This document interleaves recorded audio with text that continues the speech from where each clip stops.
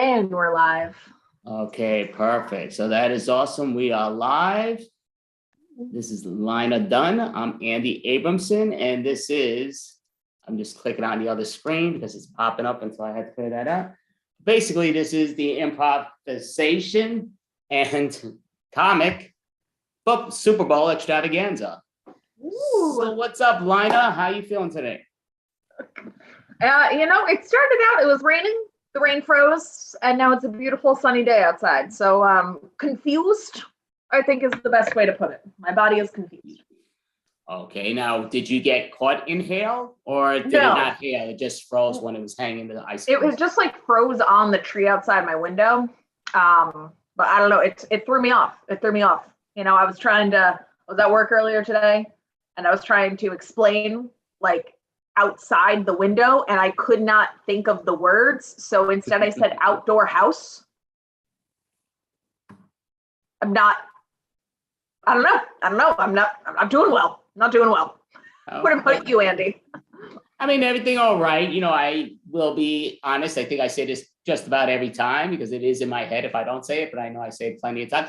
I'm glad it's the weekend. It's just a go-to for me.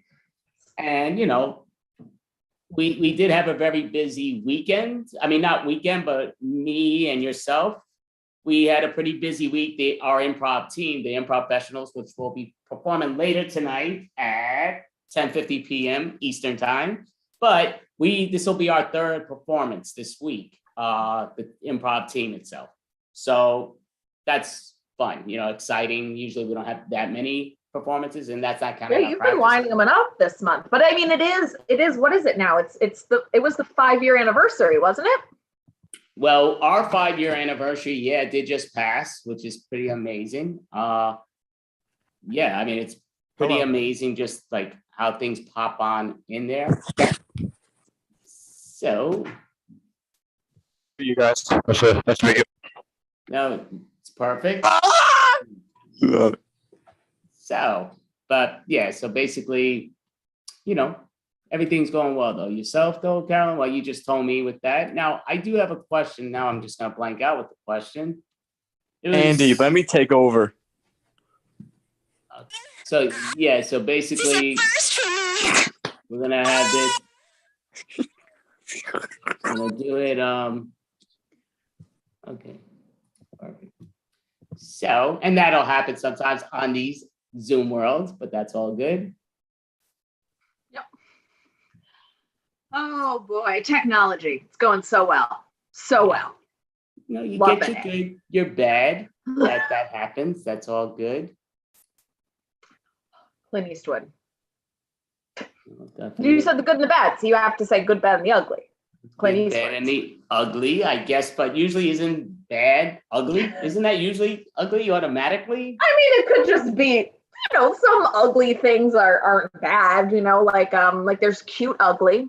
Like a lot of people think pugs are like, you know, ugly, but like, I mean, I think they're cute, but like it's cute ugly, you know, like that's well, that's true. I don't disagree with you there, but you're changing the words around. It's cute, bad, and ugly. It's not, you're putting the ugly before the bad, but the bad is before the ugly. So isn't ugly the same as bad? Like, what is not ugly bad? Out of curiosity, since you came up not with an ugly bad. I don't know. Maleficent. She's very pretty. She's played by Angelina Jolie. All right. But she is a bad guy. Right. I mean, okay, there's like when you're saying, okay, yeah, I guess that could say the good, bad, and ugly. So I guess that's, I'm thinking that. I'm just trying to think. I'm trying to be that 2022 person that says it's all about the insides, you know, but obviously people don't think that way in general, but it just comes down to. I mean, I guess if you're thinking of like the internal world, then yes, ugly and bad are pretty combined in that sense. But no, Clint Eastwood, very important to remember. Perfect. So did you watch the SUPERBOWL this year, Andy? Of course I did. Definitely did. I mean, I love my sports, no question. And very, very good football game and the greatest playoffs in the NFL history for what it ended up presenting, not saying Super Bowl, but I'm saying the playoffs was the greatest by far and away. I don't think you would agree because I don't think you watched any of it, but I didn't know the Super Bowl happened until after it was done. And I kept seeing, the Super Bowl things and Super Bowl commercials. And I was like, what is the Super Bowl? And then I realized I missed it. Well, that probably means even if you knew it was coming on, that you probably weren't going to watch it. So. I actually have watched the Super Bowl a few times. I am a fan of Super Bowl snacks. Okay. I like hot wings. Yeah. Could do without the football, but I enjoy the food. Usually it's, I love the football. I love the wings in general, no question. Obviously, depending on where you get it. That's just with every type of food thing in here and there. But are you like super spicy, or do you go more barbecue, or like what's your range? My preference is spicy. The word super, when I was your age, I love the super. But like today, I'm one that I will cough it up where it ends up being thrown up almost.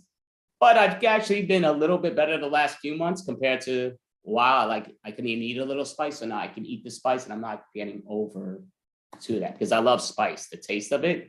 But I just don't like throwing up. I like it going in, not coming out. But that's that doesn't. That's not a good trade-off. But I will say you probably didn't. But did you watch Celebrity Big Brother? I did not at all, not even a little bit. I've never watched Big Brother. Okay, see, I'm not a fan of Big Brother, though Celebrity Big Brother, this is the third one they've had. They've had it like in the last 4 years. And I do love seeing the Celebrity Big Brother. It's a fun show. And, spoiler alerts, I'm sure everybody knows who won it if they cared. But Misha Tate, who I was rooting for day one, I didn't think she was going to win it because she was so damn good that people wanted her out. But she won it all. It was just like a shocker. But she teamed up greatly and they did an amazing job to get her to win it all. But it was very fun. Like, I really enjoyed it a lot. And she's a ex-champion of the world, welterweight champion, women's, mixed martial arts, UFC, and also. I was about to say, is this one of your fighting people? Yeah, I am clearly not up to date on any of this. No, not at all. No. She's a beauty, like inside and out. It seems like she always seems to have like class act when she speaks. Like they're at least always on the shows and all that. But yeah, so I was very happy that she won it. That was pleasant surprise. But what did you do for Valentine's Day, Andy? Valentine's Day, Caroline. Well, Lina. So basically, what it is it's kind of like she's rubbing it in my face because I did nothing. Because I was just me, myself, and I, and I kind of get bored with myself at times and sick of myself at times. So, that's all. So I didn't really do anything. Yeah. How about yourself? I had a lovely Valentine's Day brunch with my friend. We ate a lot of food and I was full for like 12 hours afterwards. It was a problem. Okay, so now brunch. I know brunch is like big question marks in the brunch world because a lot of times brunch becomes drinking and brunching. So it's like becomes really. I see what you're saying. Yes, there is such a thing as bottomless brunch, Andy. Let me clue you in on the world of white women. We do bottomless brunch, which is where you have unlimited like mimosas and things like that, and it's great. You can also just do brunch, which doesn't involve bottomless anything. It's just food. Right. Then that's, to me, that's a cop out of just saying I'm having a late breakfast or an early lunch. That's a cop out. But brunch, you're trying to get I usually do brunch at like 1 p.m. So it's like somewhat of a late lunch. Right. That becomes dinner or whatever they say with the dinner and lunch or whatever. But, it's weird with that stuff, again. But what I would say with the brunches, though, like to me with the unlimited, that sounds cool to me. But everything is wine related. I'm not a wine. Give me some beer. I'm happy. Beer or Jameson, I'm happy. Beer at a brunch. I've done that. It's just like you're supposed to do like mimosas. Like it's supposed to be like You're supposed to, but why? Why are you supposed to? Or like because that's like a morning drink. It's a morning alcoholic drink. If you're gonna start your day off with alcohol, you want to start it with a mimosa or a Bloody Mary, one or the other. That's another one. Like I prefer the wine actually, or a mimosa over a Bloody Mary. Like you don't like Bloody Marys? I can't stand Bloody Marys. Like my father loved, that was always his go-to drink. I can't stand Bloody, just anything tomato juice. It's not me. I don't like tomato juice. You know, my mom's the same way. Doesn't like tomato juice. But like, I don't know, like I would never drink a cup of tomato juice, but for some reason, if you put vodka in it, I'm like, of course. You know, I mean, I guess it's sort of weird. I don't even, you know, trying to think of it. I don't know as an adult if I ever even tried to sip a Bloody Mary, just because, again, I loathe tomato juice or vegetable juice. I think they're both the same, and they're both just one junkier than the other. It's like crap, but I don't know. Well, see, what I like is like, you gotta, like, I've had some with like pickles in them. I love pickles. It's like drinking a meal. I don't know, like you gotta kind of like think about it that way, as opposed to like, I'm gonna sip this drink. It's like I'm gonna drink like a soup. I'm drinking soup, like alcoholic soup, you know? Right. And I love my soup, and you know, again, the alcohol, depending on what type. But I absolutely hate soup. I don't get that. I know a few people that hate soup. I don't get it. Like soup is so damn good when it's good soup. I mean, obviously if it's crap soup, it's crap soup, but that's just about anything you eat. How do you hate like soup? It's almost kind of like saying you hate Italian dishes, where I understand you may hate some dishes, but soup has got so many different flavors. How do you hate soup? It's not that I don't like the flavor of soup. It's the idea of, why am I submerging a meal in water? Like, why am I drowning this meal? Well, you're not drowning it. You're actually, then you should be feeling that you're being the lifeguard to what's in there, that you're saving it. No? I'm eating it. I don't want to think about like, no. It's just wet food. Why would I want to eat wet food? Wet. But like, do you never take, like, even say at breakfast, do you not take a donut and dunk it in your coffee and then eat it? No, I don't dip cookies in milk. I don't, no. Food is dry, drinks are wet. No, of course not. So do you like stew? Here's a question, stew, is that legit? Too soupy. I'll do chili. Well, chili's got that stewy type of personality. I mean, it has its shuts. Yeah, I mean, and I love chili, again, done correctly. It's kind of hard to have a real bad chili, but I mean, like, chili is good. Yeah, that is a difficult one to mess up. I have done it, but I am exceptional at making food terribly.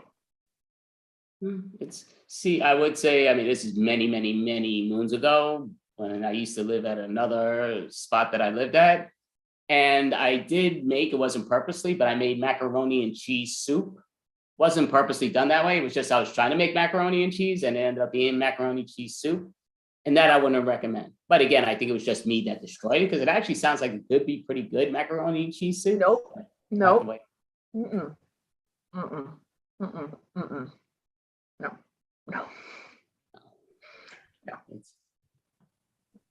That sounds disgusting.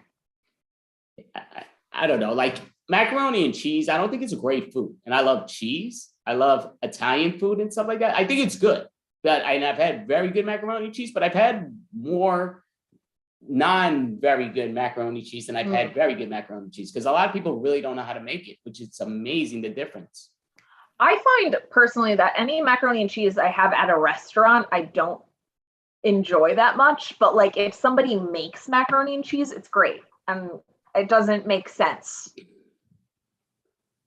I sort of agree with you on that, just because like when I've had homemade macaroni and cheese, it's usually way better than when you go to a place, get the macaroni and cheese, and you're like, wow, this is very disappointing. And it's like, this does not live up to the standards of what I've experienced in the past in a house. So I don't know, I've kind of, I'm coming to the conclusion that macaroni and cheese should only be eaten in somebody's home. Like that's it. It's over. Unless it's not my home, right? Because then you get macaroni and cheese. Yeah, because then you'd make me soup and I'd vomit because it's disgusting. What? Well, Caroline and myself will be actually, again, being with you guys all night long, going back and forth with stuff, but we're also performing a solo. I'm doing a solo. We're also performing with our improv professional team at 10:50, and then we're also performing with Extreme Improv at 4:43. So that'll be a lot of fun also. So would you like to introduce our first group? Lena? Of course. Back again, we have the Murder Cats. Hello. Thank you for having us. We are the Murder Cats, and this is our show, On the Prowl. If the cats would just like to come up here, please, and introduce themselves. And as this is a sporting themed show, perhaps tell us one sporting fact each. Hello, my name is John. I'm from the UK. In the UK, we call football a sport. We do indeed. Yes. And the next cat, please. Oh, there's a cat jumping there. Jumping cat, please. I'm Lauren. I'm in California in the United States, and we call football a sport also. Oh, wow. Rounds of applause there. Cat number 3, please. Hi, I'm Babette. I'm zooming in from Berlin, and I have played football once. There we go. That's up the ante, hasn't it?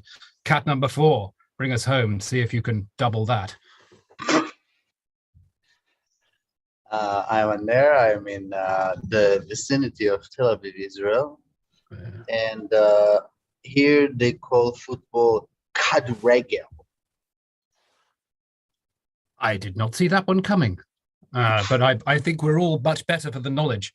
As for myself, my name is Robin. I am in the UK, and once I played at Red Hill FC's football ground as part of an under-11 team, but unfortunately I was taken off at half-time. But there we go.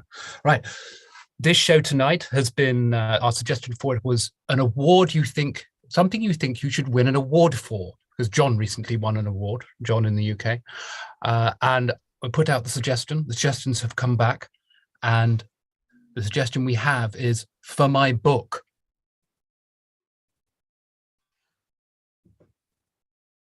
For my book.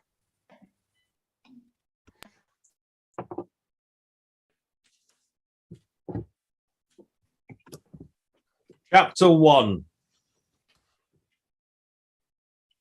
If you're thinking about getting into the area of childcare, I would dissuade you highly. It seems that the psychology of those below the age of 25, specifically those of between the ages of 18 and 25, the brain has not yet fully developed, and thus you cannot take care of them. Anything above or below that age seems pointless. End of chapter 1.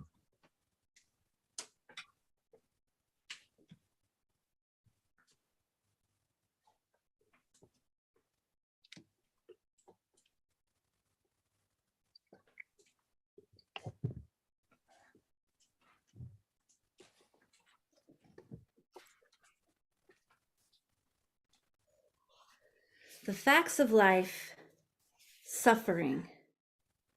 The third mark of existence is suffering, dissatisfaction. To put it concisely, we suffer when we resist the noble and irrefutable truth of impermanence and death. Oh man. We suffer not because we are basically bad or deserve to be punished, but because of 3 tragic misunderstandings.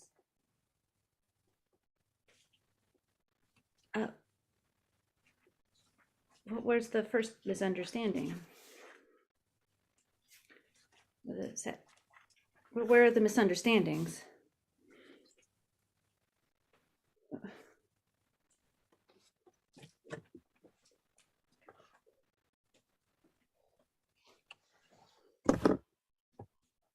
My coffee's really, really cold. Really cold. Very cold. Just put it in the microwave. These are very fine beans, and if I put them in the microwave, I'm going to destroy the flavor. and then that defeats the point of having the very fine beans. Wow. There are Continue on. no, Really, please. Your coffee bean suffering is fascinating. it is, isn't it? Thank you for acknowledging that, because I've been really suffering with this without telling anyone about it. These coffee beans were harvested at 1,500 meters above sea level and have notes of apple, dark chocolate, and nuts. And if I were to put them in the microwave, at least one of those would be destroyed. You don't have children, right, Aurelius? No.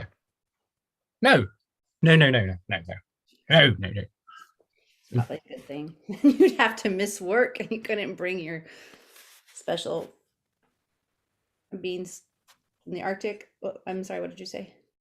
1,500 meters above sea level, South America. South but, America. That was the A. I thought Yeah. Arctic, it was America. You couldn't do that, could you? No. Aurelius. The break room's sort of my time of just myself. I like to read. I can't read at home. I have a lot of siblings. I have to take care of. I'm older than they are. I know I'm giving you a lot about myself right now, just to hopefully you understand that you're encroaching on my life. It's sort of a bit of suffering I'm feeling right now. Right. Sort of like my suffering with the beans. So you're trying to empathize with me. I see. This is because my company is so charming. It's Really charming. wonderful. Okay, well, I suppose I'll just have to go and buy a coffee like an ordinary human being. It's the coffee machine right there. It's a coffee just right there. It was a joke. It was a joke, Aurelius. This is your reminder. If your name begins between A and M, your break is now over. If your name begins with letters A and M, your break is over. Enter Z. Please start your break in 2 seconds. That was lovely. We should do it again sometime. Thank you, Beryl.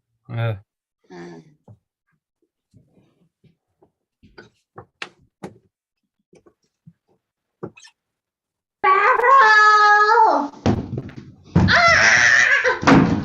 Victor's hurting me again, Barrel!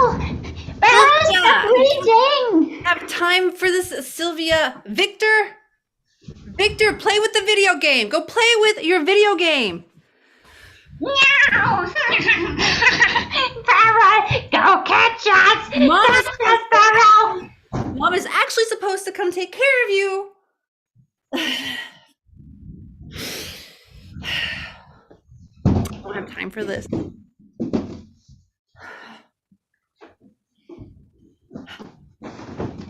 You gotta clean up all the mess, Barrel! Don't make more of a mess, Sylvie.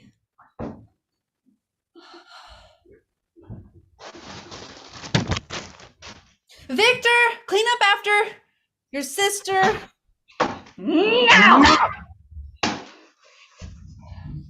Mom, where the hell?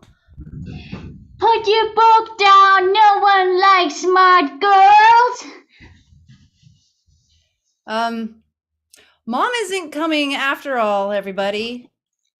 Apparently, her new boyfriend wants to spend some more time with her. So it's just us again.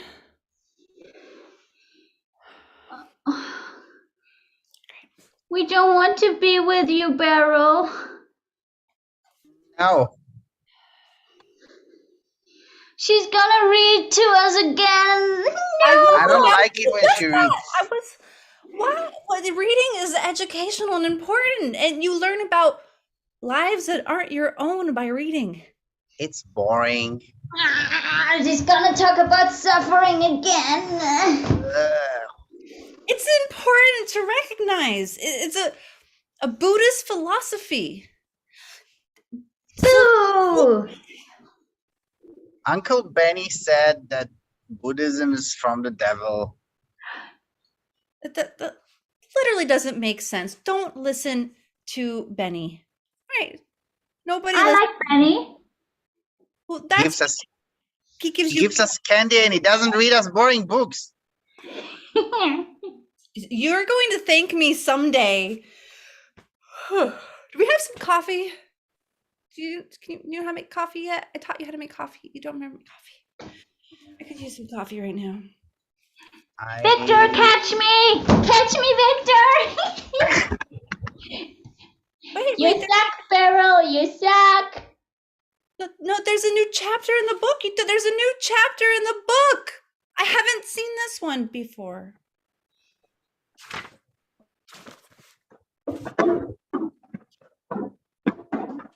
First, Victor's destroying everything.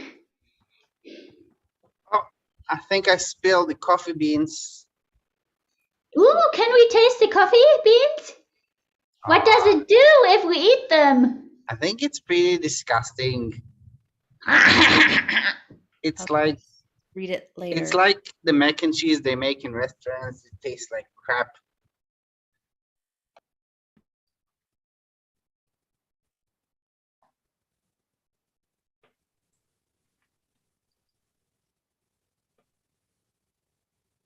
Hello, Beryl.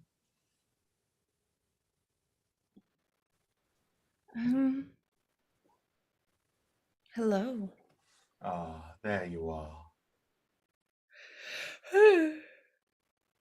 I didn't wake you, did I, Beryl? I'm sorry if I did. I just feel like I want to sleep or find any moment of time I can to myself and I fall asleep. Wait. When you fall asleep, you can't finish reading me, can you, Beryl? You're comfortable with uncertainty. You're talking to me. Of course. The bond between a human and their book is stronger than most realize, Beryl.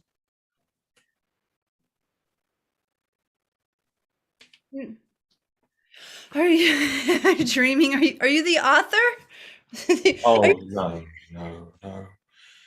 The author would be drab. The author exists. I am your book, Beryl. Oh. Your book. The only version that exists that you have. Not someone else's book. Not some other copy. This is one imbued with your desires and your wishes and your suffering.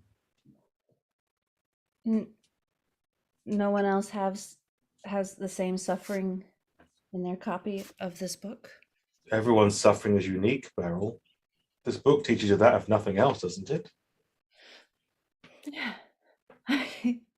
Yes, it does. And so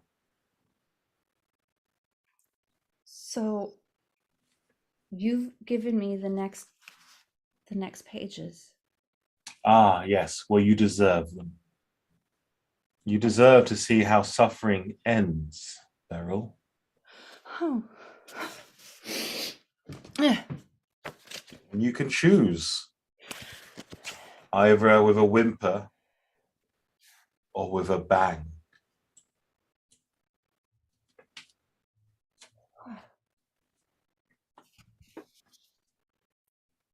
First, we expect that what is always in the process of change should be graspable, and predictable. Because we mistake what is impermanent to be permanent, we suffer.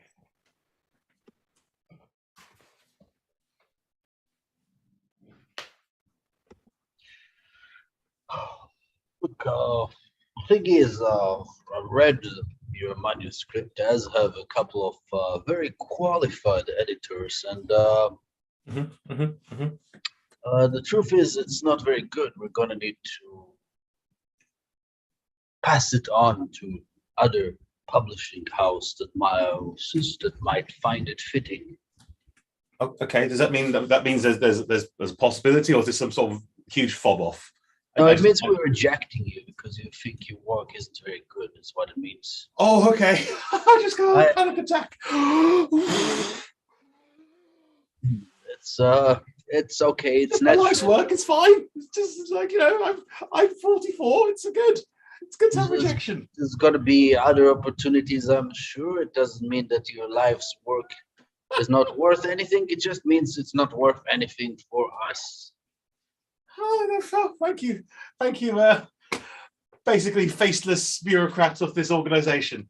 You can find the door behind you. Oh, I see. Yeah. I think I'm not very attentive to details. What was the first letter of your name again? It's N. My name is Niles. N. Niles. It's like the river, but plural the river. Niles. That's my name. But I think if you want to give up on your dreams of publishing such drivel, Niles, I might refer you to a nice little place where you might do productive work for society, and I believe they are in need of people whose names start with the later letters of the alphabet, or the middle ones. I'm not giving up my dream. That would be mad. I 20 years it took me to write this book. 20 years, the amount of research and love and soul searching I put into this 500-piece, my magnum opus, and you're telling me you're going to pass it on, which basically means you're rejecting my book, is what you're saying, and you expect me to just give it up and work for society in some way. Right. That's entirely your choice. It's just that it's not very good. In any case, I do have another appointment. I need to crush another person's dream. So if you wouldn't mind, the door is right behind you over there. Oh, no, I just go out the door. Right. Okay. Well, you know what you are. You are a. Hello, Beryl. I got in a bit early, so I'd spread myself out a little bit. I hope you don't mind. This coffee, I got a new one arrived today. It's meant to be. You're meant to really let it out of your mouth when you've drunk it. I hope I might make the odd sound. Like that. I have to say, I feel very, very fulfilled. Today I've got myself a cup that keeps the coffee completely warm on the way in, and I feel like I've eliminated all suffering from my life.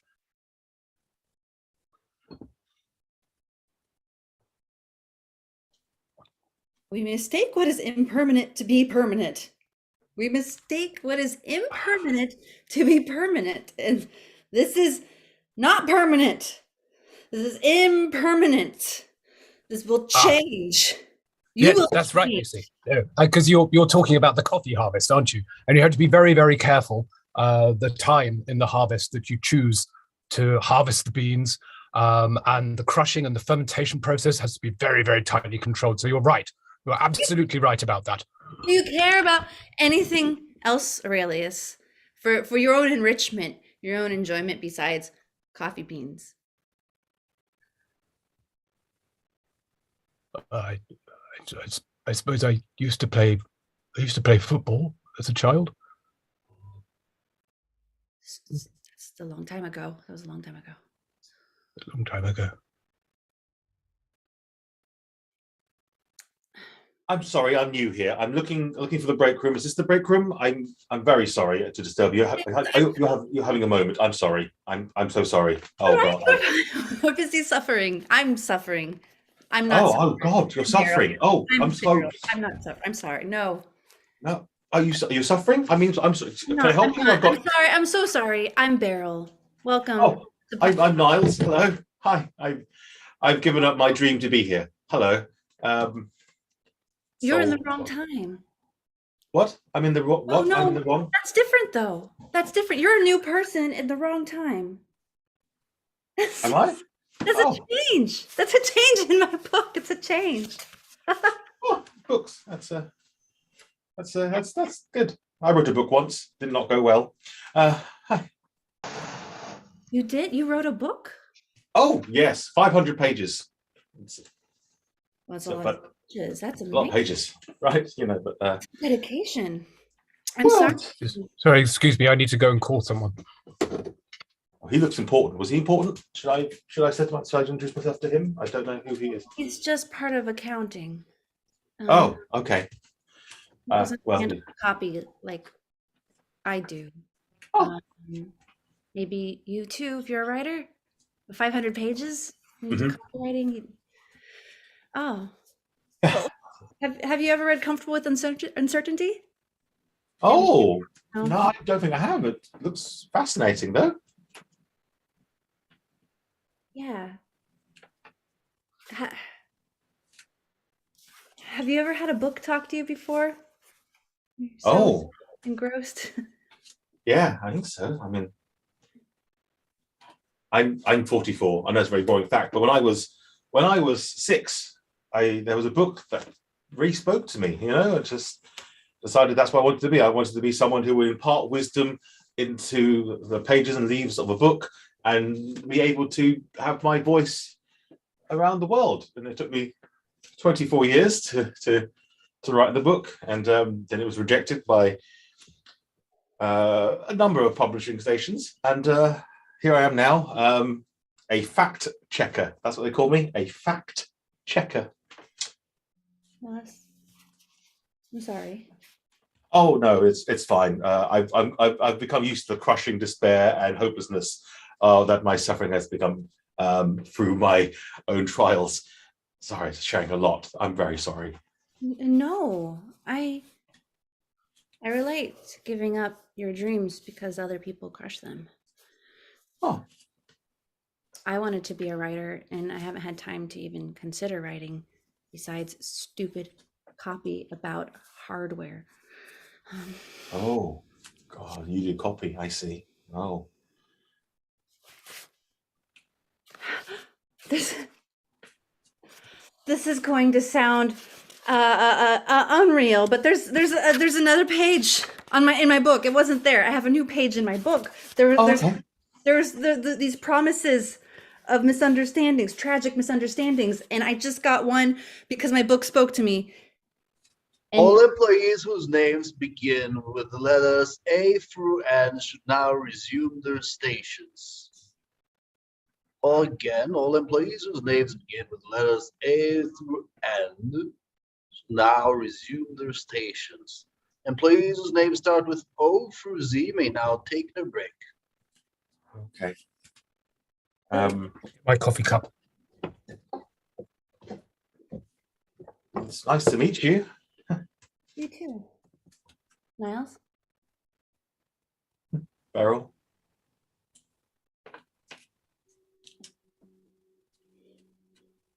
Second, we proceed as if we are separate from everything else, as if we are a fixed identity, when our true situation is egoless.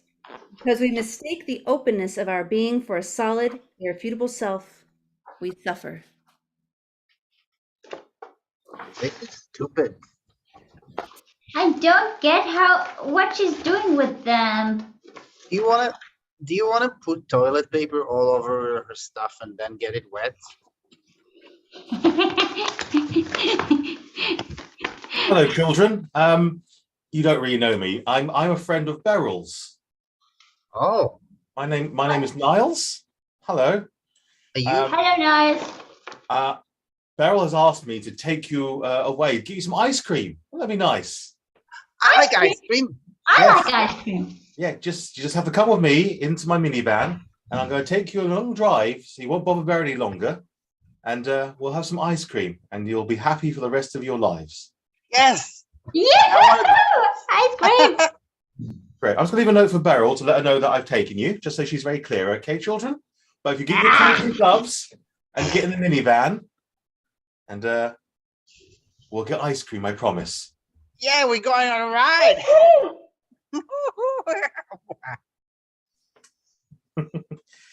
Well, that'll make Beryl happy. There are books everywhere.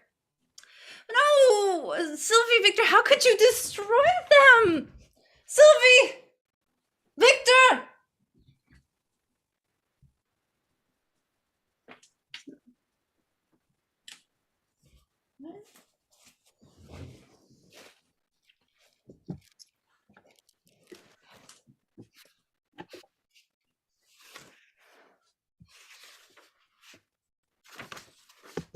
Hello, Beryl. This is your book again. Sometimes the world gives us what we need, not only what we want occasionally. And when you have suffered enough, the world equalizes that pressure.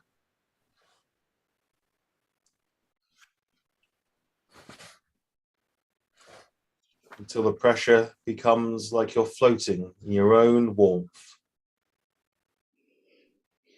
And sometimes salvation may seem like it's evil. And sometimes goodness can seem imperfect. But in these moments, you should be grateful for the silence you've been given.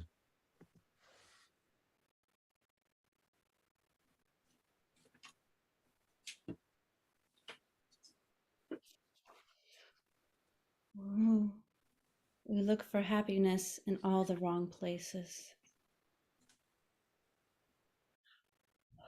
Niles.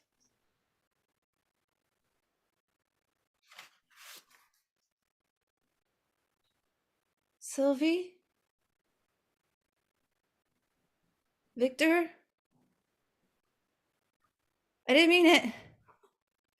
No, I didn't mean for you to go away. I didn't mean for you to go away.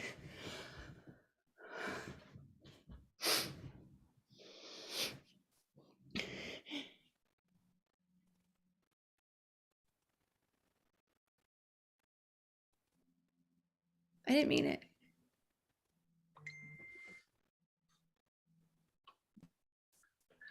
And that's our show, everybody. Would the cats like to come up and give a short bow?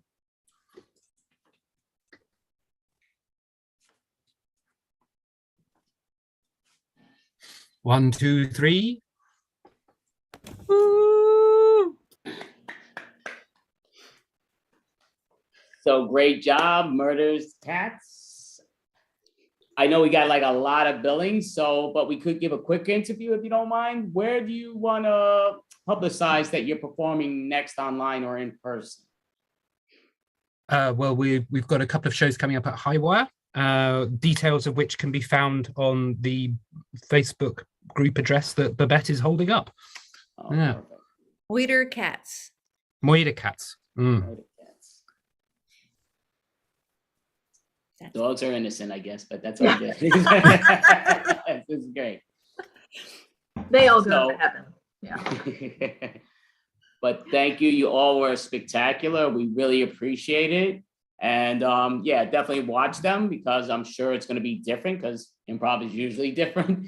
And they are great. So thank you all for participating and hopefully we see you again. Yeah. soon. But Thank you very much for having us again. Thank you guys. Thank you very much. Awesome. Thank you. Bye-bye. So Lina, would you like to introduce the next group? Your choice. I'll let you introduce the next group, Andy. Well, I know she's having like a tongue twister problem, so I will do it, which I know I can't do any better, but we're going to introduce Codswallop and Blatherskite. Yeah, you got that right. Oh, perfect. Awesome. Where's he gone? Oh, there he is. Hello. Hey, Don't Andy, can you come back for a second? I just disappear, want to ask you a Andy. question. Lena, we want you. Stephanie. Yes. I'm sorry. Yeah, so you're in New York, right? Yes. New So York. so you get a lot of takeout. There's a lot of restaurants around there, right? Yes. What's your favorite like restaurant or type of food or What's whatever? the last takeout that you ordered? The last takeout I ordered actually was KFC. And you had it delivered? I actually did. Yes. And you ever have like weird like delivery interactions with people? Like what's the weirdest like deliverer that came to your house? The weirdest delivery was a wrong delivery. So they gave me a bunch of wrong food and that was from destroying their place, but Jade House, and people from the neighborhood know Jade House. So it's a Chinese restaurant. And they gave me stuff that I had no clue what it was. It was something totally different. They're like, oh, don't worry about it. We'll send you something. I'm like, yeah, I'm not eating this. Like, it's just like automatic, because if I don't recognize what's in that plate, I'm not touching it. So did you eat the food or you send it back? No, I threw it out. I didn't send it back. I never send my food back either. That's Okay. You're a good guy. Thank you, Andy. That'll do. We'll start based on that.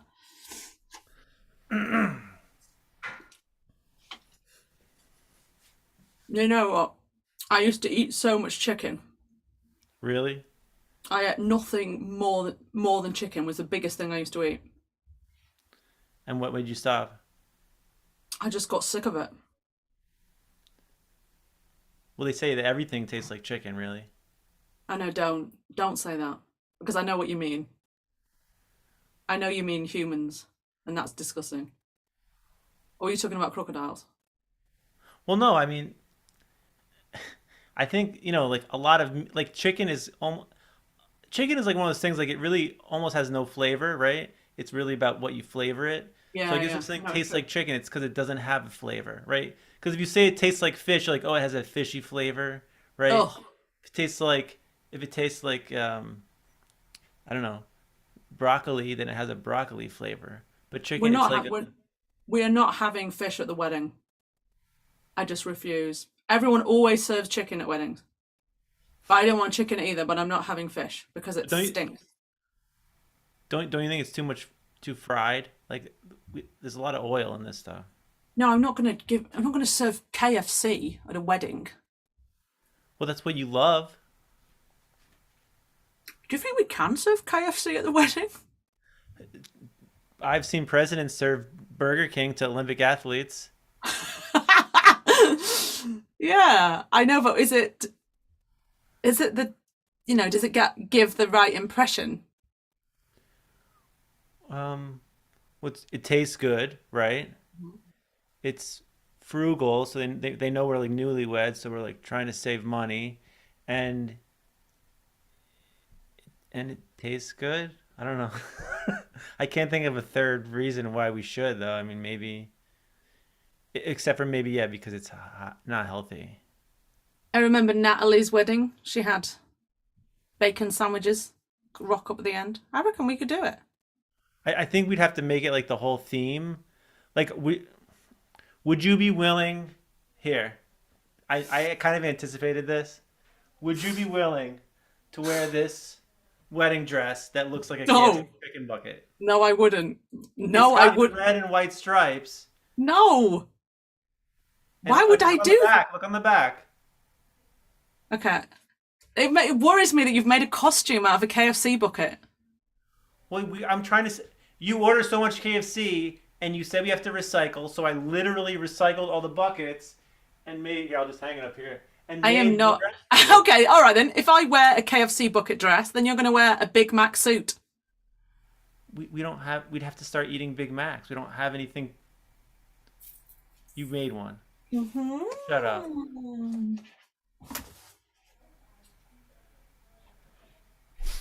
Yeah, but that's.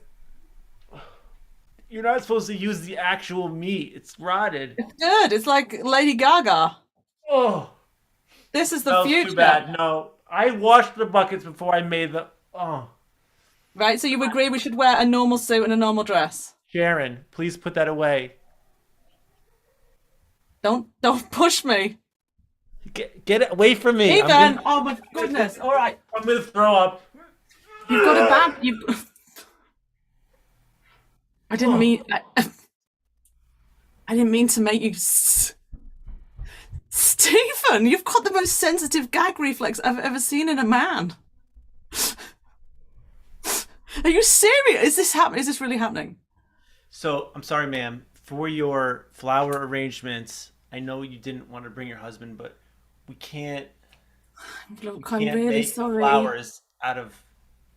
We can't make it out of leftover shrimp shells. It's just. Yeah, I know. He's just don't listen to him, and I'm really sorry that he's vomiting. But the lilies are really strong smelling.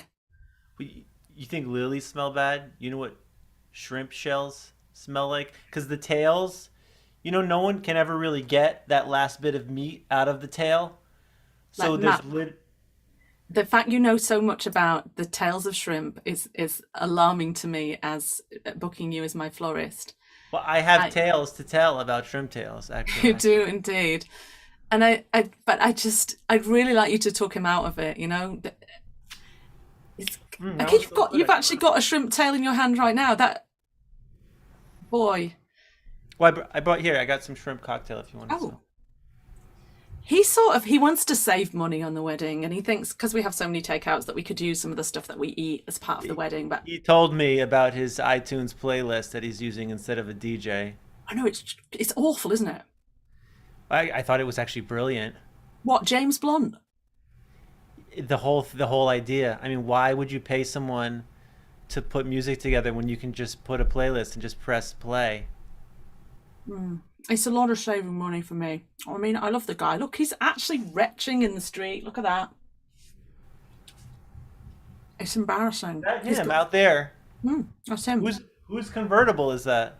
I don't know, but I feel we need to get out of here. Wow. Yeah. I have a feeling that this is going to be the most interesting wedding ever. I think it will be. Definitely will be. Man, you would not believe this wedding I just got back from. Wow. Was it a good wedding? It was awful. It was actually the worst thing I've ever, the worst experience of my life. How can it be awful, Patrick? It's got to be pretty cool, huh? You know, wedding, what are they? They're much of a muchness. There's a woman in a white dress, a bloke in a suit, or two blokes in a suit, or two women in a dress. You know, they get married, there's a love, there's a ring. They're just the same, aren't they? The ring was a lifesaver. What you mean? We mean like a mint? Oh, but that's sort of cute. Rings, yeah. You know what? I think what will have happened, Patrick, is that it probably was a spontaneous engagement. No, they've been dating for like 5 years. No, but do you know what I mean? It's like they didn't have a ring. The guy reaches into his pocket. He only has a mint. He made her wedding dress out of like 37 buckets of KFC. I mean, that takes time to collect. Yeah, I don't know what they were going for there. Yeah, it was. You know where they held the wedding? Where? It was at the parking lot outside of the bowling alley during off hours. Oh my God, I drove past it. I didn't know that was a wedding. It looked like a fight. People were fighting. They were fighting, yeah, because they had. Give me the chicken bucket. Hey, I'm gonna kill you. There's only 12 buckets and there's 120 people here, okay? I'm starving. I'm a bridesmaid. I've been here all day. I've carried that dress she's wearing. No. Give me a chicken. You can have just the drumstick. All right.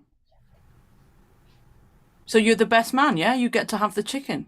No, I'm just the biggest man.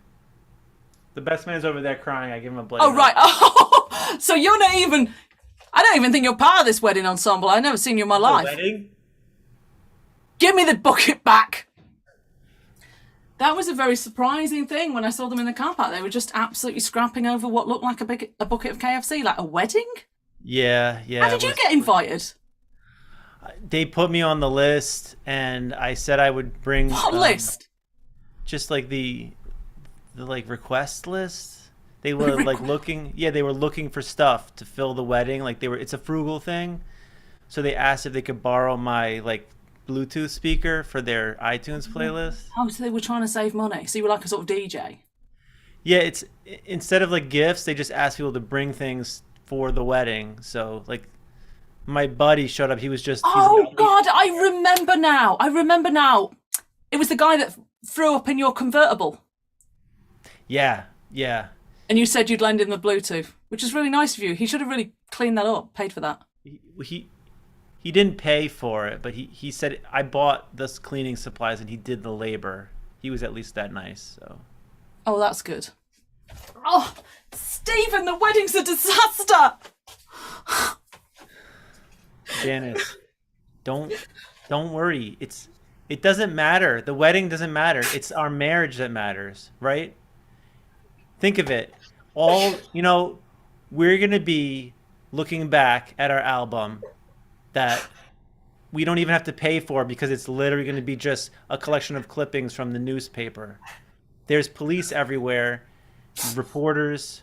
Look at how much money we saved on reproduction of everything. And we'll be looking back and we'll be able to say, if we survive that wedding, we can survive anything.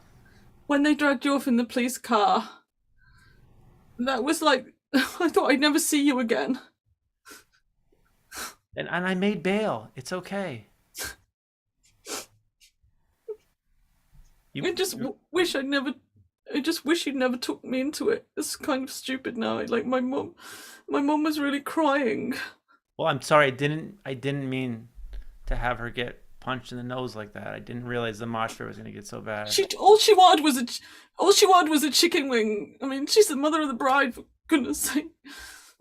It was fair. It was a fair fight, I thought. It was Aunt B just really likes chicken wings. Okay. There was a guy that I didn't even know eating the chicken. It's just like I didn't realize we had to put a fence around the place. I mean, just walked by, he saw chicken and fights, and he works out at my gym, the kickboxing gym, and he kind of just figured he would take over. So you're having a wedding, huh? Yeah. We're gonna be doing it down at Al's bowling alley in Monday night because they're closed. So it's a free for all. You know what I'm saying? Okay, yeah. You never catch me getting married, I tell you. Smoke's game. No, you're not getting married? Oh, no way. I mean, just think of all the money you got to spend for no reason. Yeah, we're not spending any money. You know what I mean? Everybody's bringing stuff, and everything's recycled, upcycled, and cross-cycled. Speaking of which, I gotta get on the cycle. Cross-cycled? So, is there a guest list, or you just getting people just turning up? Well, it's kind of like, it's not a guest list. It's kind of like I don't want to say pot luck, because you don't really need luck. You just skill. It's more like a pot skill type thing. Well, you've known a load of people over the years. People from the gym. I mean, can't you just have a regular guest list, or are you trying to save money on the invitations? Yeah, no. I mean, because whoever comes, as long as they bring something or bring something to the table. You know what I mean? Well, I haven't got much money. I mean, I could come. Yeah, no, you're too. I think you're just too much.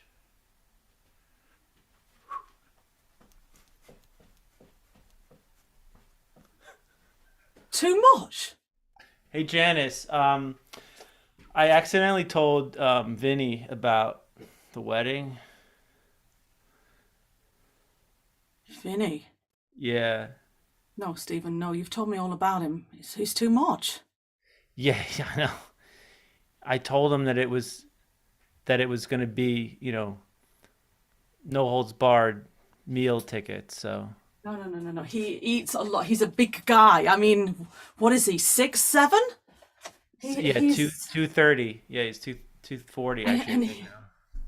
And he's I don't understand your measurement system. And he would eat. I mean, he would. We haven't catered a lot. We got people bringing stuff. We've got a KFC bucket. I've seen him eat 12 buckets by himself in a single sitting. Yeah, you're gonna have to dissuade him. I think it's just too late for that. I think we're gonna have to just. Stephen, I just wanted a really easy wedding. You said I just wanted it to be, we should have eloped. Yeah, but you can't get other people to pay for a wedding that you elope. It doesn't work that way. No one's there to bring stuff because we'll be by ourselves. Your mum and dad eloped. No, I said they had a cantaloupe. Was it on the buffet? Just a cantaloupe? Just one cantaloupe. Yeah, and everyone got a spoon, and everyone kind of had to like, it was like elbowing each other to get a scoop out of it. Okay, your parents are weird, but I'm gonna hope that the genetics ends there. I'm gonna hope that when we have kids. I told you that I had a weird family when we got married. You didn't believe me? I mean, yeah. You thought I was. When we met. Yeah. When we met, and I cut you in line at that amusement park because I didn't want to wait. Yeah, you have no skills at waiting. I did that. I didn't do it because I was flirting with you. I really just didn't want to wait. You just happened to be in a good spot. I thought that was the most romantic thing I'd ever seen. What, you were just, and you were with your parents.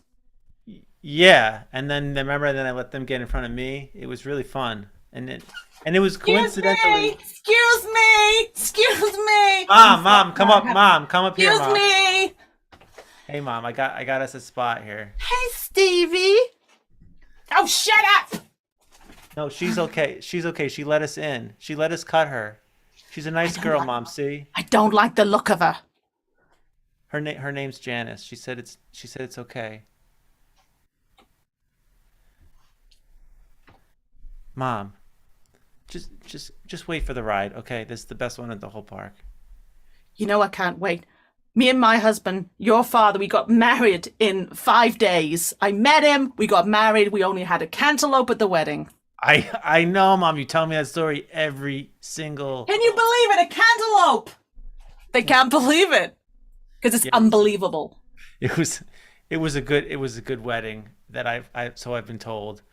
I mean, never spend any money. Never. Inspirational. Yeah, I was really put off by your mom when I met her. Yeah. I found her really aggressive. She kept shouting, "I don't like this one," and I just let her in the queue.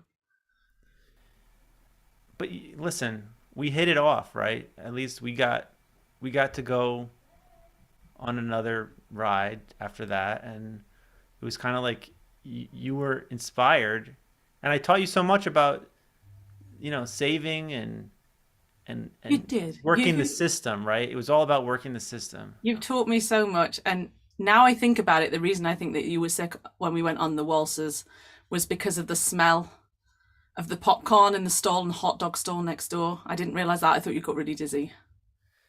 No, I don't really get motion sickness, but I do really not like hot dog corn.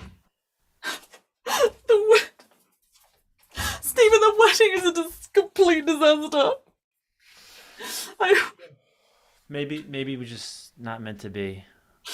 Well, we got married. That's a legal binding document. Well, sort of. What? I mean, I didn't really pay the fee. I just got an old certificate and I just changed the names on it. So wait, you made me wear a wedding dress with recycled KFC buckets. Yeah, and you looked amazing. You didn't pay. It's not the point. You didn't pay for a photographer because you thought you could. Photographers. Look, there was like 30 photographers there from all news outlets. That is the local papers. And they had the best work. That was onlookers with iPhones. We're not going to get those photographs. Yeah, you can just steal them off social media. They're all posted everywhere. Like, we are the people that had a fast food wedding. I didn't even have a real wedding ring. I had just a mint on my finger. Not my fault you ate it. You said you're just so full of excuses all the time. I could kill you. You're just constantly thinking that this is okay and it's not okay. You ruined the happiest day of my life. Your family, your mother, your guy from the gym, Vinny, throwing chicken everywhere. It was just a disaster.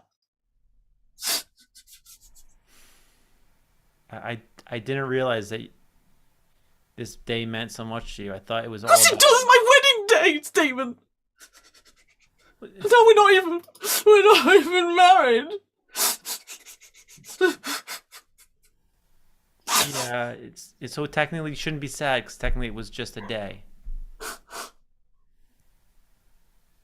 Just another day that we had fun together. I suppose it was fun. See? There's nothing to be upset about. At least you didn't wear the Big Mac suit. Yeah, that smelled actually really bad. And it made you feel quite sick. I do think the shrimp bouquets were kind of beautiful. Well, that's thanks. So we can try again next week. I mean, I'm out on bail and Yeah, we'll try again next week. But I'll tell you this. If your mother tells me about cantaloupes one more time, that's it. Okay. She's not going to be here. I think she's going to be at the hospital with a bloody nose. So. I love you, Stephen. And I love this man. I man. love you too. And this is my buddy, Dave. Hey, Dave. Thanks for joining us. That's our set. And that's another man. So, that scene. I loved that. You shouldn't be sad because it's just another day. Best response to ruined wedding ever. Because we never got married. We're a time-traveling, improvising duo. Never really happened. Well, you guys did a great job. Thanks. What's up, Dave? We're having you in a You moment. should have brought him on. Yeah, I didn't realize Dave was coming to the wedding. We could have had him as a guest. You could have had this dude. Can I sit anywhere? Anywhere? Yeah, but you got to fight if you want a chicken nugget. So see what I mean? You know what? It's funny that you bring up chickens because there may be a bit something about chickens in a few minutes. Well, I'm excited. What? Cool. Thank you so much, guys. Thank you. You both did a great job. And we do request everybody to put down their videos when they did. So thanks, Dave, for making me look bad in front of Michael. But well, it's all good. It's all good. Completely. I was working on lighting. I mean, you don't get this handsome in the dark. Yeah. You know? No, you looked good. It looks That was- great, I can and do I that. love your signage with the painter's tape. It looks great. Only the best. It matches our blatherskite, so it was a good coordination. I like that. The blues match. Yeah. Sorry about that. My bad. But nice to talk to you. No problem. So yeah, Nice to meet you'll you. be right on. But thank you both. You both were amazing. We definitely appreciate it. And apologize for that. But yeah, you guys are outstanding. You know that. So hopefully we'll see you next month. You know the deal. I'll reach out to Michael. Thanks. And Yeah, Louise, you both He are speaks on behalf of outstanding. me. I'm like a puppet, and he speaks, and I just move my mouth. Are you guys performing anywhere anytime soon, or? Michael? I don't think we have anything scheduled, but you can always catch us on our Facebook page. We're on Collective Spot Live. We're on Facebook and YouTube, and we have all of our bits and skits and stuff posted up there. So if we are anywhere, you can find us there. So Thank you, guys. Have a good evening. Thank you. Great job. Thank you. Appreciate it. Outstanding. Yes.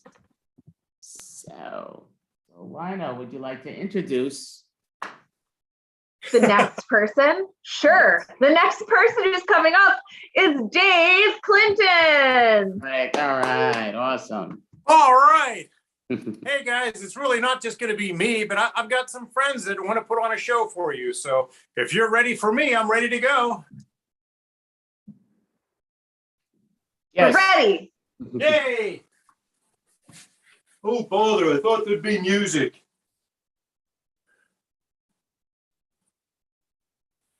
Hello, everyone. Welcome to Improv at its best, monthly extravaganza.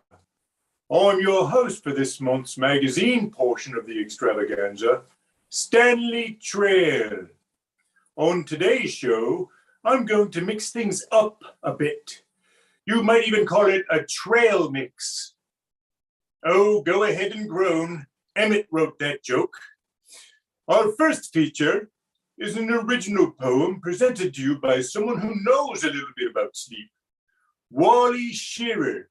He comes from a long line of Shearers. His family has been in the sleep business for a long time. Wally's research into dreams won him a 2019 Seeley Award for Nocturnal Activities and Memory. So without further ado, Wally Shearer presented Weighted Blanket. We're all counting on you. See the rhyme there?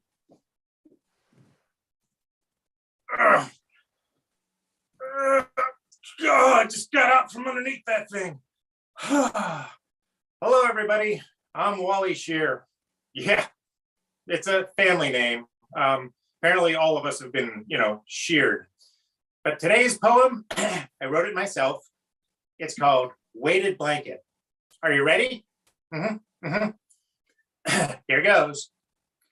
I have on my bed a new weighted blanket. I wake up each day to take time to thank it. The sleep is so good. I feel truly refreshed. I know I will start my day being my best. Why does it work? I just know that I do. I'm here, so I'll try to explain it to you. When it's time for sleep, it's waiting for me. It's heavy, so heavy, I lift with my knees. I slide in underneath it. It feels just so snug. The weight on my body is a night-long hug. Are there any downsides to weighted blankets, you say? Well, just one. I won't tell you now. Let's wait for the day. I know that good sleep is key, but there are times at night that I have to pee. The blanket holds steady and wants me to rest. It does so by keeping its weight on my chest. My discomfort to the blanket does not seem to matter. My focus, clear focus, is on my full bladder. So I slide gently, so gently. I get my foot on the floor. My needful eyes and bladder see the bathroom door. I'm free. I slipped out. The blanket won't know. My bladder, after all, needed so much to go. Much better. I sleep back. To not disturb. But I can't help but sense a mild perturb. The weight feels so much heavier now, down on my chest. It's punishing me. I know it. I won't wake up my best. Oh.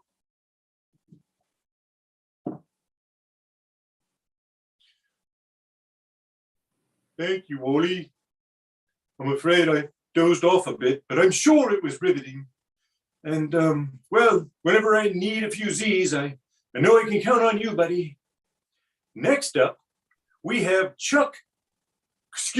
Cluck Taylor and his monthly Thoughts from the Coop. Chuck, Cluck, Twa, are you ready?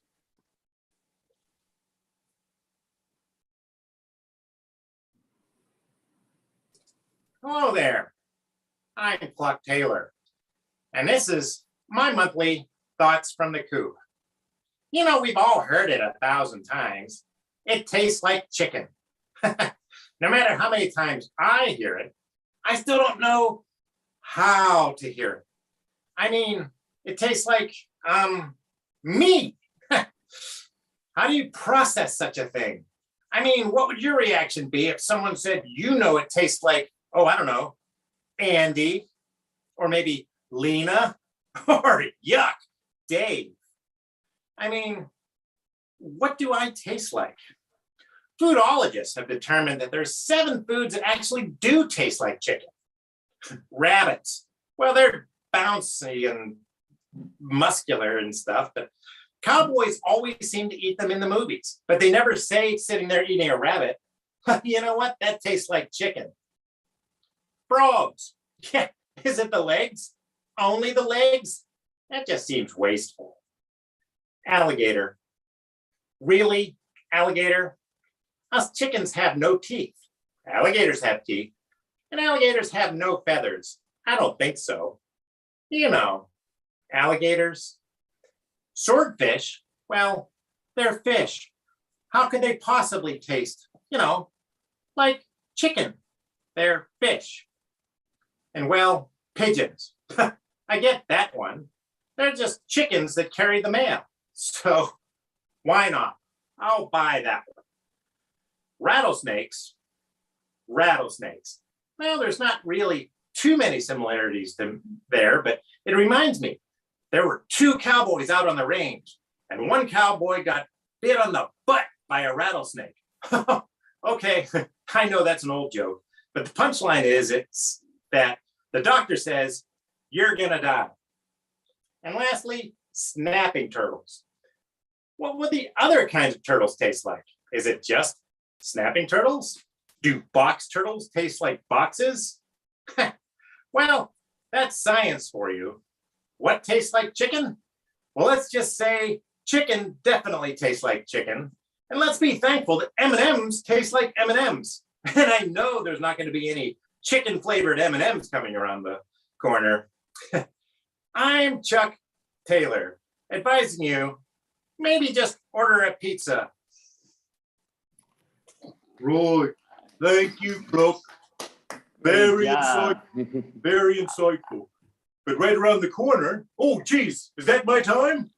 Yeah, I'm sorry. We was reaching out for you with the time. I was behind my stage. I couldn't see anything. Ha! Well, then you don't get to see Emmett's bit. Ha ha!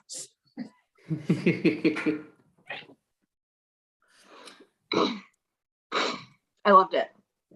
No, it was outstanding. Sorry, Emmett, but it was great. Hey, it's all right. It's all right. Hey, St. Patrick's Day is right around the corner. So I was just doing my little, St. Patrick's Day set. I was going to party like anybody else. But real quick, hey, why do they call it a sham rock? Because you can't believe in it.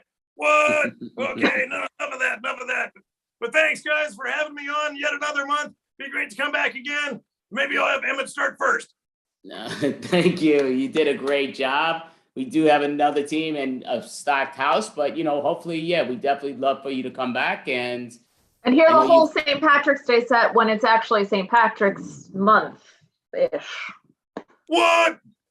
Right? March is You're in St. charge of Patrick's all the Day. calendars now, Lena? Fantastic. Now I know where to go.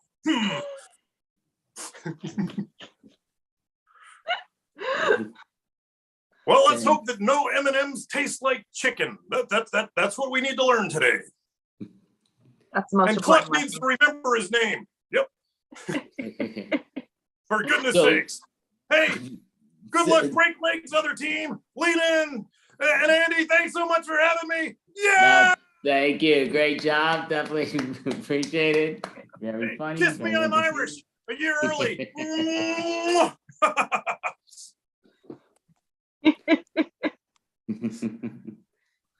All right, so that was David. So, Lina, would you like to introduce the next? Sure. Up next, we have Extreme Improv. Improv, perfect. Oh, and they do the X. Hello. What's going on? Perfect. Good. Oh, I've got a weird angle. So come on down, guys. Everyone, come on down. Everyone say hello. So, hello, everyone. Welcome to the Extreme Improv comedy show. This is Extreme Improv Extreme. It's the fast-paced improvised comedy show where we do scenes, songs, stories, and so much more. And on the show tonight, we have a fantastic lineup of performers. Rob, say hello to the people. Hello, everybody. My name is Rob Kirby. I'm from Southern California, and I'm ready to rock. Awesome. Okay. Also on the show tonight, we have Danny O'George. Hello, I am Danny. I am from Portsmouth in the United Kingdom, and I am ready to roll. Okay. Now, speaking of someone ready to rock and or roll, I don't know. DB, say hello to the people. Hey, everybody. I'm from parts unknown, and I weigh ? Okay. And the biggest question mark I have right now is, where is Jessica's cat? Oh, that's a great question. Killed him last night. No, I'm just kidding. I love him. I'll keep him alive for at least another month. I'm Jessica. I'm coming at you from Hamilton, Ontario, Canada. And today I've got a Raphael glass. If anyone is Like it. Continuity. Now, speaking of my favorite Ninja Turtle, Ruth, say hello to the people. Hello, everybody. I'm Ruth. I'm in Banbury, in Oxfordshire, in the United Kingdom. I don't have a cat, but I do have a dog on a bed right next to me. I really hope he's going to stay there and be quiet. Okay. Now, speaking of people who have stayed there, Andy, Lena, you're also joining us for the show today, aren't you? You're on mute, Lena. I am not on mute. I was talking quietly. Amazing. I love it. I've never seen someone trick others that they're on mute before. So with this, we are going to get on with our opening game, which is going to be a game of duo verbatim. Now, Andy, do I have control? Oh, let me get it there. I'm sorry, I'll do it right now. That's all good. That's all good. So we're going to start off with a duo verbatim scene. The way this will work is there will be two performers in the scene, and they will have 45 seconds to create a scene. And then we will come to another two performers who will have 45 seconds to attempt to recreate the original scene as precisely as they can. So let's have a look. Starting us off, we are going to have Rob and DB. Rob and DB. Let's put you onto Spotlight here. So here we can see Rob. No, here we can see DB. And let's see. Yeah, okay. And add Spotlight there of Rob. You're going to have 45 seconds to create a dramatic scene on the theme of fishing. 45 seconds on the clock. And here you go. What do you mean you didn't bring your rod? I was just going to reach my hand down and grab them and just eat it raw. We're talking about the same thing, right? Yeah, I mean, that's how I was taught. How were you taught? I use a fishing rod and I throw a line into the water and I wait for fish. I think that's how everyone does it. No, like I was watching bears and they just, it's fantastic. So much quicker. You do it like a bear? Yeah. Like a bear just catching salmon? Yeah. All right, I'm game for anything. I'll try it. I think you're going to be good at it. Okay, and that is 45 seconds. Well done, everyone. Well done. So now we're going to come to another two performers who will have 45 seconds to attempt to recreate Rob and DB's original performance. This time we're going to have Danny O'George and Jessica. Danny and Jessica. So let's put you on Spotlight. Here we can see that we have Danny O'George, and now we will add in Jessica. So 45 seconds on the clock. Take it away. What do you mean you didn't bring the rod? I have bad internet connection, so I didn't hear that. We're talking about the same thing, right? Definitely. Bears? Well, yeah, but I like to use a rod and I cast out a pickup line and I wait for fish. No. Reach in with your bare hand like a bear. That's why they call it bare hands, to catch the fish. You mean like a bear catching salmon? Yeah, rawr. You know bears? You like to do it bear? And that is time. That is time. Thank you very much there. So now we're going to come to another two performers. And I can see that this time we're going to have Lena and Ruth. Lena and Ruth. You'll have 45 seconds to attempt to recreate Danny and Jessica's recreation of DB and Rob's original performance. And I can now see Lena. Let's add in Ruth. 45 seconds on the clock. Begin. What do you mean you didn't bring a rod? I have bad internet connection, so I didn't hear that. You are we talking about the same thing? Well, bears. Yeah, no, you see, I throw my rod, I cast my line, and that's how I catch the fish. No, like a bear. You just reach in with your bare hands. That's why they call them bare hands. you're talking about a bear catching fish. Yeah, a bear. Have you heard of them? Yes, of course, I've heard of bears. but are you a bear? Well, I mean, we have a bare hands and we reach in and we And grab that the is stick. time. That is time. Well done. Well done. So now we're going to take it on one more notch. In a second, we will have myself and Andy. Myself and Andy will have 45 seconds to attempt to recreate Lena and Ruth's recreation of Danny and Jessica's recreation of DB and Rob's original performance. Here we can see Andy. And here we will add in me, and we'll have 45 seconds on the clock. And here we go. So, like we're gonna throw in the rod, and we try to catch the fish. I don't hear a word you're saying. I have bad internet connection. Oh, you got bad internet connection. Oh well, I was saying you're gonna put in the rod, and you're going to reel it in. Well, I brought the bear claw. I'm ready for the bear to catch, yes. You caught a bear? What, on the rod? I don't remember this at all. Well, that's why I brought the bear claw, yes. So we're going to catch the bear. Oh, Do you wow. not know what a bear is? I don't know what a bear is. I'm Ruth. I come from Banbury near Oxfordshire. So I'm going to give you a bear claw so you could put down And that that is time. That is time. That is time. Flawless. Flawless there, guys. Flawless. So with this, we're now going to go full circle. In a second, Rob and DB, you'll have 45 seconds to attempt to recreate Andy and my recreation of Lena and Ruth's recreation of Danny and Jessica's original scene. So here we can see DB. Here we will add in Rob. 45 seconds. Begin.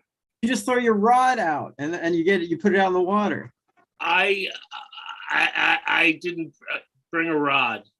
What do you mean you didn't bring? What are you gonna do? Maybe I use a bear claw. I got a bear claw. A bear? You're gonna catch a bear? I don't remember this at all. No, I'm not. I have a bear claw here. I have a bear claw. It's a bear. So you don't want to fish? You just want to eat a bear claw? It's breakfast. Okay. I'm Ruth. I'm in Frobisher and other cities I didn't hear. David. Yeah, So- Oxfordshire, yeah, correct. Danbury, blah, blah, blah. English stuff. You know, tea and crumpets. Oh, can we catch some of those? You got to reel it in. And that is time. Well done, everyone. Well done. So that was our round of Geo Verbatim. But I'm going to be honest, I wasn't aware with the number of people on screen that it would mean that I had to be in that. So I wasn't watching. So I will say I am disqualified. Not Andy, but I am disqualified. But since I am disqualified, it puts me in the position of being able to choose. Yes, DB? I'd be willing to be disqualified too. Okay, DB is disqualified as well. Good. Yeah, I don't even know who let you on the Zoom meeting, to be honest, DB. But I'm going to say that I think Ruth and Lena, I think you did an admirable job of recreating what came before. So with this, we are going to move rapidly onto our next game. And our next game is going to be 1 minute remake. We're going to do some 1 minute remakes. Once again, we're going to have two performers in a scene at any one time, and they will have 1 minute to remake an entire movie. They're going to remake a film, including the beginning, middle, and end of the story. Between them, they're going to play every part, going to have all of the dialogue, all of the action sequences, and let's see who will go first. Starting us off this time, we're going to have Danny, and we're going to have Lena. Danny and Lena. You'll be our combination this time. Let's get a random suggestion of a famous film for you. And I can see here that we have the film, once it loads, going once, going twice, any second now. And the film that you'll be recreating is Teenage Mutant Ninja Turtles. Teenage Mutant Ninja Turtles. How fun is that? So here we are going to see Danny. And we are going to add in Lena. And there'll be 1 minute on the clock for this. And here you go. Cowabunga, dude. This pizza's great. Pizza. Yeah, man. Are we? I'm sure there's meant to be some training here. Where's Splinter? Somewhere. Somewhere. Probably in the other room. Probably. It's a good thing there's no trouble here in are we in New York City? Where are we? Manhattan. Manhattan. Okay, well, as long as nothing bad is happening in Manhattan, I got a paper shredder here, as long as it's not causing trouble. Well,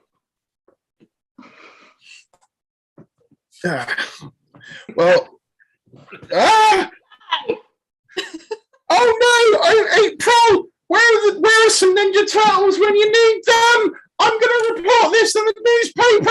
That is time. That is time. Well done. Well done. That was almost like the takes in between filming. So, with this, let's see who will go next. Rolling a dice. We are going to have Andy, and we're going to have DB. Andy and DB. So let's be on spotlight. Here we can see DB. Here we can see Andy. The famous film for you, oh wow, we're keeping it 80s, is Ghostbusters. And your time starts now. You see that ghost over there in the library? Yeah, I see it. I think he's looking down here. I'm gonna walk over to her. Holy crap, man, you're all gooey. What the hell? Oh my goodness. Yeah. Oh, Jesus. Cut to the Ghostbusters station. I think there's ghosts all over New York City, and I think we're gonna have to get him, and I think we need to hire a guy. I think that's a great move, yes. I don't think we're gonna be able to get Eddie Murphy, so we're gonna have to go with someone else. Yeah, maybe Casper, because he's a friendly ghost. That would be a great idea. But anyway. We need to hire another guy. So we'll hire him. He's gonna come in, and then we're gonna go kick some more ass with some. All right, let's go. We're gonna have to go to that big building now. Okay. And we're gonna have to get rid of Gozer. Yeah. Oh my goodness, Jesus. Yeah. Look at that big streams. Goes the Gozerian. Yeah, I'll tell you what. That Sigourney Weaver looking ghost is pretty hot. But yeah, it's not. And the other dog one. That's Rick Moranis. Time. Well done. Well done. So let's roll the dice and see who we have next. And we have myself and Jessica. Myself and Jessica. Let's find a film for us. And we have Jumanji. So let's put us on spotlight. Here we can see me. Here we should be able to see Jessica. And 1 minute to recreate Jumanji. And here we go. Whoa, check out this dope video game / board game I just found. Oh, wow. It's so cool. Is it the video game or the board game? Just so I know which one we're going with. It's hard for me to tell. Both are box shaped. Maybe you can decipher. Amazing. Oh, let's plug it in and play it on a video game. Yeah, blow off the dust. Whoa! I'm Jack Black now. Like I can do a people's eyebrow. Wow. I'm like super strong now. I don't know. We're in like a magical world. I'm Jack Black as a teenage girl. This is completely appropriate to do. Absolutely. I'm Dwayne The Rock Johnson. And hey, look, it's Karen Gillan. Whoa. Hey. And aren't you one of those Jonas Brothers or something? I don't know what that means, but let's go on an adventure. Go, go, go. Oh, look, it's a map. What does it mean? Pirate treasure. Let's dig it up. Oh no, we died. I lost a life. Oh, that's a minute. Right, okay, that is time. Okay, so let's see. Who has not had a go? Just so I keep track. Rob and Ruth, is that it? Okay, Rob and Ruth. Double R. And your movie is going to be, oh my God, this is amazing. I can't even pronounce it. It's the sequel to Jumanji before Jumanji came out. Sathura, a space adventure. Sathura, a space adventure. Here we are going to see Ruth. And here we are going to see Rob, and your time starts now.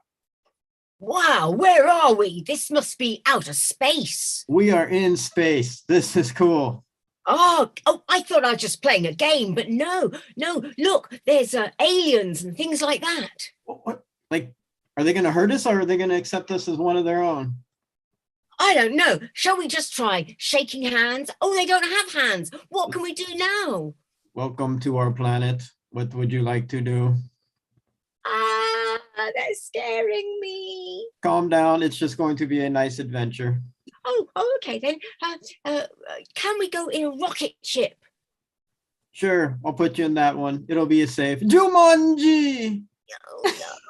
It's all going wrong.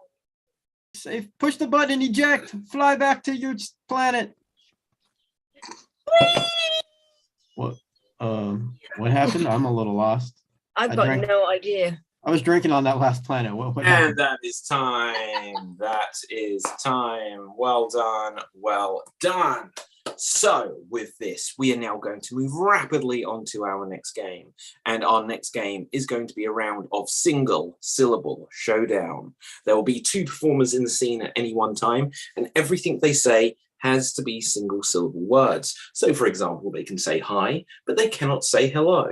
They can say Dan, but they cannot say Danny. Everything has to be single syllable words. They're also not allowed to hesitate, which in this game we count as an extended pause, and they're not allowed to have what we deem to be a circular conversation, which doesn't use a large vocabulary or push the story forwards. If they break any of these rules, they'll be eliminated from the game.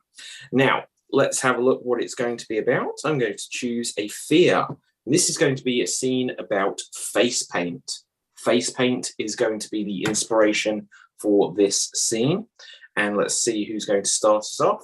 We're going to start us off with Rob, and we're going to start off with Andy. Rob and Andy. So here we can see Rob. Here we will also see Andy, and you will single syllable showdown begin. What is that on your face? Paint. Can I have some? Yes. Here. Thanks. You look great. Feels great. Spell not so good. How bad? Bad. Real bad. Will I still get a date? I don't think so. That sucks. That's true. Where can I wash it off? Water right there. Oh, water. Water is 2 syllables. So with that, Andy, you are eliminated, and we will bring in DB.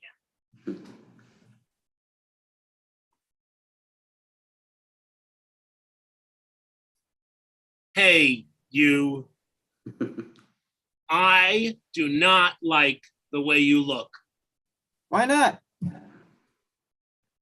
Have you took a look? I look good. On what range? On what range? Your sis said so. Ooh. What about my cyst? About DB, you're eliminated. So with that, we will move spotlight there. Danny, you are next. What did you say on that guy's cyst? It was bad. Was it big? He's dead now. Oh, that's sad. Yes, it is. I will miss him. Me too. He was nice. By the way, what do you call that look? Dark goth. How weird. Where did you come up with that? My 3rd grade. Oh, no with idea. that, Rob, I'm going to say you're eliminated. So we'll move you there, Rob. Ruth, you are in. Hey there, what have you got on your face? I'm not sure. Can you look at me? Paint? Paint? Could well be. I'm scared of that. Tastes like it. Why would you eat your paint? Because I like the way I taste. Right. Shall I get you some more? You could drink it. Oh, yes, please. What sort would you like? Red, blue, green? I would like pink. Pink paint. Pink paint. Pink like your skin. My skin? I don't. When did that? I don't want your skin. I just meant the pink is the same as your skin is pink. Why is my skin pink? Thank you for the conversation warning all round.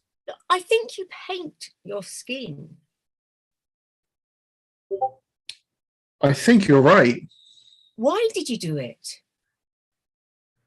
I was bored. Hide? Was it to hide? Yes. Wow. Good call. Thanks. I don't think my mum found me yet. Great. Where did you want to go? I went to Spain first. Wow. And then? Then I got lost. Was that Lost in France? Lost in Space with Matt LeBlanc. Oh, I'm going to say LeBlanc is definitely, I don't know what quite counts there. Okay, Danny, I'm going to tag you out there. Okay. And no one has ever gone out of this game for saying Matt LeBlanc before. Okay, so next in, Lena. Hi there. Hi. You were on mute. Have you got the face paint? No. Why did you not bring it? I don't like it. Does it scare you? No. Smells weird. So you just don't like it, so you did not bring it. Yes. How can I paint my face without the face paint? Oh, isn't without one word? Oh, I'm sorry, you're right. Oh, Ruth, I'm going to tag you out there. Okay. I will jump in at this stage. Hey. Hi. Want to know where I got my scars? No. Oh, fine then. Tell me things. You are old. Yes, this is true. I was born long time. Your skin is bad. Yes, it's the paint and the grin that goes from ear to ear. You may want to use mud. Mud? Mud mask. Would that not hide my face? Yes, and that is good. That is good. I see what you say to me. So, I think that's quite rude. What if I made your face look like my face with a knife? That is mean and bad and not okay. Oh, okay, it's 2 syllables. Oh, so we will tag you out there.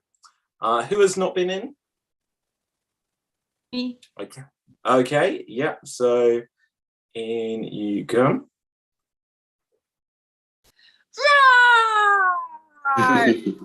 Whoa, you Look at my big cat face. You're like a cat.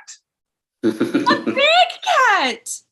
A big, mean cat. I don't know what to do with this. Don't tell Mom. Fine. Hey, you know when you used your claw and it cut my face? Yes. Origin story. And that's it. Right. Got it. Well done, everyone. Well done. Right. So with this, we're going to go on to our next game. And our next game is going to be a round of 99 blanks. We're going to tell some jokes which will follow the rhythm. 99 blanks, walk into a bar, and the bartender says your punchline. You replace the word blanks with the name of a random profession, which I will get from the Extreme Improv Suggestion app.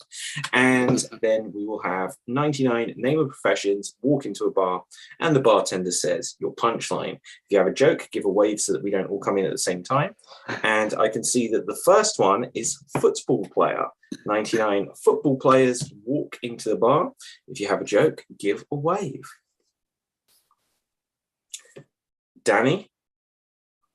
99 football players walk into the bar. The barman says, I'm sorry, I'm not going to serve you guys. The last time you were here, you showed everyone your tackle. Hey, Jessica. 99 football players walk into a bar and consume lots of alcohol and go to pay, and they say, hey, do you have tap? And the bartender says, yeah, just touch down here. Aha, DB. 99 football players are like, we said punt, not pint. 99 football players walk into a bar, and the bartender says, where's the 100th one? And they said, oh, they NFL over. Danny. 99 football players walk into the bar. They go up to the bar and the barman says, what would you like to try? Aha, Jessica.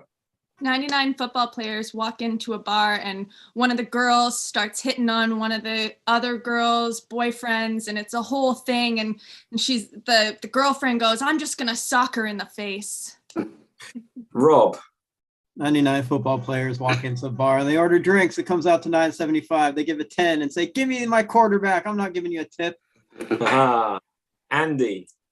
99 quarterbacks walk into the bar, and the bartender's like, listen, we kicked you out because you got flirty. They're like, all we wanted was a touchdown. Ah, DB. Well, if you don't want us here, then we'll just all kick off. Ah, Ruth. 99 football players, and that's soccer, walked into a bar, and the barman said, what would you like to drink? And they said, you serve drink here? And he goes, yeah, that's the goal. Ah, Jessica. 99 football players are already wasted when they walk into a bar, and one of them says, yo, man, you're so drunk. And the other one says, no, I'm not. And he goes, oh, you're just a defensive lineman again. Rob. 99 football players walk into a bar, one of the famous musical bars in LA or London. And the bartender says, hey, what position you guys play? And they basically say, well, we play defensive back, corner, you know? And they say, oh, get the hell out of here. There's no way we're allowing nickelback in here. Lena. 99 football players walk into the bar, and the bartender says, wow, how'd you all get here? And they say, United. Aha. 99 football players walk into a bar, and they say, I'll have a drink. They say, what do you have? They say, I'll have a pint of Beck's. They say, no, he's got his drink, you get your own. Jessica. 99 football players walk out of a bar, and the bartender says, hey, pay your fee first. Aha. Danny. On mute. I've forgotten it. I'm sorry. Oh, okay. Penalty for that, Danny. Right, Rob. And this goes theme with some of the movies and dates myself. 99 football players walk into a bar and the music starts playing and they start going like this. And the bartender's, what the hell are you doing? We're doing the safety dance. Lena. 99 football players walk into the bar, and the bartender brings one of them a brandy, and the football player says, I said my favorite is Brady, not brandy. Andy.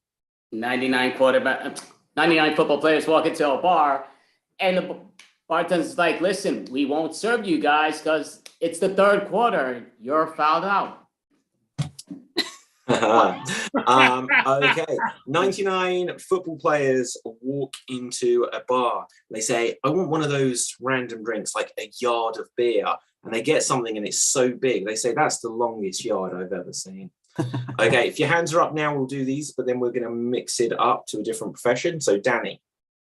I remembered it. 99 football players walk into the bar and they all order a bowl of nachos. And the barman says, what size would you like? We have small bowl, we have a medium bowl, we have a large bowl, and we have the Super Bowl.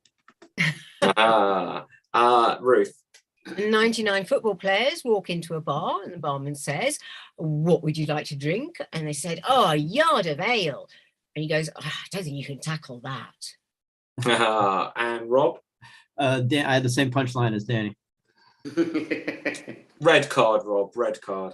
Okay, so let's get our next profession, and we are going to, this is going to be a random one.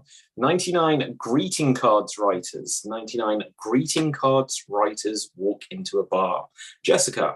99 greeting card writers walk into a bar and one of them really has to pee and says, where is the washroom? And the bartender says, oh, just follow the hallmarks. Danny. 99 greeting card writers do not walk into the bar because they are stationary. DB. 99 greeting card writers are like, look, we know you haven't been feeling well, so we just wanted to hope you get well soon. Lena. 99 greeting card writers walk into a bar and the bartender says, wow, you all look really sad. What's wrong? And they go, we're blank inside. 99 greeting cards writers walk into a bar. They go up to the bartender and they give them a card. He looks at it and says, sorry about your loss. He says, what loss? And then they shoot him. So, Andy. 99 greeting card writers walk into the bar. The bartender's like, listen, you need to zip up your pants. He said, excuse me, it's a pop-up. Jessica. 99 greeting card writers walk into a bar and they say, quick, quick, quick, grab me a Band-Aid and fill up the stairs. Danny. 99 greeting card writers walk into the bar. In the bar, they come across a farmer who's very angry with them. And he says, what the hell were you thinking? And the greeting card writers say, well, we just wanted to moon pigs. 99 greeting cards writers walk into the bar. Bartender says, oh, wow, so many of you here. What drinks would you like? And they say, oh, just one today. Jessica. 99 greeting card writers walk into a bar and the bartender says, what do you have? And they say, I don't know, do you suggest anything? And he says, oh, try this pale ale. It's got my stamp of approval. Okay, any more on this? Going once, going twice. Rob. 99 greeting card people walk into a bar and they ask to see the health inspector sheet and they look for all the check marks and the bartender's like, what are you doing? And they say, we only care if there's checks inside. Jessica, then we will mix it up. Yeah. 99 greeting card writers walk into a bar and the bartender says, okay, is everyone of age? Can y'all drink? And they go, well, it's her birthday tomorrow. And he goes, all right, I'll let her have it. Okay, DB, did you have one? Okay. I do. Yeah. The greeting card writers were then like, we're going to envelop you. Very good, very good. Okay, next up, we're going to have 99 rocket scientists. 99 rocket scientists walk into a bar. If you have a joke, 99 rocket scientists walk into a bar. They stay there the whole night. Yes, they had a blast. Jessica. 99 rocket scientists walk into a bar and they look at the menu and it looks a little different. And they're like, hey, what happened to that one beer I really like? And the bartender says, oh, we took it down months ago. And they say, nah, I saw it last week. Nah, I saw it. Ruth. 99 rocket scientists walk into a bar. The barman says, oh, what can I get you? And they go, oh, I don't know. It's so difficult. And they all are taking such a long time. And the barman says, oh, come on. This is not rocket science. Lena. 99 rocket scientists walk into a bar, and immediately upon entering, they all rip down their pants and sit on stools. And the bartender says, what are you doing? And they say, we're making a moon landing. Hey, Andy. 99 rocket scientists walk into the bar. The bartender's like, how may I help you? He's like, listen, just give me a quick shot. I got to take off. Aha, Danny. 99 rocket scientists walk into the space bar. 99 rocket scientists walk into a bar. The barman says, look, we're having a lock-in tonight, so make sure you shuttle the doors. DB. You're a fuel for not letting us stay here. A fuel. Okay. Jessica. 99 rocket scientists walk into a bar and immediately realize they don't want to be at this bar. They meant to go next door. And they said, just gravity, let's go. Rob. 99 rocket scientists from the early 90s walk into a bar and they're trying to get free food. They say, come on, man, we're famous. We play for the Houston Astros. Not. Okay. 99 rocket scientists walk into a bar. They have some drinks and they get their buzz on. Lena. 99 rocket scientists walk into a bar and they say, hey, we want screwdrivers. And the bartender makes them and they spit them out and go, what's wrong with this? We wanted a screwdriver. And he says, it is a screwdriver, orange juice and vodka. And they go, no, we wanted Tang. Andy. 99 rocket scientists walk into the bar. The bartender says, listen, we said you guys can't come in here anymore. You have too much gas. Danny. 99 rocket scientists walk into the space bar. They go up to the space barman and they ask, what spacecraft beers do you sell? Way. DB. 99 rocket scientists are like, we'll leave. We're sorry. I forgot it. I'm sorry. I forgot it. Oh dear. Jessica. Yeah. 99 rocket scientists walk into a bar a year after David's joke where they got their buzz on, and they just realized it's been a long time since they've been here. It's been a Buzz Lightyear. Okay, on that note, 99 rocket scientists walk into a bar a year after I'd done my joke, and they said that, it's been a while since I've been here. It's been a light year. They said, sorry, did you want light beer? Lena. 99 our rocket scientists walk into a bar and they say, oh, we'll have an ale, Ian. The bartender's name is Ian. Okay, if you got your hands up now, we'll take a joke. DB. 99 rocket scientists are like, we'll leave. We apologize. Jessica. 99 rock scientists walk into a bar and realize it's space-themed night and not geologist night. It's specifically astrology or astronomy. So they peace out of there. Awesome. And on that note, and scene. So with this, we're going to move rapidly on to our next round. We're going to have just checking how long we've got left. We're going to have a quick round of every sentence must. Every sentence must. There'll be 4 performers at a time in this.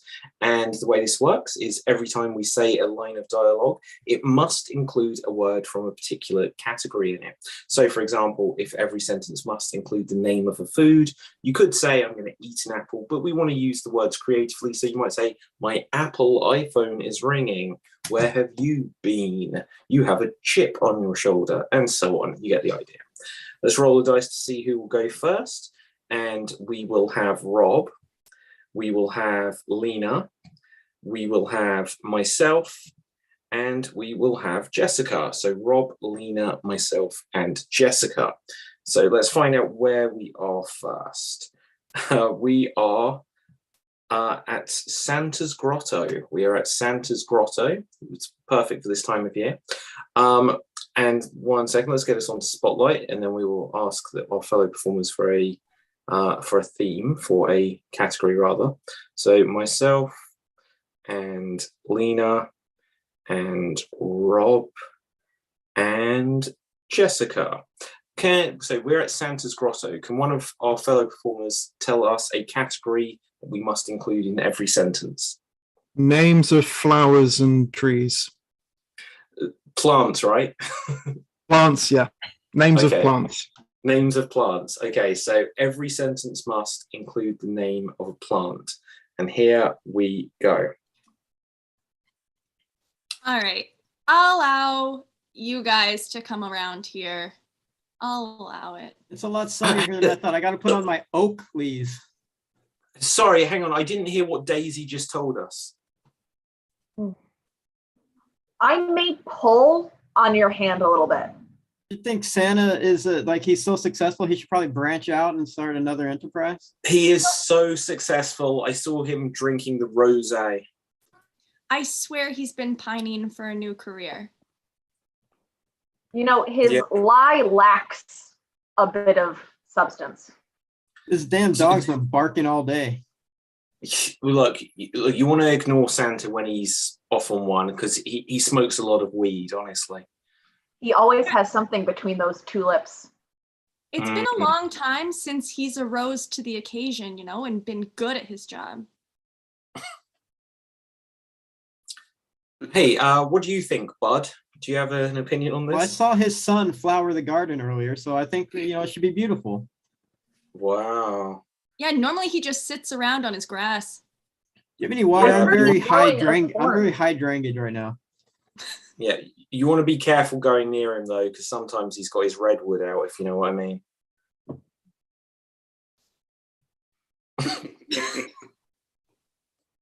I think he might be stalking me.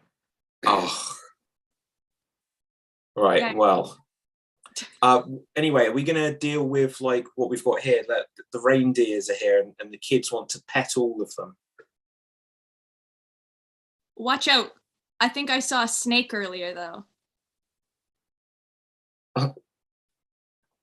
My wife Rose is going to be here later. Like, do we have enough room for her? Guys, I'm serious about this snake. It had no fern on it.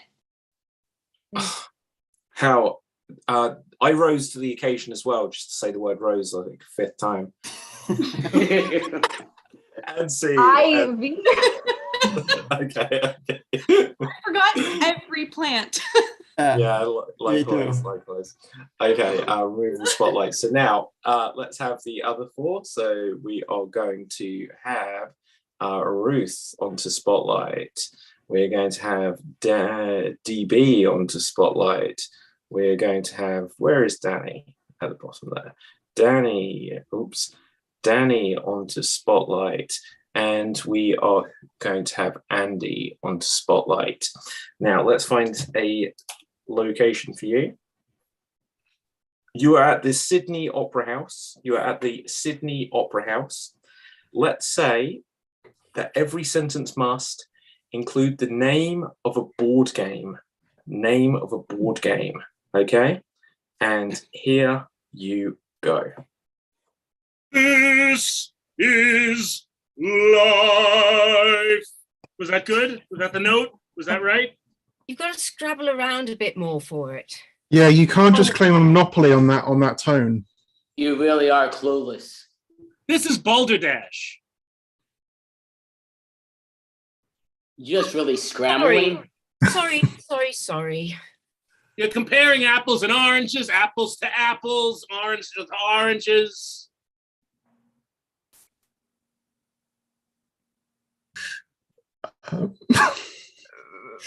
Look, if you guys don't want to do something about this and maybe just play chutes and ladders and go up and down and back and forth all day, I'll do that. But look, I want to get Jen, it right. I'm a singer. This is all I do. Look, Jen gave me this ticket, right? I didn't want to come, but it would be wasteful if I didn't. See, it makes sense to me that we can connect. There's 4 of us. Let's connect 4 and get along already. He's right. He's right. Uno. One right person. I mean, I heard that this Sydney Opera House has. No fish talk. You guys are playing war, it seems like. Yeah, let's just get along. Yeah, I mean, I heard the Sydney Opera House has dungeons and drag on all of the people who want to come and have a look at them. Like we're going to make it all happen by magic. Sorry if someone used that already. I will say this is a full house here, though.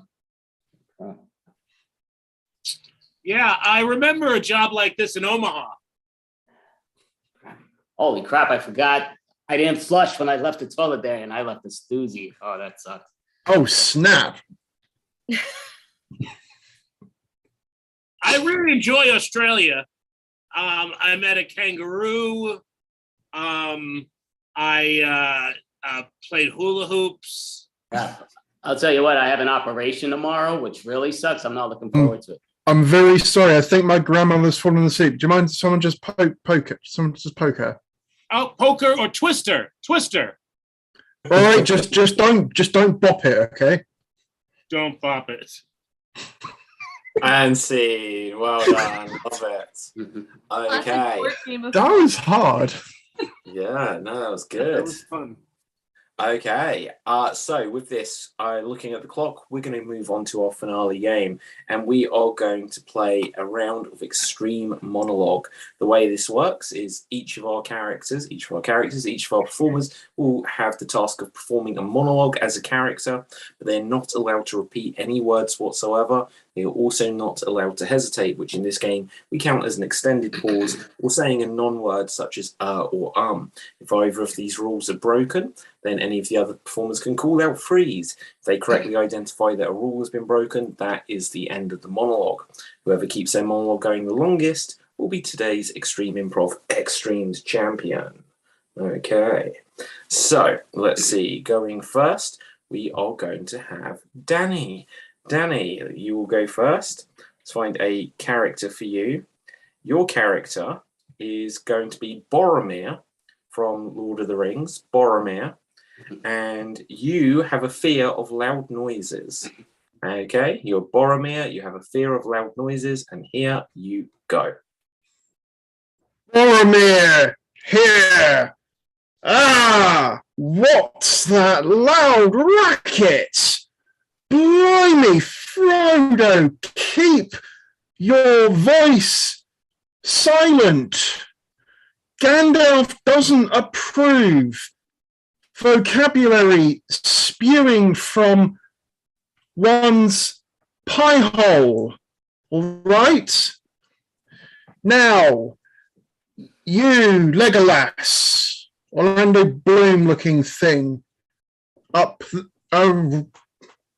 out. No! I hesitated. I'm sorry. Oh, don't worry. And you called it on yourself, though. 41 seconds. 41 seconds. Very good time, Danny. Next up, we will have Andy. Andy, your character is going to be... let's find someone. Timon from The Lion King. You are Timon from The Lion King. And you are locked inside a drawer. You are Timon from The Lion King. You were locked inside a drawer. 41 seconds is the time to beat. Take it away. Amazing. Break me out of here. Can't leave. Damn it. Exciting? Not anymore. Forgot me? Anybody? Gosh, I can't stand this. Freeze. What's the challenge? There was a repetition of me because there was a forgot me and then there was a me earlier on. Get me out of here. It was me. Oh, okay. Okay. So with that 21 seconds, let's see who will go next. Next up will be Rob. Rob, your character is Will Robinson. Will Robinson. And you are getting your first car. You're Will Robinson. You are getting your first car. And here you go. So many to choose from. What shall Will Robinson buy? Porsche? Corvette? Hummer? Waste too much gas. Hyundai? Fuel efficient. Motorcycle? Danger. Yeah. Maybe purchase Ford. Bronco? Those have a stigma to them nowadays. I also like the Volkswagen Beetle. Very cool looking down the street. I would get all the... I said I twice. Oh, calling on himself. Yeah. 47 seconds puts you in the lead, Rob. 47 seconds. Okay, so let's see who will have go next. DB. DB, we're going to find a random character for you. This came up on the show we had last night in some description. You were Gwen Stacy. And let's see. You can't remember who Spider-Man is. Okay? And your time starts now. I have a terrible memory for things. Spider-Man? Who's that? Pictures of me with him?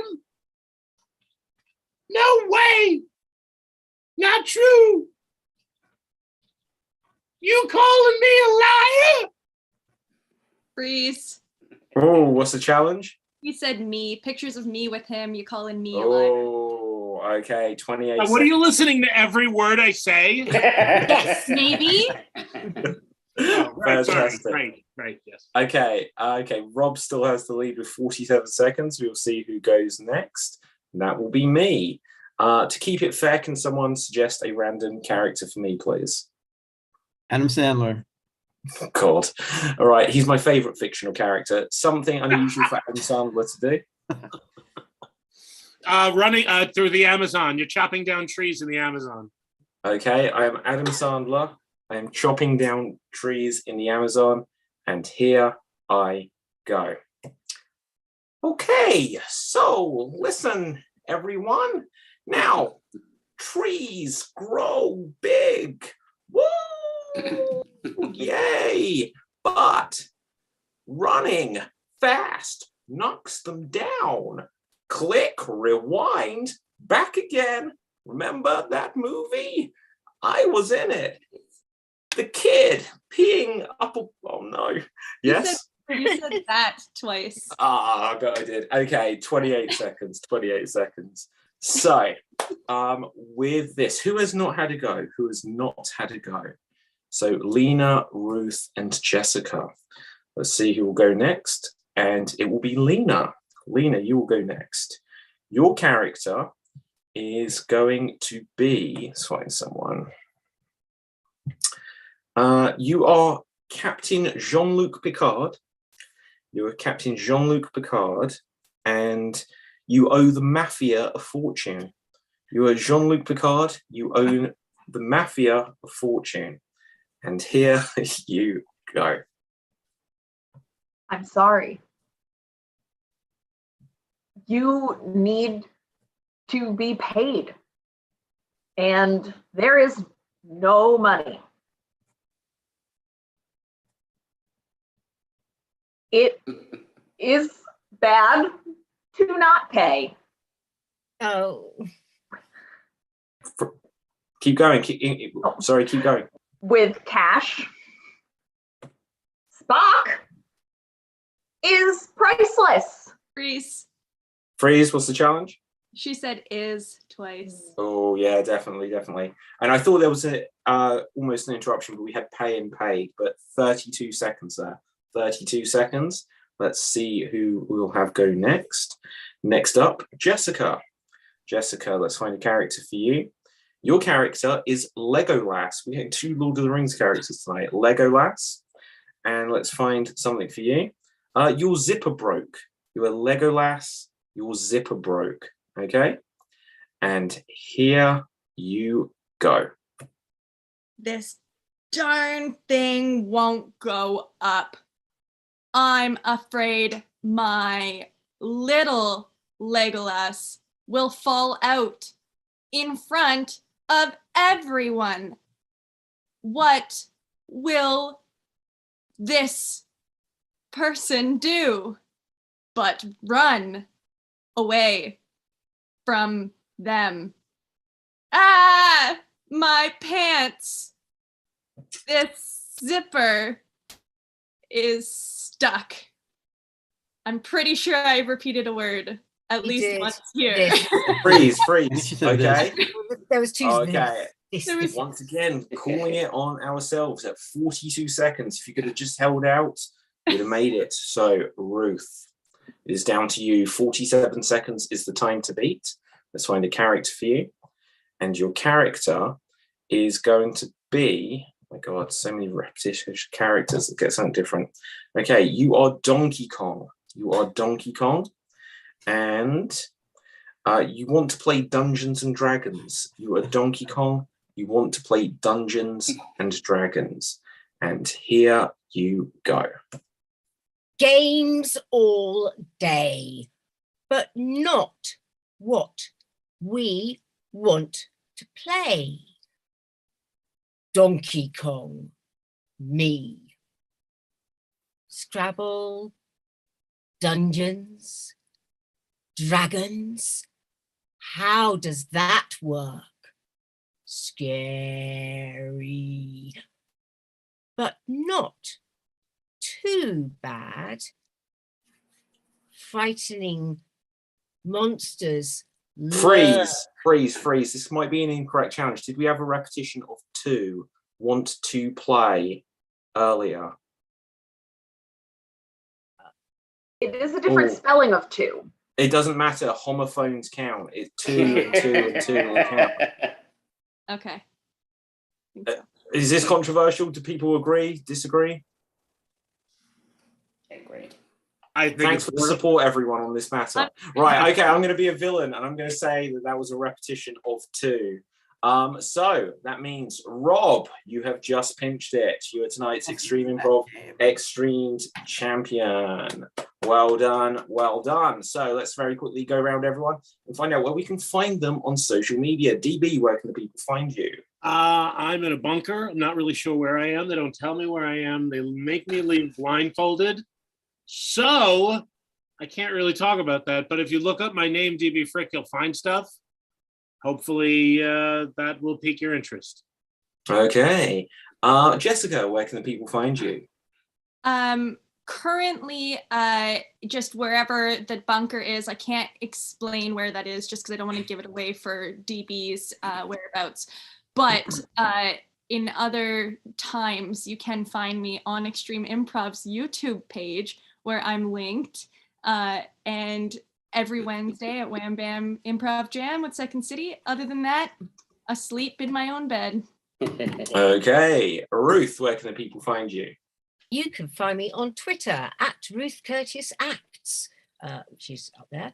And you can find me on Extreme Improv lots and lots of times, hopefully, Wednesdays and Thursdays in particular, going extreme. Okay. Danny O'George, where can the people find you? So people can find me on Instagram and Twitter at Danny Unplanned. I'm also part of the Portsmouth Improv Experience. That is an anagram of pi for those who like the literary puns. We're on Facebook at Portsmouth Improv. I'm also on Twitch at Downbeat Danny. I've just got a couple of things ready so I can stream now. I just need to set up templates and stuff, and I'll be streaming rather than viewing. I've also got to head to my bunker later. I've got to feed someone. Okay, fantastic. Henry, where can we find you? Hello, Henry. Right. Nowhere in particular, just I have a rate. Awesome. Hello, Henry. Okay, so my name is David Postansky. You can find me on Facebook, Instagram, and Twitter at David Postansky. We can do Andy and Lena if you want to be part of our usual thing, but if not, Lena, where can the people find you? Here on the Extravaganza, and then wherever the improv professionals are performing, and then also on Instagram at Lina Dunn 49, I think. Oh wait, is it pronounced Lina and I said Lena this whole show? Yeah, it doesn't matter. God. Whatever. Oh great, I'm so It's sorry. like North Carolina, North Carolina, Lina. Very end of this whole thing. Right, Andy, where can people find you? Same deal, but basically Facebook Improv at its best. Improv shows and classes around the world. We do this every month, always looking for new teams, and we always love having Extreme Improv being part of it. So thank you, and we're always online and doing stand-up comedians who one is next and improv. So thank you so much, David. You were spectacular. Awesome. And for our winner tonight, Rob, where can the people find you? Well, you can find me most weeks on Extreme Improv as often as David will have me. And you can find me an online variety show, the Verbatim Network on YouTube. It's we have Broadway singers and some improvise. I do some improv comedy with some people from Who's Line. And every Wednesday, or not every Wednesday, but this Wednesday, I'll be hosting the Wham Bam Improv Jam. And it was fun playing with you, Lena and Andy. It was good having you guys with us today. I enjoyed it myself. It was great playing with you. Thank you. Back to you, Andy and Lena. Well, you pretty much, I think, got everything. You got everybody's email sendouts. And I do like the backgrounds where some of you are advertising it. You do a lot smarter than how I do things, but I need to start doing that a little more. I only did it once, but yeah, but great move. So thank you all. You guys were spectacular. Just so you know, give you a heads up, March 25th, which is a Friday. That's our next extravaganza. And we definitely would love to have you all back. But most definitely, thank you so much. You're spectacular as always. You guys. Awesome. Right. Well, thank you very much. And I'll say ta-ta and bye for now. Thank you. Thank you so much. So great job, Extreme Improv. Lena, would you like to introduce this next gentleman that we both know? Yes, I would. Next up, we've got Henry. Hi, it's me. So I have 5 minutes. I'm gonna go for it. I'm gonna put my timer on so I know exactly what I'm doing, because sometimes I forget time is real. And yeah. All right. So I'm Henry. I am a teacher. And one of the I think one of the craziest things that happens as a teacher is that you have to start you have to be able to manage your own emotions. Because kids will be annoying sometimes. Sometimes kids will try to piss you off. But you're never supposed to lose your cool. Unfortunately, we had an art teacher a couple months ago who lost his cool with a bunch of 5th graders. And he got to the point where he basically said to one of the kids, you know what, I fucking fight kids. And that was bad enough. What made it worse was that he got recorded on Instagram, because everybody in this generation has an Instagram. So he got blown up hard, and we had a whole PD about it afterward. He got fired. And hey, so guys, don't say you're going to fight a child. And I was laughing my ass off because I was like, it's terrible. You shouldn't have said that. But what if he actually did fight the kid? How would it play out?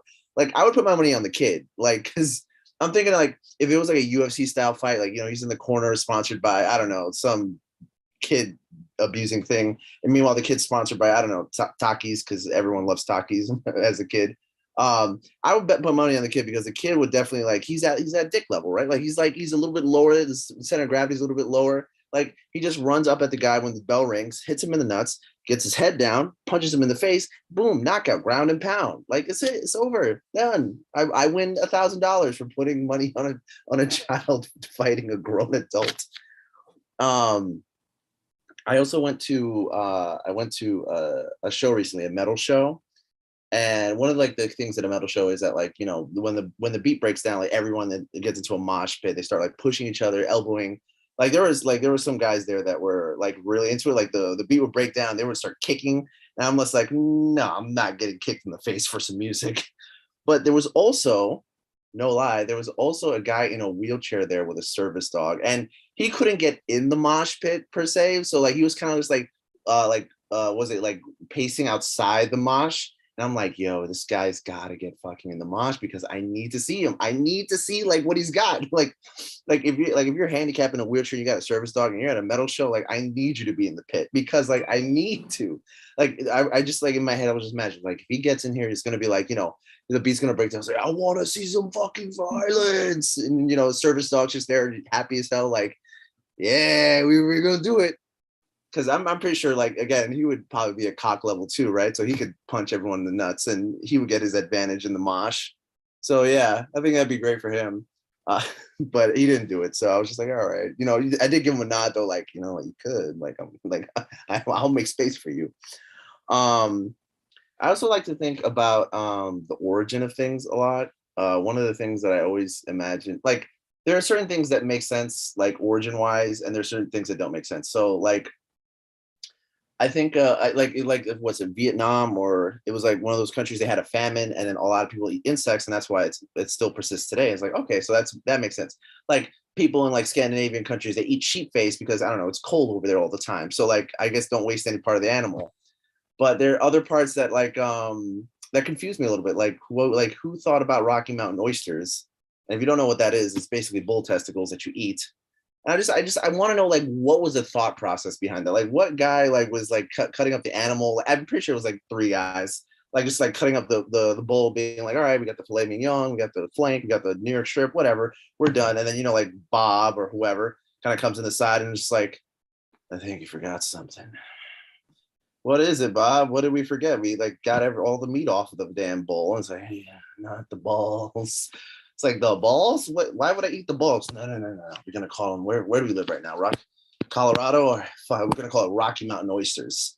But there's no oysters anywhere near. Yeah, I know. This is gonna be our oysters. But apparently Bob got far with that. Like he actually, like everyone started eating that all of a sudden. So I guess there must have been something in that little mix. I also like to think about the origin of like religion sometimes. Like I think about the Mayans, like, you know how they had the heart sacrifice, they would like rip out your heart and send to the sun because it kept the sun moving. Like I wish I was there so I could be in the crowd and like with someone who was just like, you know what? I don't think we have to sacrifice people. Like, I don't think that's what we need to do. Like, I like you just like start like protesting in front of people. Like, do we need to fucking kill somebody and like rip their heart out? Like, have we tried not to save the sun with that? His ass would probably be on the pillar next. Like, and any last words? I just don't think we have to. Like, I just don't think we should. And then they'd be like, well, I guess we'll just throw that to the wayside. I guess that also goes into my thought about like milk, like cheese. They're like, it was weird enough to get the milk first of all. I was like, hey, let's like milk the cow and just like drink that stuff. And then like, you know what we should do? We should like throw some weird bacteria in there and it's like let it curdle for a couple of days, then strain it and then like eat it again. Like, again, so many weird things that had to come together to make the origin of things. And I think I'm always just enthralled by it. I have 2 minutes. Okay, what other jokes can I got? Negative reinforcement trainers. So one of the things that as a teacher you have to do is like positively reinforce children, you know, like praise them. You'd be like, you know, you did a good job, even though like you don't know how to add 3 + 3, but like you tried, you got 4. And like you always have to positively reinforce. But I think to myself, like if I was like a coach and I was like, if I had my own company to like make something, I would definitely be like a negative reinforcement trainer, because like this would work for like high tension situations. Think about it this way. If you're told like every time you're about to take a shot, like, oh wow, you did so great, like good job, great job. And then like you're at the foul line and then, you know, the whole crowd is like booing you to mess you up. And you're like, boo, you suck. Positive reinforcement guy probably would crack under the pressure. Negative reinforcement guy would probably be like, nah, I got this. Keep saying like, you suck. I know. Take a 3-pointer. Like all their coaches on the line, just like, you fucking suck, bro. I fucking hate you. And like, thanks, coach. I appreciate it. What else? I think a psychic personal assistant would be great. You never have to ask for anything. The second you think of something, they already bring you like a coffee. And it was like, hey, here's a coffee. I'm like, how did you know? It's like, I'm psychic. And like, I know exactly what you need when you need it. Yeah. Animal crackers. Wonder who made that one. Who was like, I need to eat some animals. 30 seconds. Oh no. Yeah, manifestation. Like there's always talk about manifestation. It's like, you got to manifest your reality. I'm like, what if you could like literally manifest? Like, you know, I want a hamburger. Like I want $3 million. Or it's like, then you start to think of random shit. Like I want to, you know, visit a volcano. You just land in the middle of a volcano. Oh shit. But yeah, that's my shtick. That's what I got for right now. All right, perfect. Henry Gonzalez. So, what's doing? What's new?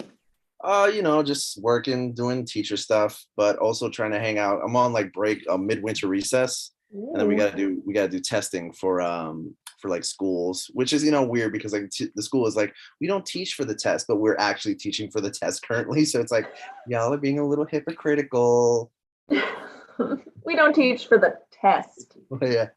So I'm assuming you're not telling any of your students or fellow teachers to be watching, because you're telling the kids how to beat the teachers down. I'm not sure what's going on. Yeah, we had a whole conversation. It's like, you're supposed to not say that to kids. I'm like, yeah, it's kind of funny. It's funny though. It's a little funny, but so are you performing anywhere else? Are you doing your stand-up anywhere? I think I'm going to a poetry open mic next month. Oh my gosh, I have to actually look this up. I'm so foolish. I'm performing at a poetry open mic in Manhattan called Art in the Basin. Let me just look through my messages because I have it there. Right, Amy Joy. Sorry, it's run by Amy Joy, who's a great host. It is the Art in the Basin open mic, and sorry, let me get this thing to load. And it is on 4455 Broadway. Let's see. Oh my lord, multiple dates, multiple times. This is too much. I know, it's too much. It's way too much. I think it's Tuesday, March 1st. I think it's March 1st is the one I'm going to. And it's at 9 p.m. 7 to 9 at 4455 Broadway, New York. It's Tuesday. That's an improv game, but that's so. Just out of curiosity, do you have a website that you want to let people know, just in case? Again, you did a great job. So if they want to get in touch with you in person, I don't have a website, but I do have like an Instagram. I'm usually on Instagram, so I can drop it in the chat. Let me just see. We'll just say it out loud. They won't see the chat unless you put it on the Facebook chat or in the YouTube comments. Gotcha. So it's hen like a chicken _ REY 93. So like hen the king 93, because I'm Latin, so I got to throw it in there somehow. Hen _ Ray 93. Gotta let people know. Yeah. Soy Latino. Oh well, Gonzalez, we never would have figured out that part, but yes, it's great to know. I'm just messing with you, Henry, but definitely great job and great seeing you again. And we do this every month, so we would love to see you back, no question. Definitely. And you did a great job. Thanks. Appreciate it. Definitely Thank awesome. you. Thank you so much, Henry. Great seeing you again. All right. Am I cool to head out or? Yeah. Oh no. Yeah, you get to. Get you can out definitely of stick around here. if you want, but All right, I'll catch y'all later then. All right. Bye. Have a great one. So that was Henry Gonzalez, and we do have DB Frick that is waiting in the wings now. He's going to be coming up, and we do have an improv jam at the end of this, which will be at 1:00 a.m. Eastern time. Anybody could join online. So when you're ready, DB, you may please pop on up. Perfect. All right. Hey guys, thanks for having me down once again. I am here tonight to chat with you all for a few minutes about life and whatnot. As every comedian gets, and everybody, whoever performs gets, they get an introduction when they come on stage or on screen. There's usually some sort of introduction. People will talk about either places that I've taught or places that I've written. They don't care. Nobody cares about any of that. Nobody cares. Nobody's after the show saying, oh yeah, that's good. No, I want to start getting introduced by my failures.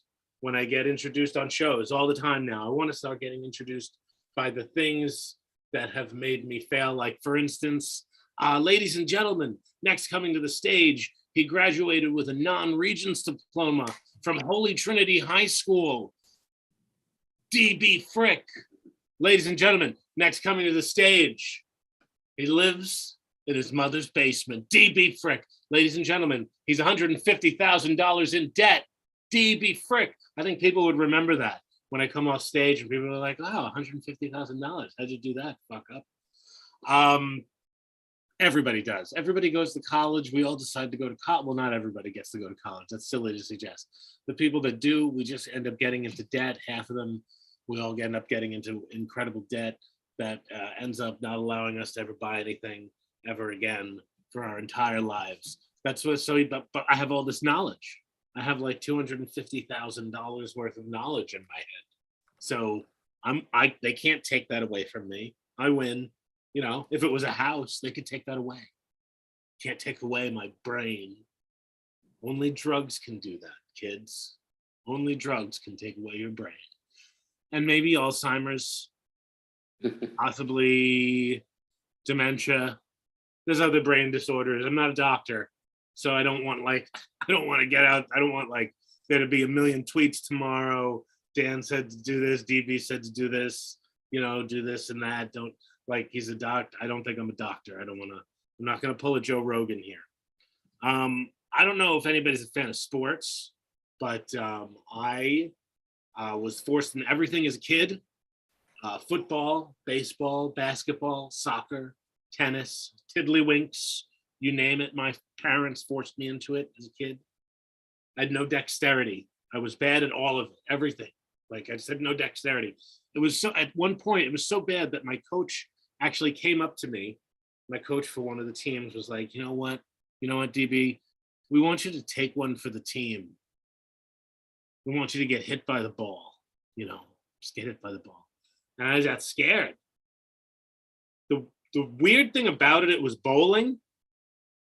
So I'd go home with like 6 or 7 bruises from getting hit with the bowling ball while bowling. But that was fine, because when my father would come home from work drunk, he'd think he already beat me and go straight to bed.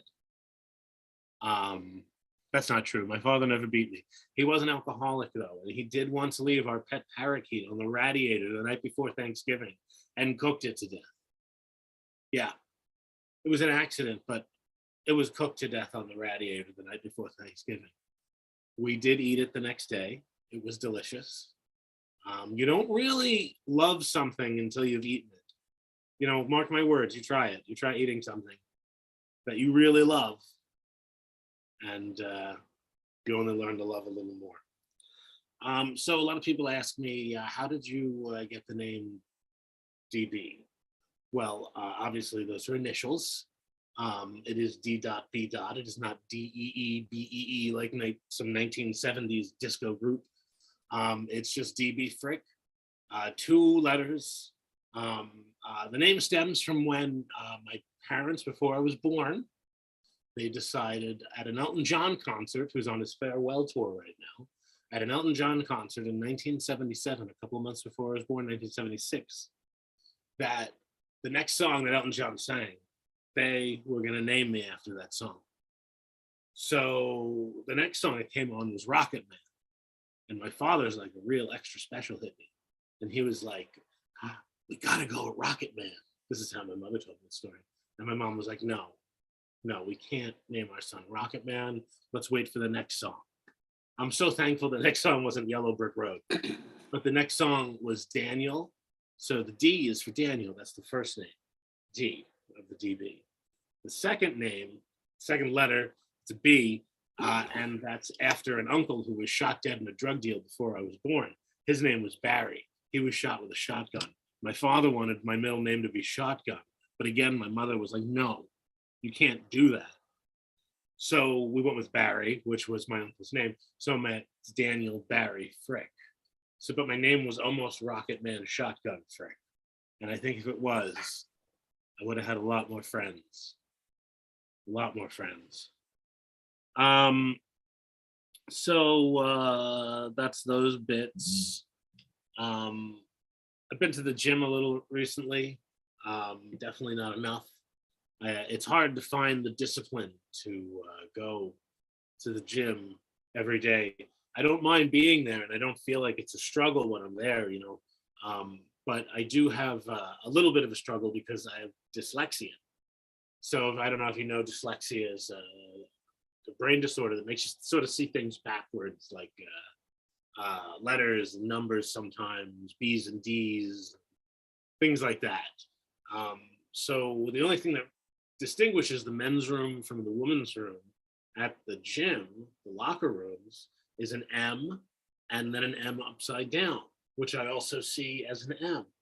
So I see the M as a W and then the W as an M.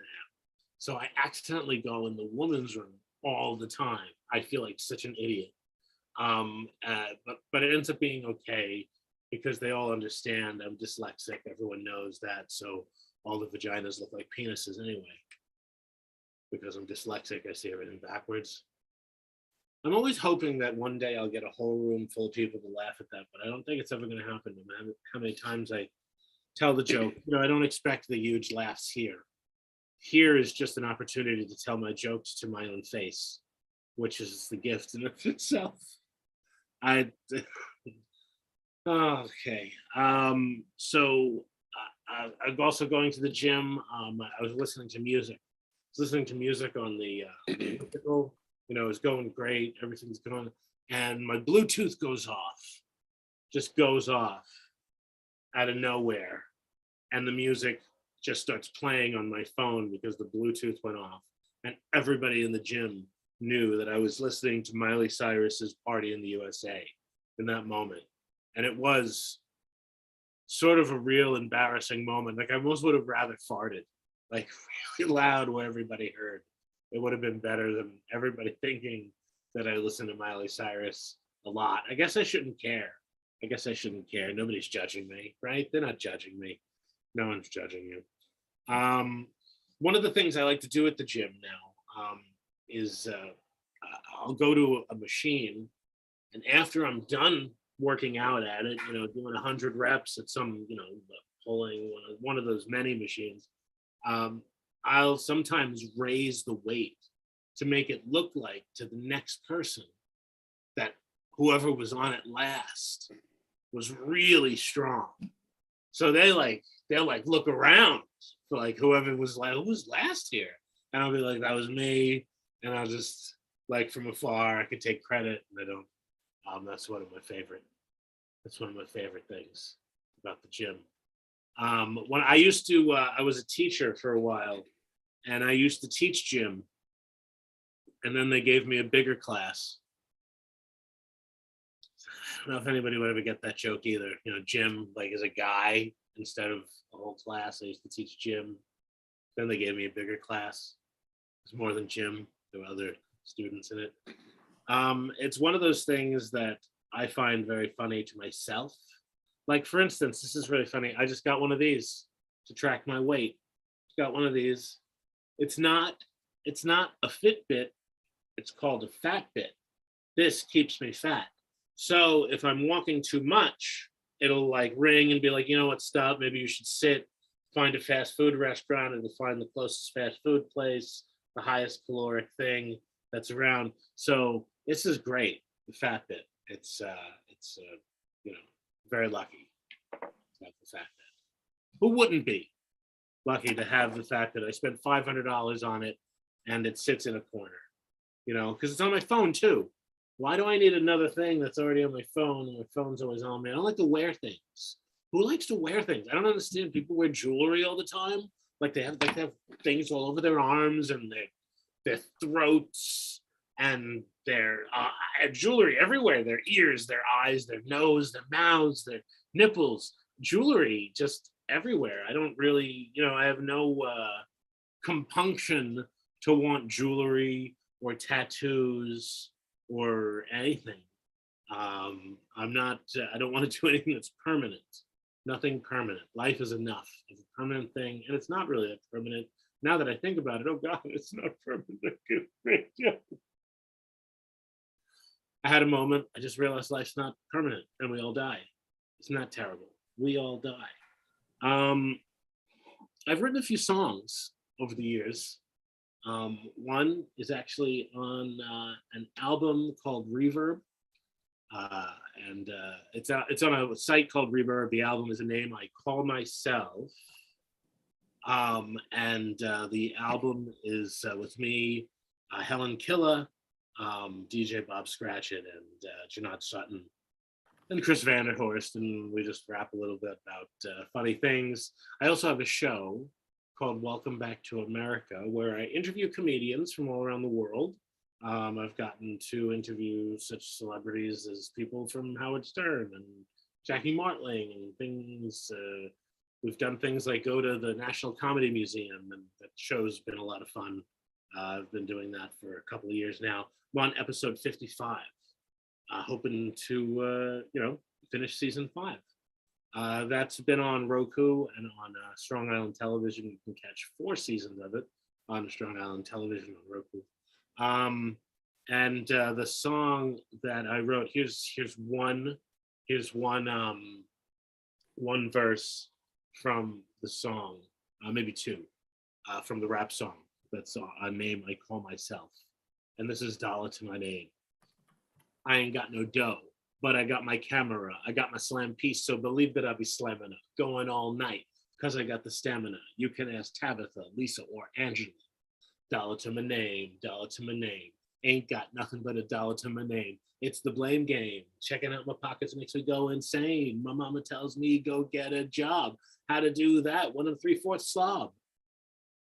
You know all about my pockets being vacant, wallet being flat, refrigerator vacant. You can take me home because I'm yours for the taking. And I like my women, like my drinks well shaken. Sitting at a grill, mad, illin' and chillin'. On a date, all alone, salad bars filling. Dollar in my pocket, billion down from million, sneaking a cotillion, hide up on the ceiling. And this is actually where the second graders came in and they started singing, hey, big spender. Second, third, and fourth graders, we had sing that. I'll be at the dollar store, filling up the basket. Poor till the day I die, lying in a casket. I'm hot and I'm haunting Bart Cratchit. And where's that brother Tiny Timmy's got my jacket? I always find my way around that one. I'm at the bus stop and the driver keeps going. The $1.25 fare's got me rolling. Driver sees my face and knows I'm a degenerate. I steal from old ladies, how else would I pay the rent? I don't need a job, I need a rich lady. Try to the bread without the butter and the gravy. Here lies the problem, I'm just lazy. I just be the brother taking candy from the baby. I pop the top, but ain't got no job to cop. The food here is slop, favorite movie's hop. Chris's gun's a prop, room could use a mop and some California crop. They say, Helen Keller, stop. And that's a reference to myself at the end, Helen Keller, stop. So that was me rapping. That's all I really ever wanted to be. I mean, if you ever watch videos, it's like, who wouldn't want that lifestyle? It's just hanging out in a hot tub, and, smoking a cigar and hot chicks dancing all around all the time, and everybody's just smiling. It just seemed like I always wanted to be a rapper. Instead, I got a rap song out there on an album. Couple, actually. There's 3 songs on that album. That one. Always have fun with that one. That one's nostalgic. That one's been around for a few years. It's been fun chatting tonight, and the 15 minutes goes by so fast. And doing the improv before with Extreme Improv, that was great. To have the opportunity to come down this extravaganza every month, that's always good. Thank you, Lena, and thank you, Andrew, for making it easy every time and letting me talk for a few minutes and try to make people laugh, even if they're not listening. That's the key, to make people laugh if they're not listening. Hey, guys. Hey, listen, DB, I do have to ask, just because I'm here and I was with you in the other set, and yet you're complaining that the other girl is listening too much. Now you're complaining people aren't listening to you. What's wrong? You can't have it both ways. Did I say that someone was listening too much in the last? No, you're saying that. Are you listening to every word I'm saying when they remember? Oh, right. I forgot that I did say that. You're right. Yes. And that was a lot of fun. That went well with you guys. I'm really glad that you were able to be part of that. That you chose to be and do it. Yeah. You should just. Where are you performing next? I actually have a set tonight at a place called Adora Lee in on Hudson Street, 287 Hudson Street. Starts at 9:30. Bunch of comedians going up. I'll probably I don't know when I'm going up, but I'll be there. Looking forward. I'm probably gonna head in after this, eat dinner, head in. It's cold out tonight though. I don't really like the cold, but without making this about me, it was my birthday yesterday, so I don't want to not go out to something I planned all month the day after my birthday. I don't want to cancel that unless it was dangerous out, I guess, and it is. I guess it makes it more exciting. Yeah. Well, definitely a happy belated birthday to you, DB. No question. I did wish you it on Facebook, but yeah, thanks for having me. You guys are always great. It's always fun to chat with you guys. So I look forward to seeing you guys next month. And Shirley's wishing you happy birthday here on the chat too. So there you go, baby. I don't want to make it. But thank you. But thanks a lot, DB. Thank you. Again will be back. But great job. So I'll just introduce the next guest, who I think is the best of the best. So everybody else, you have a tough act to follow. Lena Dunn, go for it. Hello, everyone. I have recently come to the conclusion that there are two kinds of white women in the world: Karens and white women who are worried that they are a Karen. And I belong to the second group. I think I do, at least, because I don't think I've ever seen a video of a Karen who thinks that she is a Karen. They always seem to get very angry when you suggest that they might be a Karen. They get very angry about this whole situation. They try and deny that they are a Karen. So I find that a very interesting thing to think about. I think a lot of us have a Karen in us, but I think as somebody who definitely can look like a Karen, like I can get the "I want to speak to your manager" face, it's a bit more of a dangerous road to walk. And I recently ran into a situation where I questioned if I was a Karen. I had walked by a store one night, and I looked in the window and I realized that there was something in that store that I wanted to buy, needed to buy. I needed this item for Wednesday, and today was Monday. And I realized that was the item I needed. And I looked at the hours of the store. The store had been closed for 15 minutes. And I was like, that's fine. I will make sure I am back here tomorrow before the store closes. So I noted the time the store closed, 7:30. And I was like, okay, I need to make sure I leave work at exactly 6 o'clock to make sure I'm back here by 7 to purchase this item. I'd have 30 whole minutes to make sure I could buy this item. So I plotted this all out. I ran out of work. I probably could have stayed another 5 hours knowing my job, but instead I was like, no. I'm going to get there because I am not going to be that person who shows up with like 5 minutes to spare begging them to open the door. I'm not going to be that person. I'm going to get there 30 minutes early. Not only did I get there 30 minutes early, I was about 35 minutes early, which is the first time I've been early to anything in my entire life. I am genetically incapable of being early to things. I will be late to my own funeral. I might be dead, but I will be late. It does not matter. I am incapable of being on time.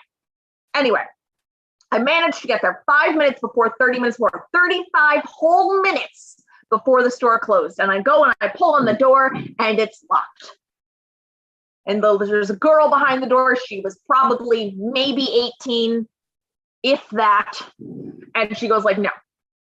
And I look at the sign because I'm like, maybe I didn't realize that on Tuesdays, the store closes early, because sometimes stores do that. I don't understand why stores do that, but they do that. And no, the store closed at 7:30 and it was currently 6:55. I'm at the store 35 minutes early. And this is where I might have become a Karen. I don't know, because I'm like pointing at the sign and pointing at her and pointing at the sign and pointing at her. And she opens the door and she's like, no. And I was like, you're not closed yet, though. The sign says you close at 7:30, and it's almost 7. It's not even 7. It's almost 7. It's not 7:30. And I'm just like, I know I need to buy this. I need to have this thing for tomorrow. And tomorrow is the next day now. It's not, 2 days. It's the next day. So I need it today so I can have it when it becomes tomorrow, which will happen in a few hours. I need the item. Please let me in. And I'm just standing there and I look insane because I'm like, hassling this child about trying to get into the store. And she looks so annoyed. And I'm walking, and then she lets me in, thankfully. And I feel so bad because I'm like, I look like a Karen. I look crazy because I'm forcing them to open the store. But I'm like, am I a Karen though? Because the store was supposed to be open. The store is open until 7:30, and it's not 7:30 yet. And I mean, I used to work retail jobs, and I remember locking the door when it turned to be 11 o'clock at night, because that's when we closed, and people coming up and banging on the door at 11:02, 11:05, and us being like, no, you can't come in. Look at the sign. It says 11. And they would get real mad at you because you're closing the door on them because they've been standing in the parking lot for 30 minutes doing activities. I used to work down the street from a trailer park, so activities would happen in our parking lot. And I was fine with that because it was the posted hours. We were closing during our posted hours, and yet I felt awful because I was like, it's this girl probably doesn't want some crazy white lady wandering around her store for what she probably assumes is going to be like an hour, because that's what most other people do. But I knew in my head I was getting that one item. So I grab the item and I walk up to the first cashier, and I'm standing there like an idiot. The cashier is like, she's checking out somebody else. I'm just, I'm like cutting in the line. So now I have appeared to be a Karen at the door. And now I am such a frazzled human being about thinking that I'm a Karen that I am now approaching the wrong person. So now I do look like a Karen, because I look like I expect to be taken care of before everybody else. And that's not my intention. I just wanted to get out of there as quickly as possible to prove the fact that I'm not a Karen. It's a horrible cycle. It's an absolutely horrible cycle. But I mean, I feel bad for people who aren't named Karen. It's not, they didn't choose that name. And for the most part, the parents of those people didn't choose to name them after what is now called a Karen, which is now like a separate species of person. They didn't choose that. And I've heard that, now there haven't been like any children named Karen in years. And that's so sad, because it's not the name's fault. It's what the name stands for. And, I wonder if, that would happen to my name, but I know it won't, because my name is Caroline. That's my full name, is Caroline. And I'm featured in too many songs. At everyone's wedding, I have my own dance. And for a while it bothered me a lot. I didn't like it, but now it's kind of like every single event I go to, I am featured. I am a featured event at every single dance. Everyone finds me at every single dance, event, wedding, funeral. Some funerals get really, really interesting. I am constantly featured. So I'm really lucky, because I know my name is safe, except if they play the Outcast song. Then it's less okay. That's me. Perfect. All right. Great job, Lena. So, as I guess you did with the other extreme, you don't really have much that you want to give details except for this one thing. But are you planning to do anything that's in person that you know of yet? I have nothing planned. I'm spending most of my time with this little kitty cat here. I did promise people they might see him when I posted on Instagram about the show. So there's the cat. He is asleep. But no, I haven't really planned anything in person at this point, because I need to come up with a much more solid set before I get up on stage in front of people. But I've seen you perform in person. You're great, so you don't have to piece of cake. It is funny to me, though. Now, maybe you know a reason. I'm going to ask you, but most improvisers, it seems like, but again, especially in our improv team that's going to be performing later tonight, have cats. What is it that's not with the dogs? Like, I used to have both dogs and cats, but my last was a dog. What's the deal? I don't know. That is a good point, though. Like, there's so many, and somebody else was mentioning before cats, and then there was the murder cats. I don't know. I honestly don't know. They're funny. They're strange. I don't know. It's hard to say. Well, perfect. So Lena will be on later tonight about 10:50 Eastern time with the Improfessionals, and there's an improv jam at the end of this, a double improv jam that anybody could participate in at 1 o'clock Eastern time, a.m. But thank you, Lena. You did an amazing job. Are you ready to announce the next team? I don't know if you Yes. So up next, we have Class Act. Awesome. Perfect. Class Act. Oops. Perfect. All right. Great. There we go. Hey. Andy, before we get started, I just want to thank Andy for including us. We're very happy to be here. We are Class Act. We are Vintage Improv Festival's 5-star house long-form team, coached by Jay Succo, although he's moving on and we're going to miss him. But what you're seeing today is a Jay Succo production. So we're very excited to be here. And so to get us started, we're all going to ask a question. And so I will start. And I've got 2 questions. Number 1, what was the first name of your best friend back when you were younger? And second is the name of a television show that you are a huge, huge fan of. And so you can just say it out loud. You can type it up in the chat. Either way works.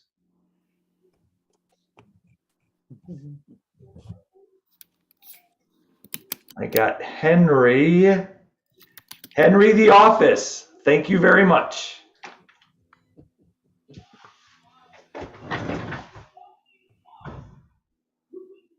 Okay, I want to have your favorite munch-on snack when you're stoned.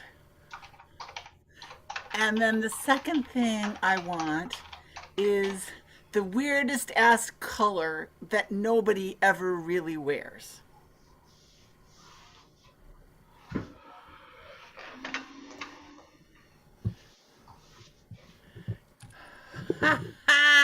Okay, mauve and caramel corn. I'm happy with that.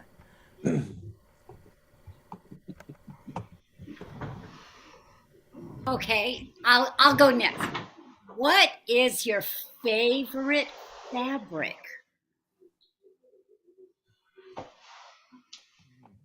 Please type it in the chat. Okay, thank you. I see knit. And secondly, what is your favorite vehicle?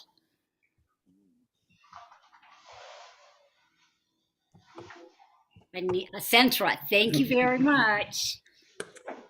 All right, and I will round out with asking for a piece of clothing, a type of clothing, jeans or shorts or shirts or dress or whatever. And then your tickle spot. Where are your ticklish? Knees, elbows, tickle spots. Socks and armpits, socks and armpits. Thank you very much.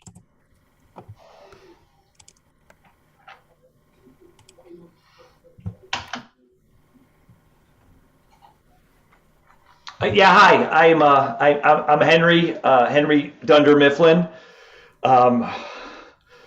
Boy, I'm really excited to meet some folks. I've been really dedicated to my career so far. I'm a assistant manager over at the Kroger. Yeah, I'm assistant manager of the store, but I'm in charge of the produce department, and so I'm real excited about that. I love it when people buy fruits and vegetables. It makes me really happy, and so I just feel like I've got a lot to share with people. I'm really excited, and so when you see my video, swipe right, and we'll have a great time. If you like someone who's motivated and passionate and cares a lot about where he's going, Henry's your guy. Henry's your guy.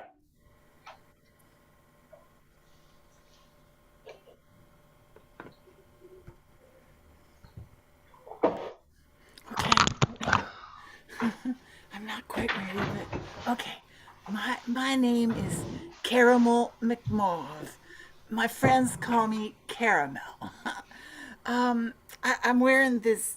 How do you like this look? I'm wearing this headband today because, quite honestly, I'm having trouble attracting gentlemen of the opposite persuasion, and someone told me that if you come across as being athletic, and also if you frequent what's the name of those hardware stores, like not Big Lots, oh, you know what I mean, like the Lowe's and stuff like that, that you're likely to meet eligible manly men. And that's what I really want to meet. I want to meet a manly man that is attracted to an intellectual introvert, because that's what I am. I love my books and I love my peppermint patties, and I could just be someone's really, really, really soulmate if they just give me a chance.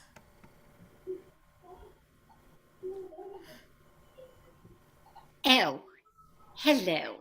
My name is K Knit Centra, and I'm not shy at all. And I got to tell you, I love being on this dating app. I can't wait to meet somebody. And let me tell you a little bit about myself.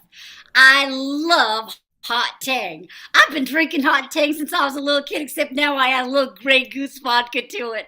And I drink it every day. And I hope you like hot tang with vodka too, because we could have such a good time. I mean, Hey Knit is waiting for you. I will be waiting for you, I'm telling you. I mean, that's if you're a nice guy. You know, you got to be a nice guy to be with Hey Knit. Okay, thanks. Just swipe right, and I'll see you soon.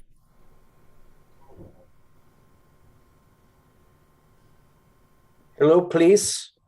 I am Soapy. Soapy. I love people. I love them. I like women. I like men. I like everything, really. God's beautiful creations are all good.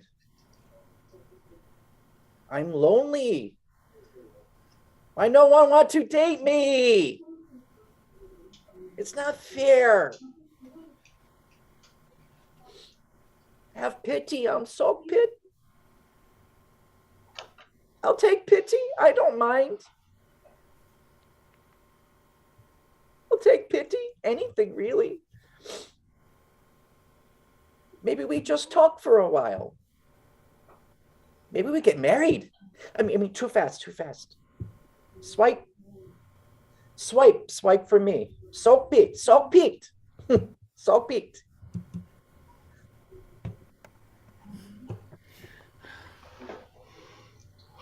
You got to try this. It's delicious. Just take some of mine. It's really good. I love fondue. It's like it's so tasty. That's why I gave it to you. I ate some. I loved it, and I wanted to share it with you, Caramel. So just you can have some of that. Maybe I'll take some of yours. We'll just. We're on a date, man. We just got to share. These are the chocolate-covered strawberry sock pit. Sorry, Henry. Sorry. Oh, I made such a mistake. You know what? We're all going on different dates. Tonight's you and me, Caramel. I'm not going to let that get me down. Tomorrow's sock pit, but tonight it's all about HDM. HDM tonight. And I am entirely focused on you, HDM, because I am looking for my soulmate, and I have a really strong connected feeling to you right at this moment in time. Yeah, me too. You were offering me a chocolate strawberry. You know me. You know how much I love my produce. So let me have a taste of it, because it's strawberry season right now. Right now it's strawberry season. If you come down to the store, I could hook you up 2 pints for $2. Is that the store that's next door to the Lowe's? Yeah, the big Kroger's right next to the big Lowe's. That's like amazing. That's like, we have so much in common. We habitate the same locations, Henry Dunder. You come into the Kroger. Next time you come in, you stop by the produce department. I'll hook you up. A lot of people, they don't know how to pick melons. They don't know how to pick lettuce. But Caramel, I'll hook you up. I'm sure you'd hook up. Well, that's why we're here. I'm looking for more than a hookup. I'm looking for a life partner. I'm looking for a soulmate, Henry.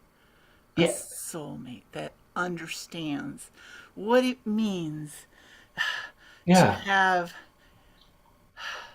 similar proclivities.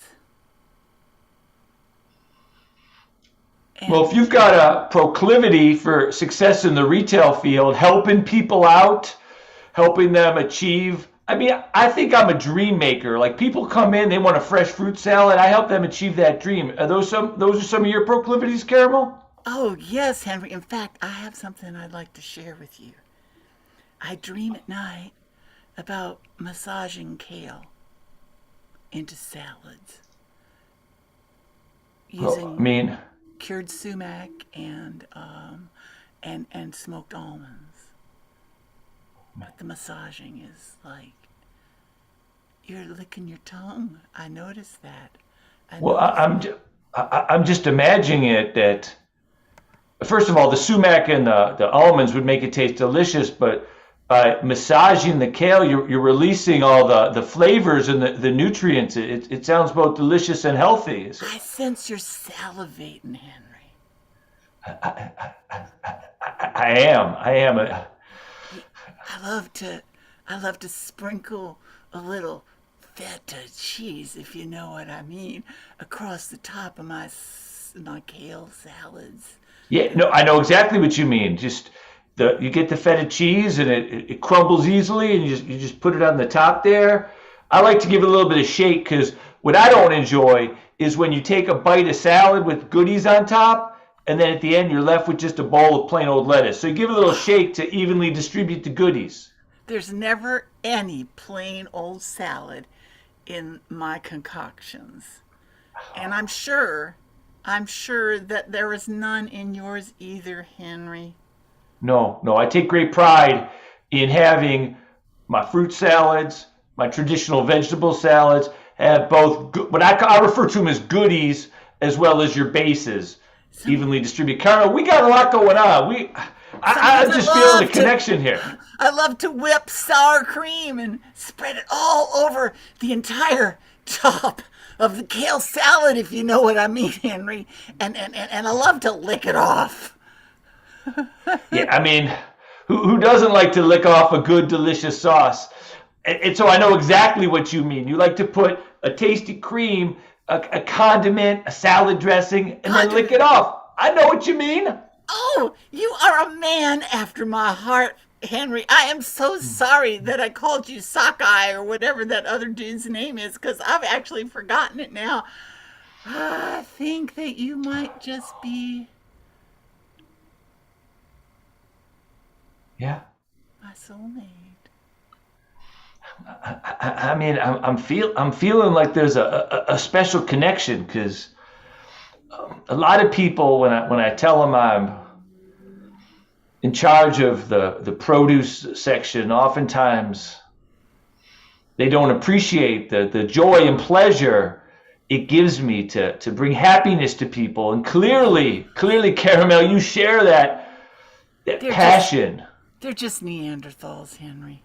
They're just pure out Neanderthals. I mean, they're people, and I love people. I'm a people person.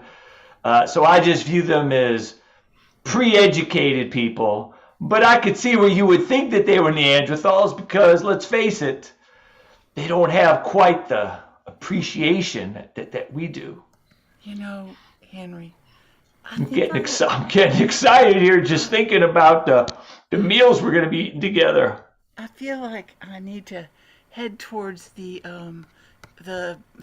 what do you call the area where they bring the produce? You know, where the trucks back up to. The loading dock. Yeah, the loading dock. I feel compelled to move to the produce loading dock, if you don't mind, Henry. I'd be happy to have a special guest at the produce, and I can share with you how I inspect the produce when it comes in and make sure that my customers get the very best. And you can be a part of that and see what I'm all about. Because let me tell you, I love the produce department, but I'm not stopping there, Caramel. I would so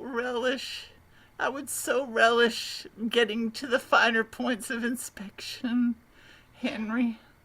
If you don't mind teaching. I don't. I'll teach you right now. Here, give me your hands. So pretend my fist is a melon. Show me how you would inspect it. My God, Henry. Yeah. Oh, you're a natural. You're a natural at this. I feel like this is bordering on not fit for public consumption, Henry. I really am gonna head towards the produce dock, if that's okay with you, and I'll be there waiting. I'll join you.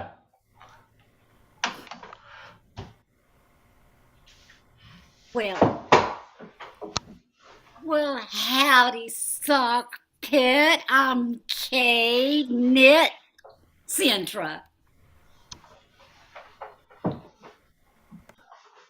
I cannot hear you, sock pit. I know you're a little shy.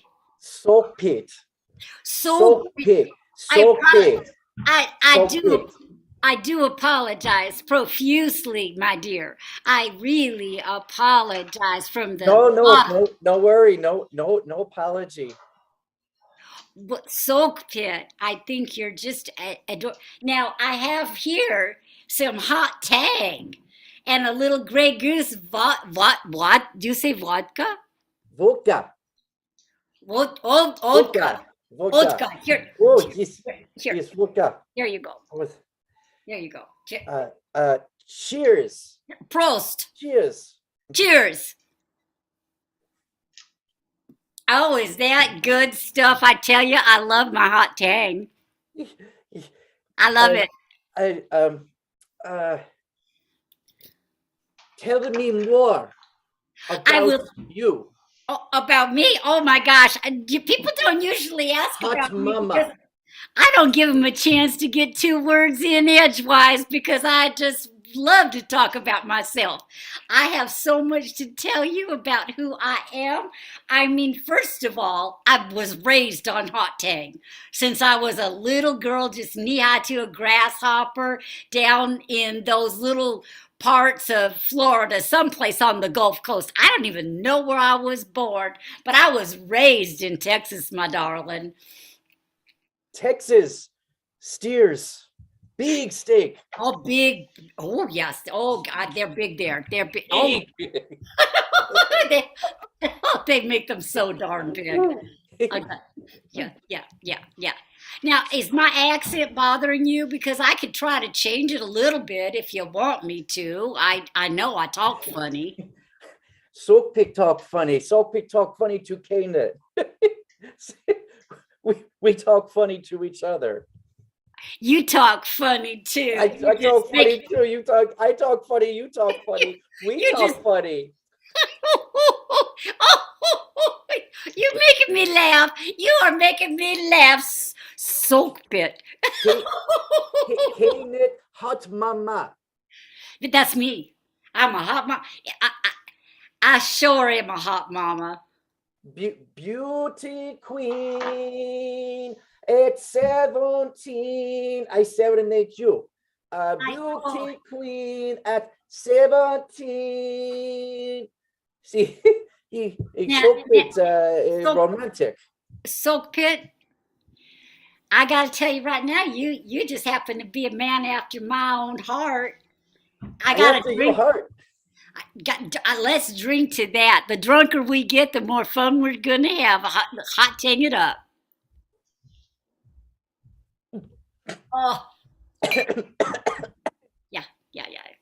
In my nose. in my nose. It go up in my nose. That's fun. It's funny. Ew. No. Ew. Oh, Yeah. here. No good. Here, have a tissue. There you go. You better. Good. Soak Pit, very lonely for a very long time. Soak Pit never have, how do you say, steady date. Soak Pit. So? Can you tell me if you happen to be one of them there virgins? Soak Pit don't like to say, but it's okay. You're safe. I look for a woman who take pity on me, and I never find. Well, you know what? You just pushed my pity button. Push. You did. It's like it's on, baby. It's on. I mean, we're a match made in heaven. I tell you right now. Oh, thank you, oh, my Lord, thank you. I think you might be thinking what I'm thinking. Thinking, yes, thinking. You and me make 3. 3. Hold on. No, 1 and 1 makes 1. I mean, we join to become, one. I mean, that's all I'm saying. Join in one, like a marriage, like marriage. We marry. We join one, like marriage. I'll follow you right down to the courthouse right now as soon as look at you.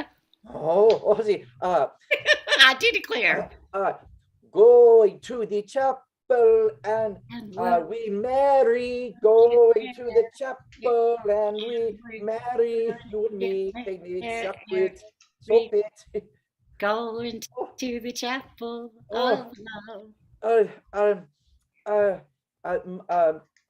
Money to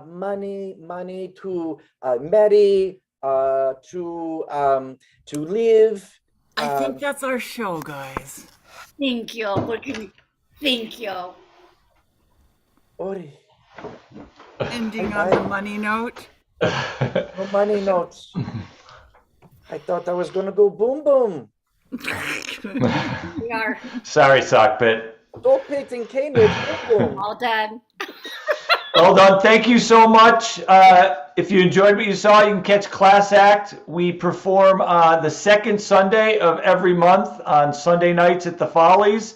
Again, we are Vintage Improv Festival's 5-star house long-form team. So again, thanks for having us. Great way to start the weekend. Yeah, no, you all were outstanding. Yeah. Great to have you. And what I will say, like, we do this every month. So this is, I think it's our 19th month in a row doing it. So like, it's really been going extremely well. And we get a lot of repeated visitors that perform and sometimes newbies, which is also awesome. So we will reach out to you guys to see if you want to participate next month, Friday, March 25th, which would be great. Do you guys do anything in person that you want to advertise, or is this just all online that you do? We're spread across the breadth and depth of the United States of America at this point in time, and none of us are rich enough to pay for the others to come. Like the average improviser, I guess. But Good story. Don't do it for the money. But we do have at the Follies on Sunday night on the it's the Vintage Improv Festival's virtual theater, and every Sunday their shows between 8 and 10:30, and Class Act performs on a regular basis on the second Tuesday of the month. Sunday. Second Sunday. I'm sorry. Oh, what did I say? God bless me. I'm like, I had a mind fart. Yes, Sunday. Thank you. You all were outstanding. I mean, Class Act, everyone. Great job. Thank you very much. Thank you. Thank you. Thank you. Thank you so much. So, Lena, would you like to introduce the next group? Yes, I would, Andy. So the next group coming up is going to be Cookie Necklace. Woo! Cookie Necklace, Cookie Necklace, Cookie Necklace.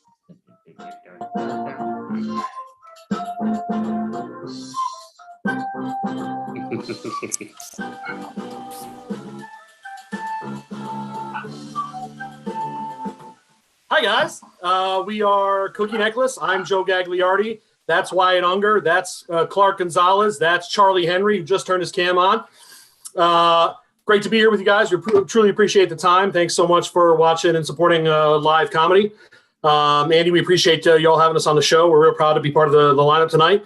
Cookie Necklace, we are a long-form improv troupe based out of Annapolis, Maryland. If you've never seen us perform, we do short and long-form improv comedy. So everything you see tonight, made up on the spot, as you all know.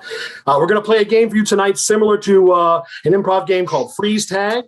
So, Andy, if you wouldn't mind, we're going to need some random words. I don't see too much in the chat here. If people could start either in the Zoom chat, preferably in the Zoom chat, if you could start throwing some random words in there for us to get some inspiration from. So the way this is going to work, we'll pick a word at random, and then we'll have a little discussion about it.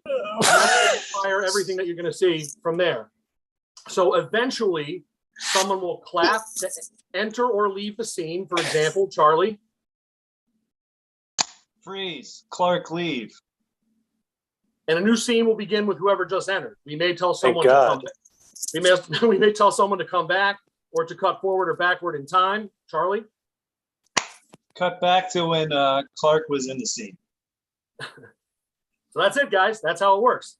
Looks like we got some words coming in the chat here. I saw. We have to take vomit, and I'm going to refuse to not take the word vomit. I saw coaster in there, pancake.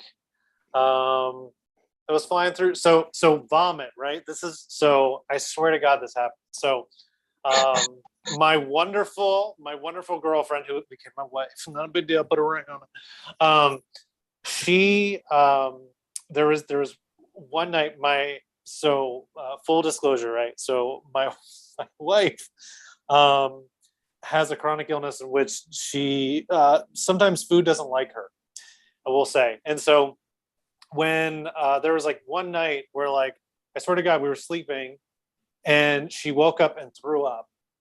And then like I remember like distinctly like it was super gross and I like had to hold her hair and just like, you know, take care of her for like a moment, but I was really tired, so it was like half-assed. I was like, are you okay? You're good. Okay, you're good. She's good. Okay, night, go to sleep.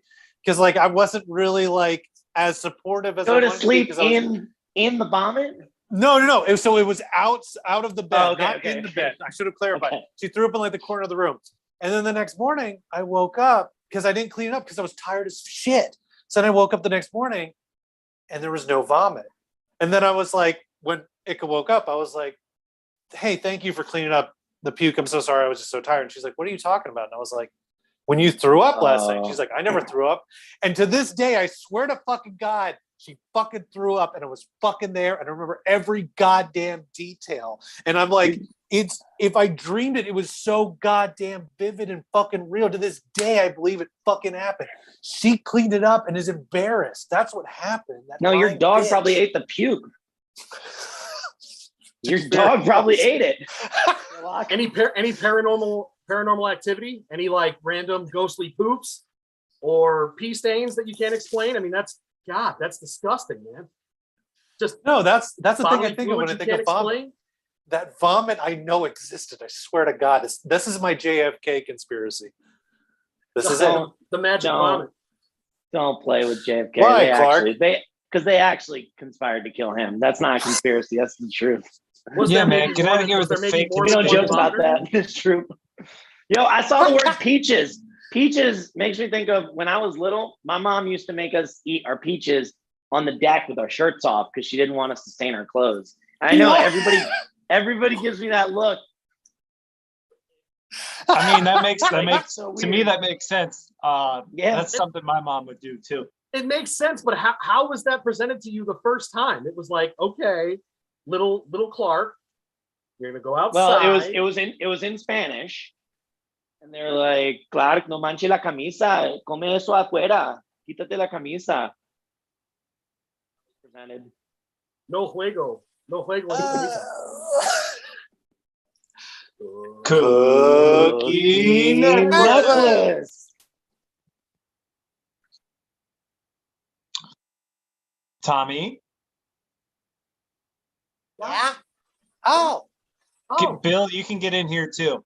Okay, I was gonna Look, leave. guys, I saw you outside playing in the yard. Okay, and I don't like it. Okay, you guys are gonna get stains on your shirt. Okay. And you need to wear this shirt 8 more times. Okay? What? 8 more times? 8 more. That's very specific. We're on day 2 and you're playing in the yard? Yeah. Can I be honest? Yeah. What is it, Tommy? None of the other boys have to play outside naked. I get it. You want me to have this shirt and you want me to wear this shirt, but why no pants? Well, they're just expensive. Why no underwear? Underwear is not expensive. I feel weird buying little boys' underwear, Tommy. Okay, it's just a weird thing for You for an don't adult feel weird person about to do. having your child. Go ahead. I don't want people to think things of me, Tommy. I don't want to go buy children's underwear. I'm and butt people... naked in the yard. But I'm you're a naked kid. and- It's fine. It's not fine. Okay, Bill. What? Suddenly you're an expert on how adults perceive other adults. Whatever, dude. Well, just sometimes neighbors come to us and they give us food and blankets. And they say that you can always come to our house and don't tell your parents. And Oh, that that's it's fine. weird. And I don't want you. And they said that CPMSM is coming or something like that, or that they're calling people, and I don't know who they're calling, but they're saying they're always calling. How long They has this always been going ask- on? They always ask about our home life. Yeah, and they ask if we've ever been grabbed too hard or like been told to keep secrets. I don't know what that's about.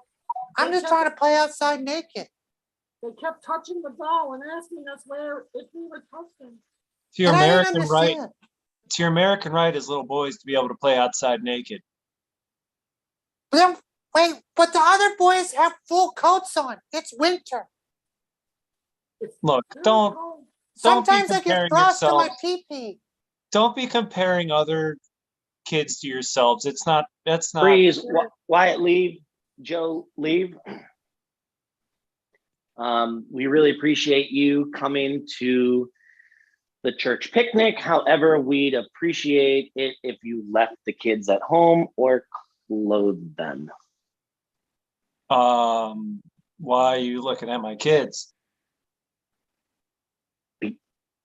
Because they don't have pants on. And all the other children. You noticed. You saw they're not wearing pants. Weird. Look at me! Look, Reverend. I don't know if you know this, but there's been some problems with the church and little boys. So you better be careful what you say. Look, we can go to bat for a lot of stuff. We can go to bat for wear masks. This is too much freedom. They're running around naked. Fight! Oh God. I'm greased up. I greased myself up. Oh, Tommy. But Tommy, we're gonna go ahead and excommunicate Tommy and Billy. What? That's fine. I'm gonna find another religion. You know what? Clark, leave. Yes. What brings you to Scientology, my son? Thank you for. Can I call you father? I don't know. What do I call you? We prefer to use. We don't use those traditional titles. Uh-huh. Call me Stan. Stan. Oh man, thank you, Stan. Stan the man. Ah! Hey, I hope you don't mind. I brought my kids with me. Oh, yeah. You brought your both of your We kids? all- That could be difficult. Scientologists. Oh, Or whatever this is. Is that what it is? Scientology? Scientology. Yeah. Okay, yeah. Yeah. It Great. got really hot in the car and you didn't crack a window. So I broke it. But Billy didn't make it. He's cooked. He's cooked like a little chicken nugget without the breading. I imagine it would be hard for Billy to be here right now. Yeah. He's in the car. Want me to get him? No. I'll get him. Hey, I'll go get him. Stan, we gotta go for a totally different reason than this. He's really heavy. Tommy likes to play practical jokes. Isn't that right, Tommy? That's an unconscious naked child. What's the prank? Oh, Tommy. Hey, thanks for all the pamphlets. We're gonna hit the road. We gotta try other religions. Right, Tommy? Freeze. Charlie, leave. Joe, leave. Clark, come back. Dennis? What? Dennis, open the door. I know you're in the tub. No, I don't want to. Open the door. I'm your father. Okay. You want to play hardball? Okay, fine. Oh, uncool. What? Cool. I know exactly what you're doing right now. Okay? No. Stop. Okay? Stop. You need to stop goddamn eating spaghetti in the tub. Do you hear me?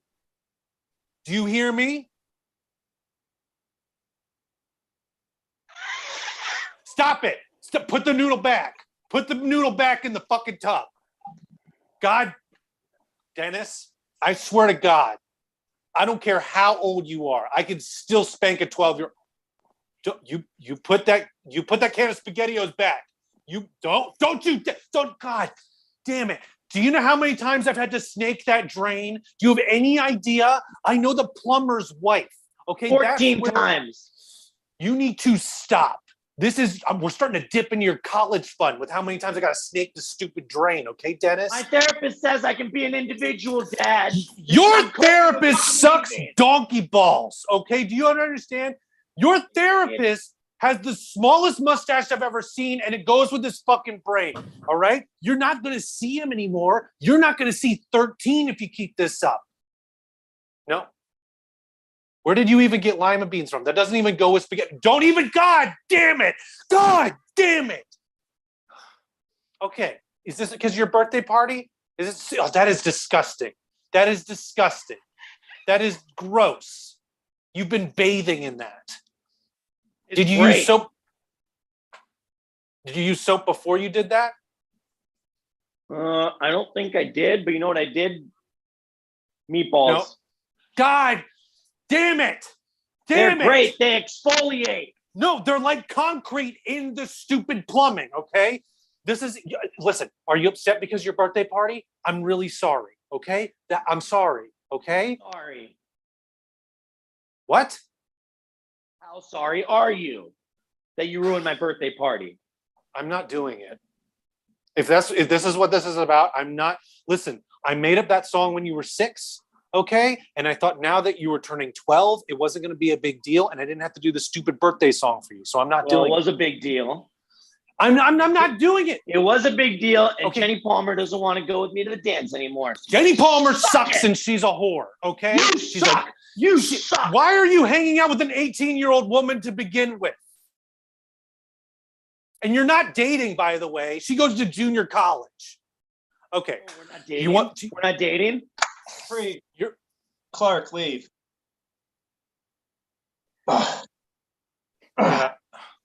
Mr. Johansson, I gotta say, man, maybe you should just sing the song. Lewis, I don't think you understand how embarrassing that song is, okay? It's emasculating, and I thought he was going to grow out of it, but somehow he became more attached to it. Emasculating? Yes. It's not. I got to make a good example for him. I got to teach him how to be a man. Is it bad Look, in there? I appreciate you, Mr. Johansson. You're putting my kids through college, okay? But I just can't be here all the time, you know? Eventually, I'm going to have to hang up the tool belt, okay? No, don't say, no, I need you. I need you, Lewis. I need you. No one stinks a drain like you do. I've tried. I've called other people. No offense. I got second opinions. It's you. When you started hiking up your prices by 20% and then 20 more percent and then 40%, I mean, I was trying to get someone else to do it, but no one can snake my drain like you.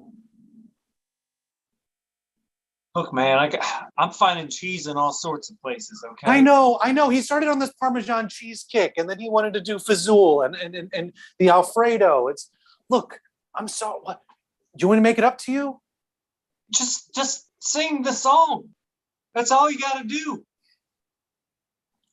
Okay. That's a big ask. Okay, fine. Okay, I'll Look, sing I'm the just stupid. a plumber, okay? I'm not a psychiatrist. Fine. But it How much? seems to me if you sang the song, this would be better.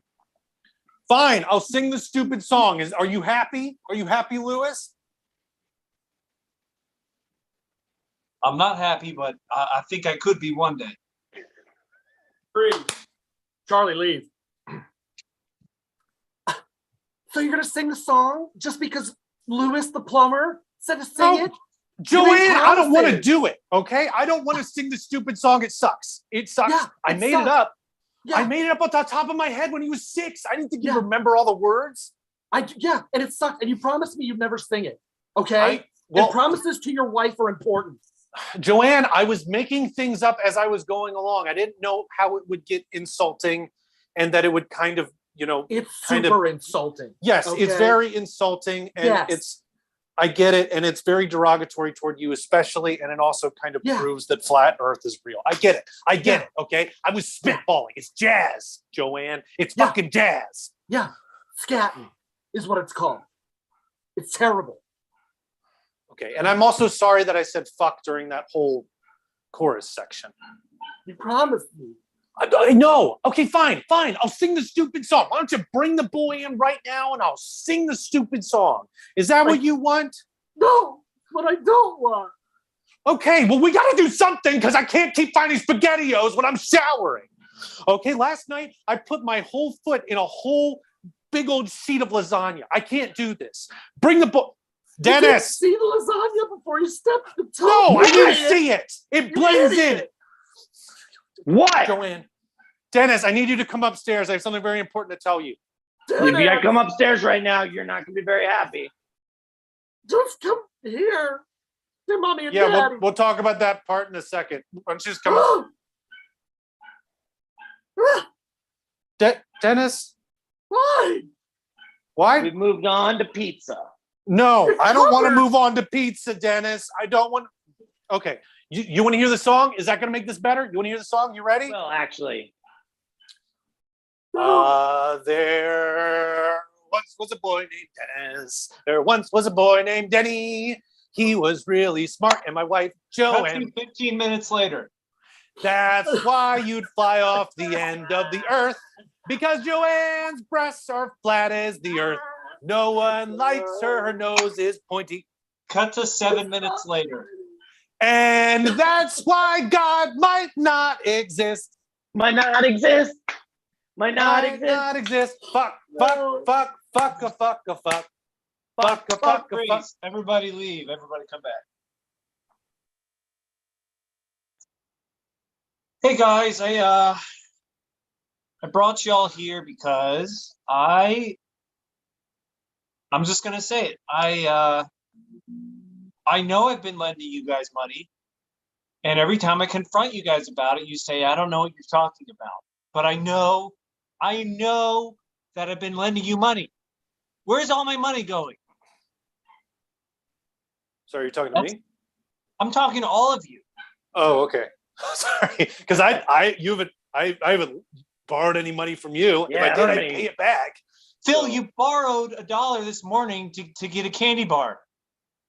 I'm pretty sure I bought my own candy because I'm a man with a job. No, makes sense. Yes, it does. No, it doesn't. No, it doesn't. Sometimes money just appears. Idiot. No, it doesn't. Yes, it does. Everybody knows that. Gary, I lent you $80 to get a new battery for your car the other day. Yeah. And I got a battery.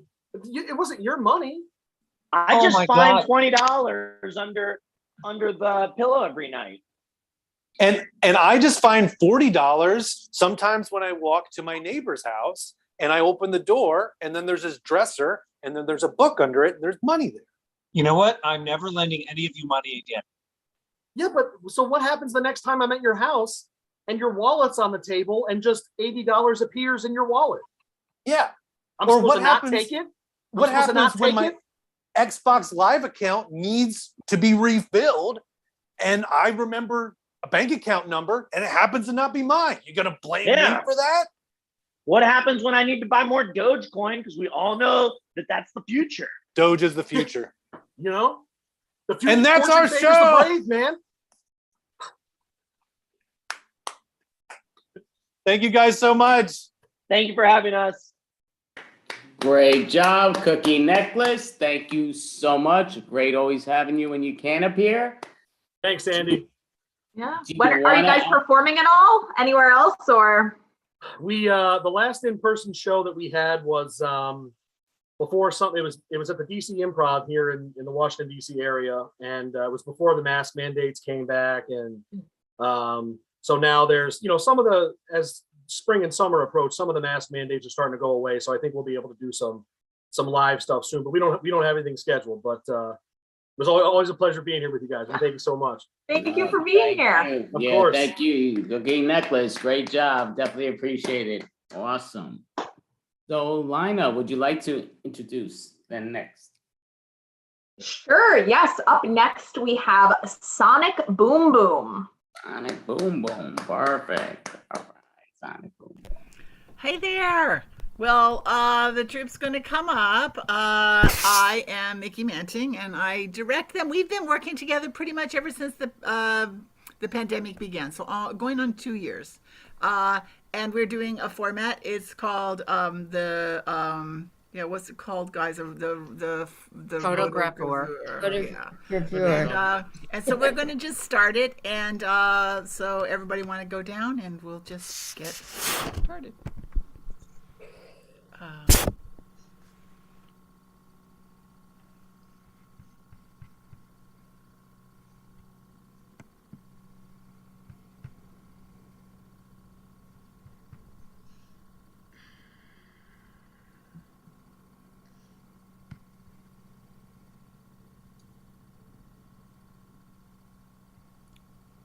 So this old car reminds me of my fabulous older brother. When I was a kid, I adored him. He was 11 years older than me. He was super cool. He had a 56 Chevy, and he would drive into my dad's place up this big long hill when I was a kid in this really cool car. And I spent a summer once helping him fix it up and do painting. And I just really felt like there was nothing so cool as my older brother. And we would drive around at night and just, as an 11-year-old with a 22-year-old, I just felt like I was part of this really cool in crowd for a couple months in the summer.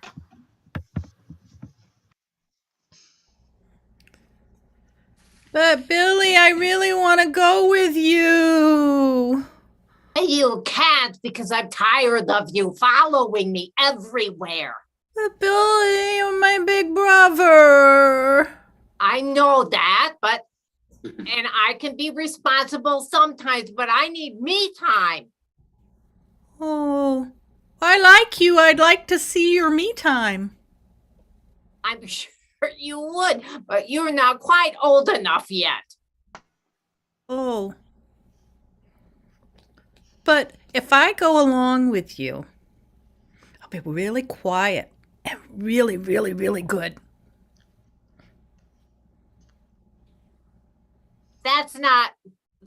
I need a little more than that. That's not enough to motivate I me will to let you come tell with me. everybody how cool you are. Oh, 'Cause well, we're getting somewhere. I'm listening. I'll tell Mom that you were amazing and she should increase your allowance.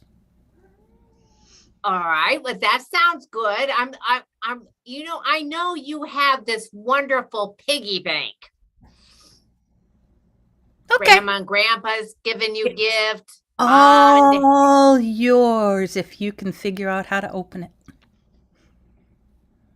I'm pretty smart. I think I could figure that out. I don't know.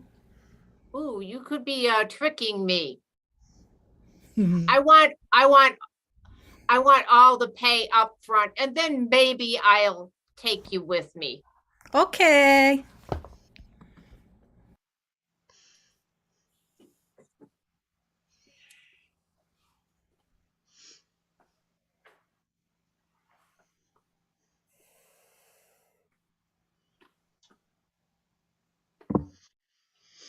Guess I'm in trouble again.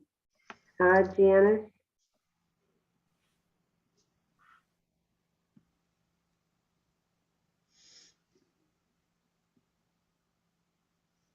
You're not even using your words with me.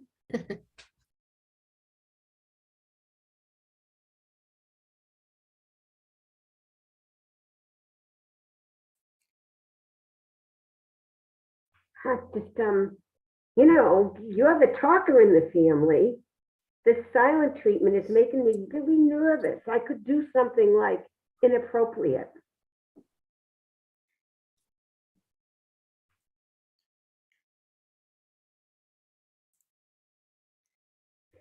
Could you just like get it out? So, Ah, Jesus.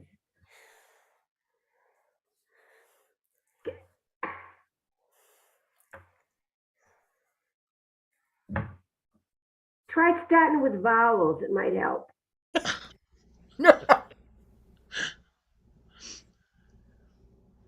I just can't have you hanging out with me and my friends so much, Sarah Lynn.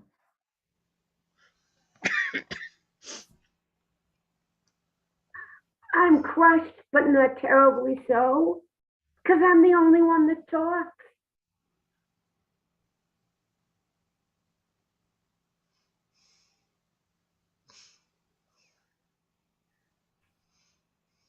Another pregnant pause. I didn't want to hurt your feelings, Sarah Lynn. I'm doing fine. It's just good to hear your voice. It's been like a year. Did you take some kind of vow or something? Oops, I was. No, it's just that I know that you can be very sensitive and you want to be with me and my friends, but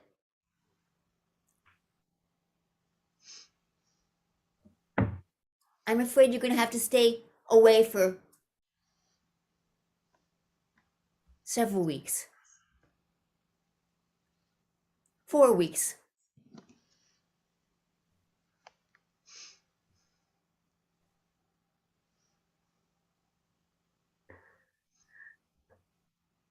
Well, I'm just going to go and say a whole bunch of curse words then.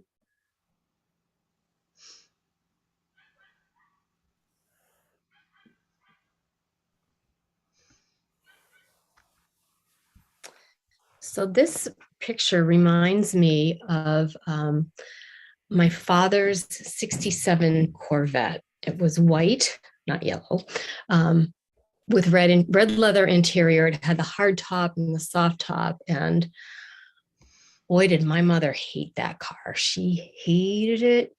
I can't even tell you how much he hated it. But he, on the other hand, he loved it. And we, of course, as kids, who wouldn't want to be picked up from school in this beautiful Corvette? I remember we would go up skiing. I don't know how we fit the skis in there, and would drive up in it. And it was just the best thing ever. But when he passed away, I wanted to get the car because it meant a lot to me. And I came home one day and I was up in my room and I heard the motor start and I was like, what the heck? I went downstairs and my mother said, oh yeah, I'm selling the Corvette. And I was like, well, I thought we had agreed that I would buy that. And she said, I hated that car. I wanted it out of the house. And that was probably 30 years ago. And it was funny. I was just talking to my daughter about this yesterday. I still miss that car.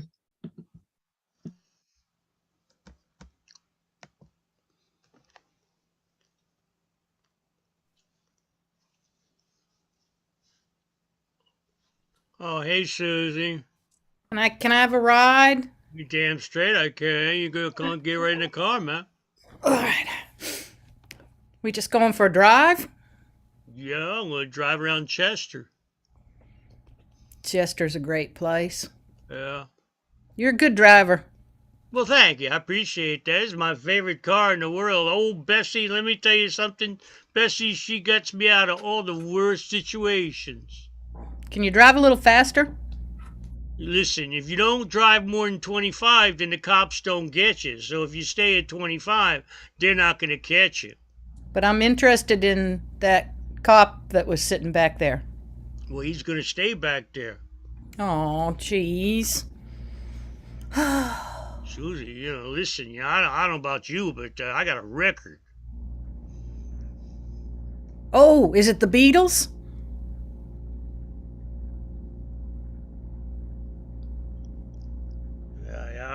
I've been to jail. Oh, that kind of record. Yeah, I knew about that. That's why I like hanging out with you. I thought maybe it would get more interesting. Yeah, well, It wasn't the worst thing in the world to have actually done as a crime, which is to steal gumballs, but, you know. Oh, is that all? I was still in jail. That's that all? Oh, geez, I thought it was like something a little more exciting than that. Excuse me, I was in jail, okay? You know what jail is? So jail is a place where tough people are, like me. People that steal gumballs. Well, I could have killed somebody over those gumballs. Wow. My whole image of you has just changed completely. Yeah, well, I'm sure you realize how tough I really am then, huh? Yeah, you can blow bubbles. Whoop-de-frickin' do. I'm thinking I'm not sure I want to hang out with you. I was thinking like armed assault or bank robbery or something like that. Come on, I could have killed people. God, I don't know. Why, I could kill you, but I like you too much. I really do like you, you know. Yeah, I don't think so. You're so sweet.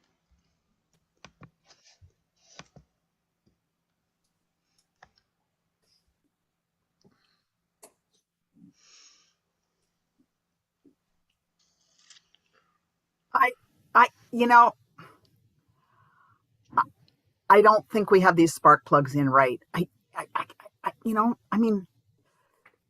car's not starting yet. So you decide to blame my spark plugs.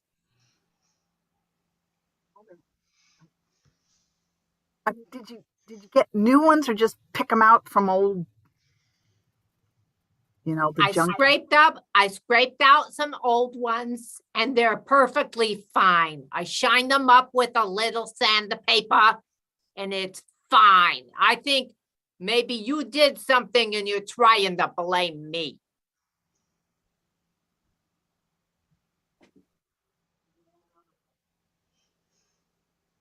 No, sis, you're all. I guess I kind of do keep trying to blame you, but I don't want Mom to yell at me. Well, I kind of do. I kind of prefer that because it gets me off the hook and out of trouble. Well, couldn't we just tell Mom we worked really hard on the car and that's it. We just did our best. We could do that, or we could blame the neighbor, or we could blame Cosmo, our puppy, or we could.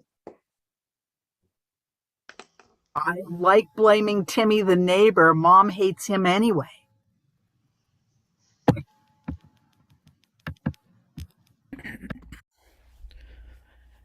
This just reminds me of the first vehicle I owned. It was actually a little pickup truck. It was an S10 pickup truck, a little mid-sized pickup truck. And I'd only had it for about 2 years. And I was driving to work one morning in the mountains in Colorado.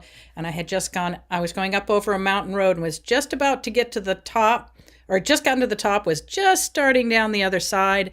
And it was really slippery. And you know how trucks have no real weight in the back, even with sandbags. I started skidding and sliding. And so I swerved towards the mountain, which was over here. But what happened was I glanced off the mountain, shot across the road, was airborne for about 6 or 8 feet, hit the snow, and the only thing in my brain was, lock your arms, because if you turn the wheel, you're gonna die! And by the way, when you see in the movies people screaming as they go off a cliff, it is not one long scream. You are desperately gasping for air, going, ah, ah, ah, ah, ah, all the way down. Obviously, I survived, though.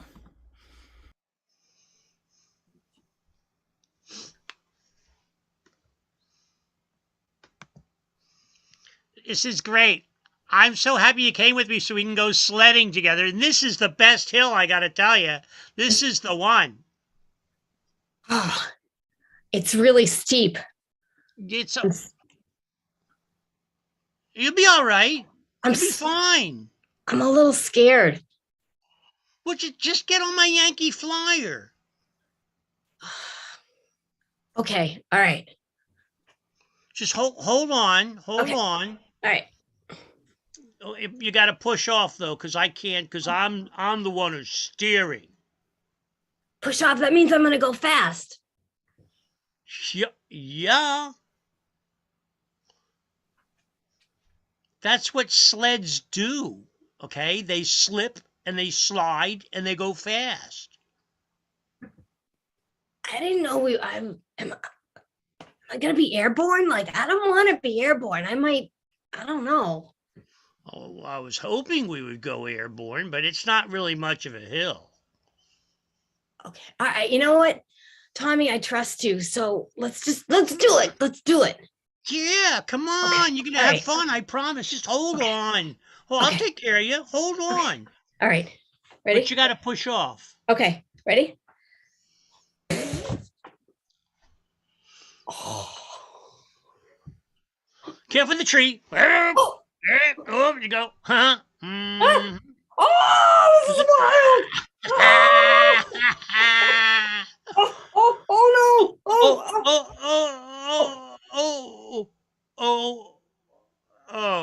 Oh. Well, that stopped in the middle of the hill. Oh. I'm bored. I had fun. You did? Yeah. Thanks, Tommy. Okay. I'm sorry if I got you in trouble for getting you out of school to do it. No, it's good. I had fun. You're the best. Okay.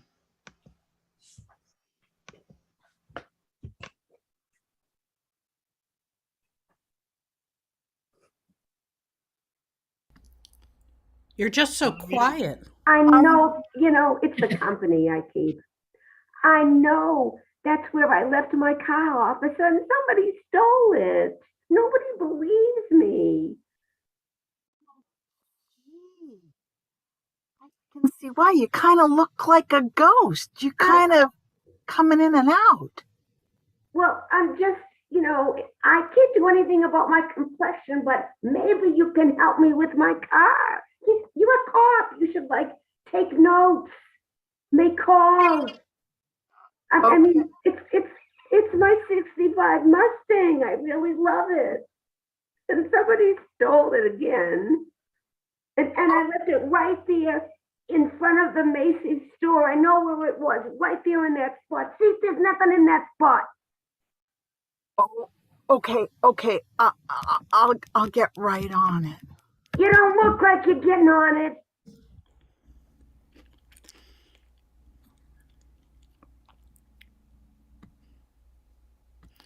That's it. Hang on. I'm going to see if I can make the snowmobile go faster. Hang on. Oh, come on. Hang on. I'm going to make the corner. Woohoo! Oh, wow. Hey, you did great. You hung right on. That was really good. Hey, you and I need to start racing. Yes.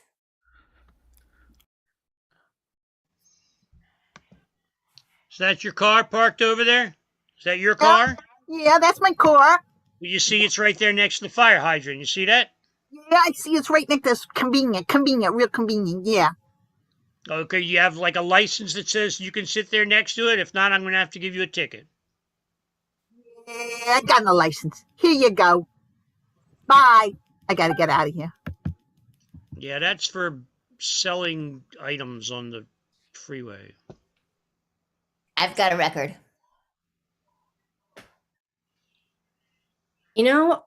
Audrey, I always wondered about that. Yeah. And now I have confirmation. So, can I ask what you did? It had something to do with gum being stuck to the bottom of my shoes. Oh. Yeah. Well, I didn't see that coming. You live on the edge. I know.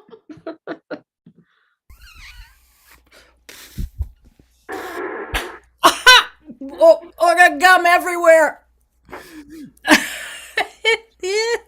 Oh, that was fun.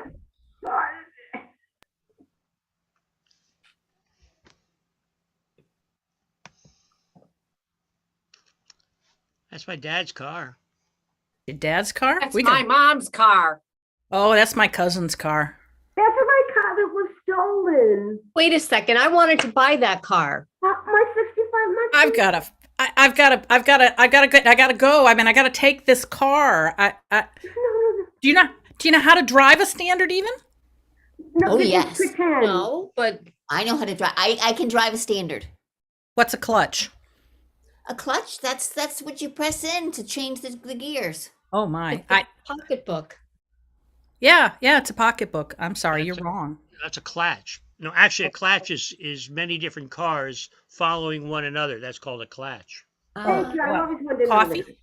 Coffee clutch? Oh, I'd love some coffee. They call it coffee clutch. Yay! And we can't hear you, Mickey. Yay! Sonic Boom Boom. What, every fourth Sunday at the Follies. Yay! Hi, I'm Judy Weatherby. Hi. Susan. So you all did a great job. You don't have to leave right away. I mean, we can stay. Get a quick little thing, but we usually do longer interviews. We don't have that much time because we have so many acts, which is brilliant. But do you want to advertise? I know you were doing a quick thing there, but you want to make it more clearer for everybody to where you want to show your advertisement, to where you perform each. Well, I'd rather give these people a little name credit and where they're from because we're at the Follies and it's easy to find. If you just go at the Follies, you can find us on YouTube or Facebook. I'm from Bangor, Maine. I'm outside of Boston, and I would like you to give me my car back, please. I'm Lynn Means, and I am from Rotunda, West Florida. Silva outside Seattle. Susan Parker, just north of Boston. I'm Don Slove, and I'm from New York. We're waiting for this great blizzard. Oh, we already got it up here. We're not waiting anymore. Time to get out the snowblower. I'm Michelle Feinblum from outside Boston, enjoying the beautiful snow. And we're all a very yappy bunch. Thank you very much for having us, Andy. No, thank you. so much. Thank you. You all were outstanding. Great job. And thank you. We do this every month. And I think this is our 19th one, if I said it correctly, in a row. So, we would love to get you back if that would be perfect. But you guys were brilliant. So just always March 25th is our next one. Friday also. It's always on Friday nights. You all were brilliant. Thank you so much. Okay, thank you. Thank you for having us. Yeah, thanks for having us. You guys. So much. And we do have a double improv jam at the end. It's 1 a.m. Eastern time. So if you're up, you can come on, join in, same Zoom link. So Lina, would you like to introduce the next? No, Andy, this is all you. All right. Well, I am a big fan of this young lady. Her name is April Buckner. April. Hey, all right. Can you hear me? Yes, we can. All right. Yes, we can. I feel like Obama's in office again. It's great. Well, we have Biden, which is almost the next best thing. So anyway, I need a suggestion from the room. Dogs. Okay. All right. And I'm just going to say this. Dogs are man's best friend. As a matter of fact, this last improv made me think of it. Every time I date a guy in jail, they say a man's a dog. I said, time out. Man's not a dog. A man's loyal. Okay. Never mind. I screwed up. Let me do that again. They say a man's a dog. I said, no, dog's loyal. Okay. Man's not. Okay. Because here's the thing. A man will leave you for something prettier. A man's always sniffing around for something better. A dog loves you no matter what. Okay. My dogs, I live with two. They love me whether I'm fat, whether I'm skinny, whether I'm a working act in Vegas, I'm not a working act in Vegas, I'm working in New York, I'm not working in New York. Hell, you walk down the sidewalk in New York City, what's next to a homeless person? A dog. Because a dog never jumps ship. So anyway, let's talk about dogs, okay? So I have some friends here that love dogs. As a matter of fact, my roommate, Mae Wilson, really loves dogs. Ladies and gentlemen, Mae Wilson. Oh my God. So you're talking about dogs. Yeah, we are talking about dogs. So, April, okay, if I'm going to be a famous star, I need a dog. And what kind of dog do you want? I want a little chihuahua in a carrying case. That's the kind of dog I want. What about the Wheaton and Pitbull you already have? I mean, they're nice and all, but they're not glamorous dogs that stars have. So you want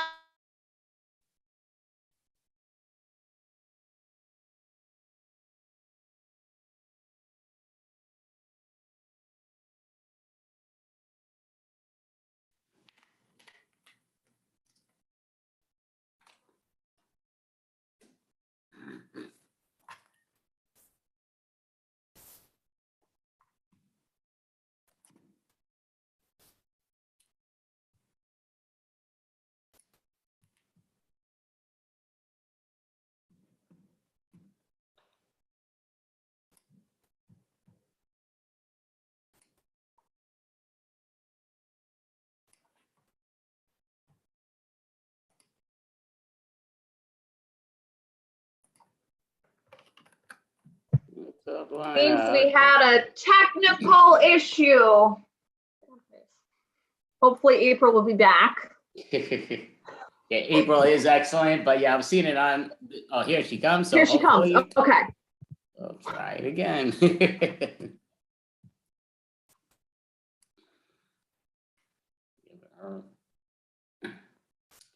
I guess should stay up until we see you. Connection a little better right now. Yeah, I have no idea what happened. So we can see and hear you though, so that's a good sign. Okay, so anyway, where was I? Excuse me, where are we? So I want a little yappy dog, a little glamorous dog, okay, from my purse, okay? Because April, let's just put it this way, I just can't have any dog. So what would you name your dog? I would name my dog Fifi. I'd say, Fifi, come here. And so, what would your dog do? Well, I would judge my boyfriends based on what my dog thought. You see, I would train my dog to yap a certain way. So what would the dog do? My dog would be able to smell money. But May, money can't buy you love. Now that it can buy you a whole lot of drugs. You see, he will bark if he's rich. And if he's not rich, he'll growl. So you want to train your dogs to smell money. Yes. So let's just put it this way. If you don't get along with my dog, you're not rich enough. Oh, so how will you train your dog? Dogs are smart, April. Unlike the guys you date. Okay, but the guys I date aren't loyal either. Exactly. So yeah, I'm gonna get me a little dog to smell money. So if you could have any dog, what would it be? I'd have Toto from the Wizard of Oz. Why? Because he would lead me down the Yellow Brick Road. The Yellow Brick Road to the Wizard of Oz. He's near death and he's old and I could have an entire kingdom and money. Okay, by the way, your sugar daddy's here. What? Mae Wilson, everybody. So yeah, she wants a little yappy dog. Let's see what this next guy wants.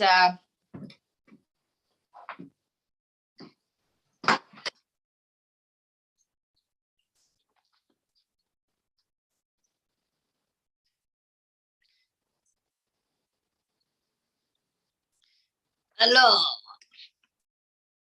I just want you all to know that I am a lover, not a fighter. Mortimer, everybody, Monsieur Mortimer. So, what are you? Are you a dog? No, I am a loup-garou. A loup-garou, so that's a monster. As I said, I'm a loup-garou. But I am a lover, not a fighter. And like a dog, I am all ears. Oh, ears. Oh, wow. I'm just as shocked as you are. So, what do you have to say about dogs? Well, what they got to say about dogs is my last girlfriend, I moved into our closet. Uh-huh. It's this dog, he wee-wee on me. Why did he wee-wee on you? Because he did not like me living in a closet. Oh, so you're a closet monster. No, I'm a closet lover. So you're a closet lover. Wee-wee. So you don't like it when dogs wee-wee, but you wee-wee. Well, I'm a loup-garou. As I said, I'm a lover, not a fighter. Okay, so, but what do you have? So what do you think of my dogs? Well, the Goldie, she's very high strung. Uh-huh. And what do you think of Denver? Monsieur, Denver is very lazy, very lazy. Wee wee, he wee wee on me. Wait. Denver wee wee on you? No, it sounds good for the broadcast. So it sounds good for the broadcast. Monsieur Denver, you know he's a dog. Well, he's still a Monsieur and Mademoiselle Goldie are dogs. Oh, okay. So what do you think of this statement? Dogs are a man's best friend. Oh la la. Okay. So if you could say, fill in the blank, dog. Oh la la. Okay. Can you say anything else? Oh la la. All right. Cocker spaniel. Oh la la. Dog. Oh la la. Cat. No, mademoiselle. Okay, at least that was something else. But Dalmatian. Oh la la. Okay. So you don't like dogs, but you like dogs. I don't like dogs when they wee wee on me. So you don't like dogs when they wee wee on you. Wee wee. Oh gosh, this is just going around in circles.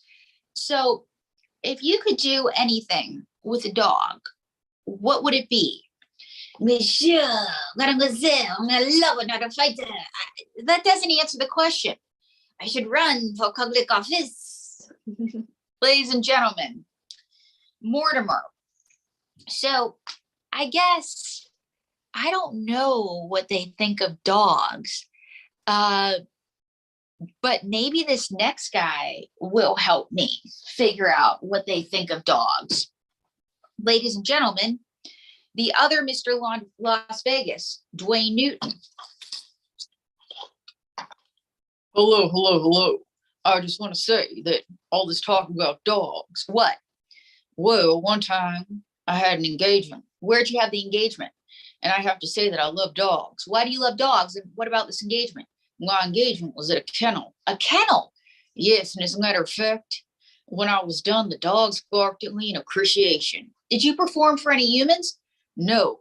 But my agent Morty said that I did so good that he could get me other bookings. And where did he get you the other booking? Well, he got me the booking in Nye County. Nye County? And as you know, little lady, prostitution's legal there. Really? The Call Girl Gazette gave me 4 bells. 4 bells? 3 blondes and a redhead. So what does this have to do with dogs? Well, you see, when I was performing in the kennel,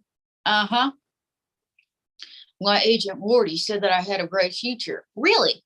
It was the first show he went to. The first show of yours he went to. So how are things with Morty? Well, they were a little slow, but then he got paroled. Oh, that's good. So anyway, about this show at the kennel, how did it end? Well, little lady, the show at the kennel ended with the dogs barking at me. Really? Only one growled. And who growled? The little Yorkie. She didn't like my set. Oh, the Yorkie didn't like your set? No. Apparently, she didn't like my set, but I said, honey, you're a hot dog. Oh, and what did she say? She just gawked. I don't think she understood the joke. I don't think she understood it all, Dwayne. So what song did you sing at the kennel? Here goes. Dankeschön, darling, Dankeschön. Thank you for seeing me again. Though you go on your separate ways, still the memory stays for always. My heart says, Dankeschön, Dankeschön, arf, arf. Dankeschön, arf, arf. Thank you for peeing on my leg again.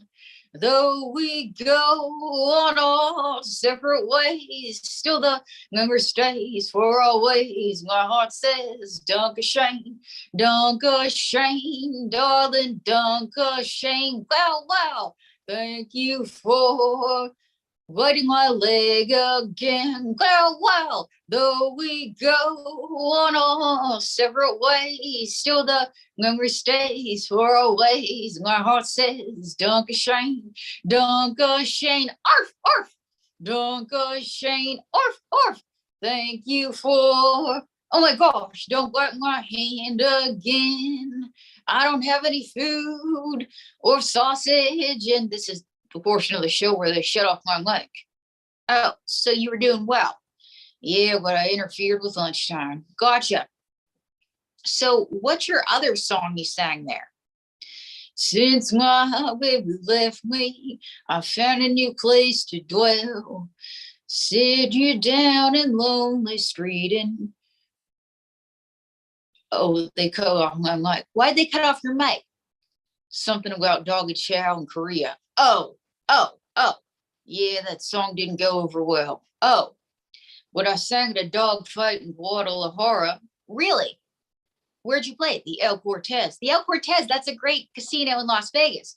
No, actually, it was the El Cortez Cantina at the Guadalajara. Oh, but after that performance, I got 3 offers. 3 offers? Yes. One from a psychiatrist. Oh. One from Gail Gonsman. Oh. And one from Pet Cemetery. Oh. So that was the dog fight. Where else did you sing? I also sang at a hot dog stand. And what song did you sing at the hot dog stand? Mr. Almost Las Vegas. Got these hot dogs. Mr. Almost Las Vegas. Got these hot dogs. Okay. Anyway, I got to get back to work at the Kroger Supermarket Slot Parlor. And how are things doing there? Well, Morty says that I'm getting good. So good that Sunday when they get a gang license, I hope to appear at Whole Foods. Dwayne Newton, everybody. Wow. I did not expect any of that, but I have one last guest here. And he's a dog lover. Okay. And he's been very busy the last few days. Please put your hands together for Joe Biden time. Dun, dun, dun, dun, dun, dun, dun, dun. Dun, dun, dun, dun, dun, dun, dun, dun, dun, dun,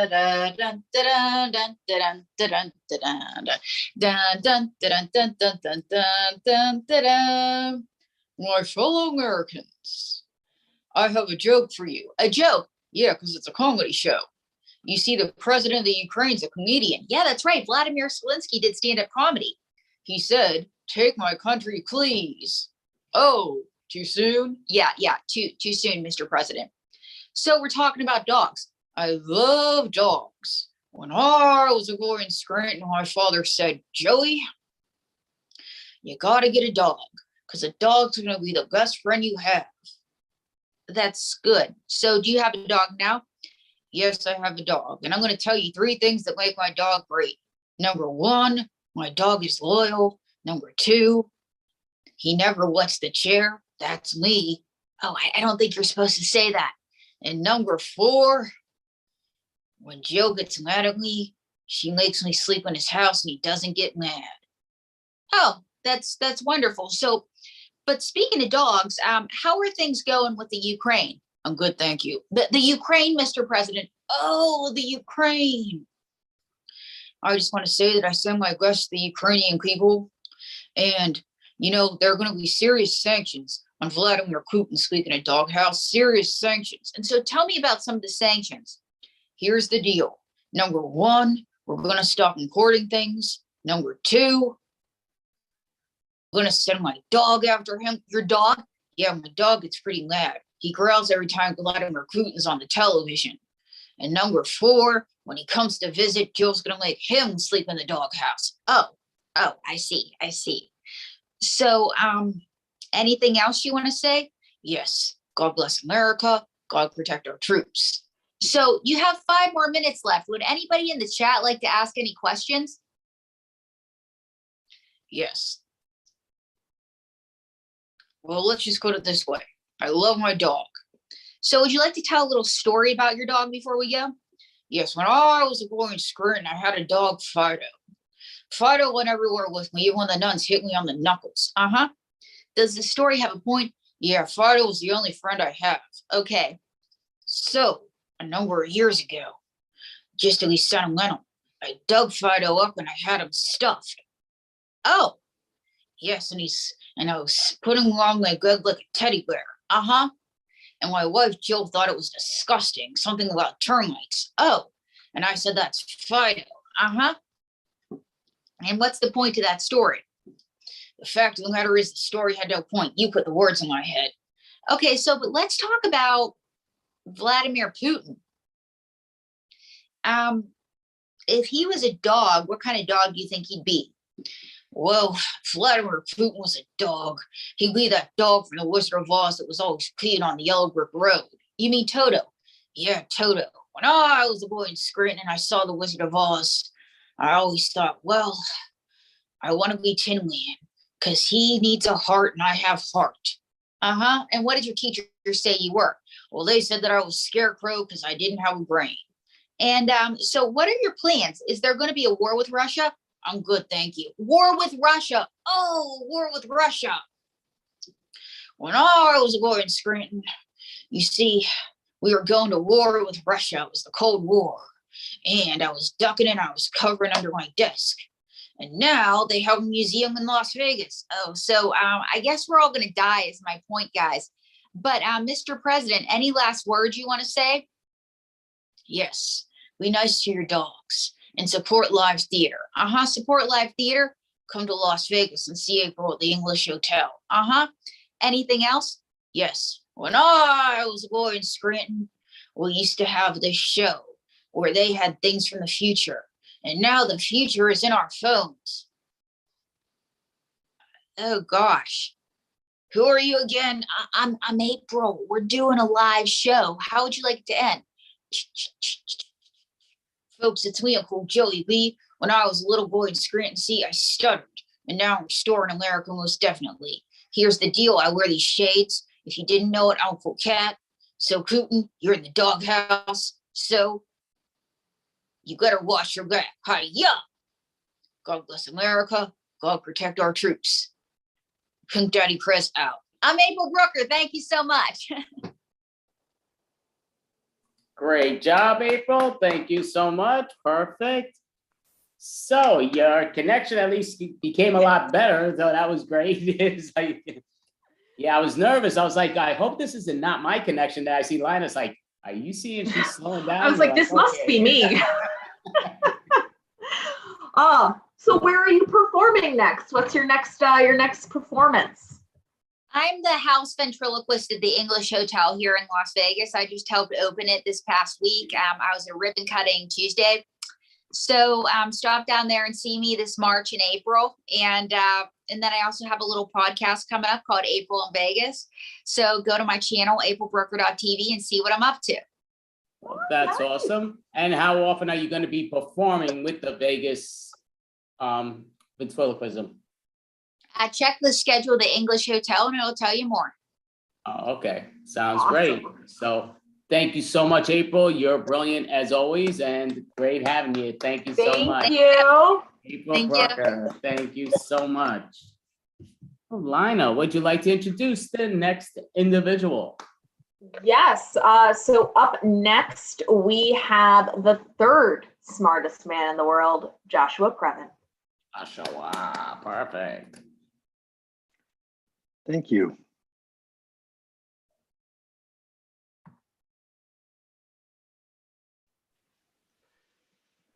Thank you very much. Thank you. How did she get Joe Biden as a guest? That freaked me out because, first of all, isn't there he's the president. So that, I feel like I got to up my game because I had no idea you guys,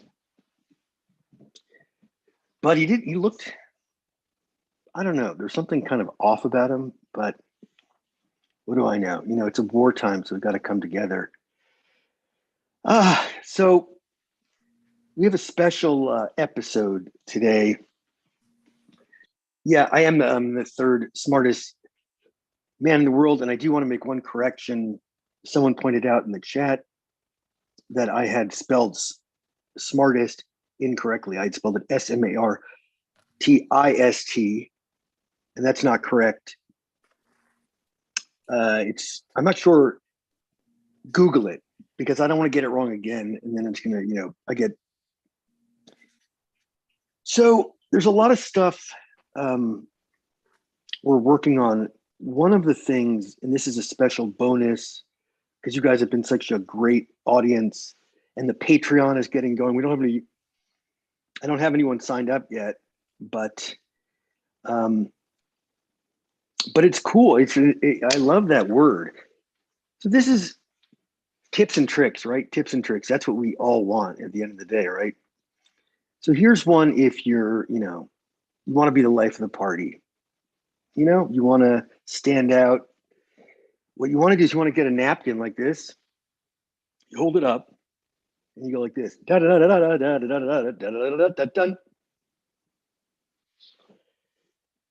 And that will, that's an icebreaker.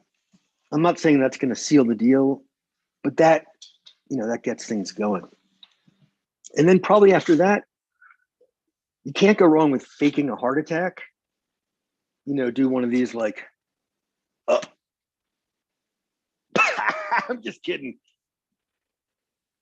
That is a doozy whopper. That will work. Guys, this is a dark time.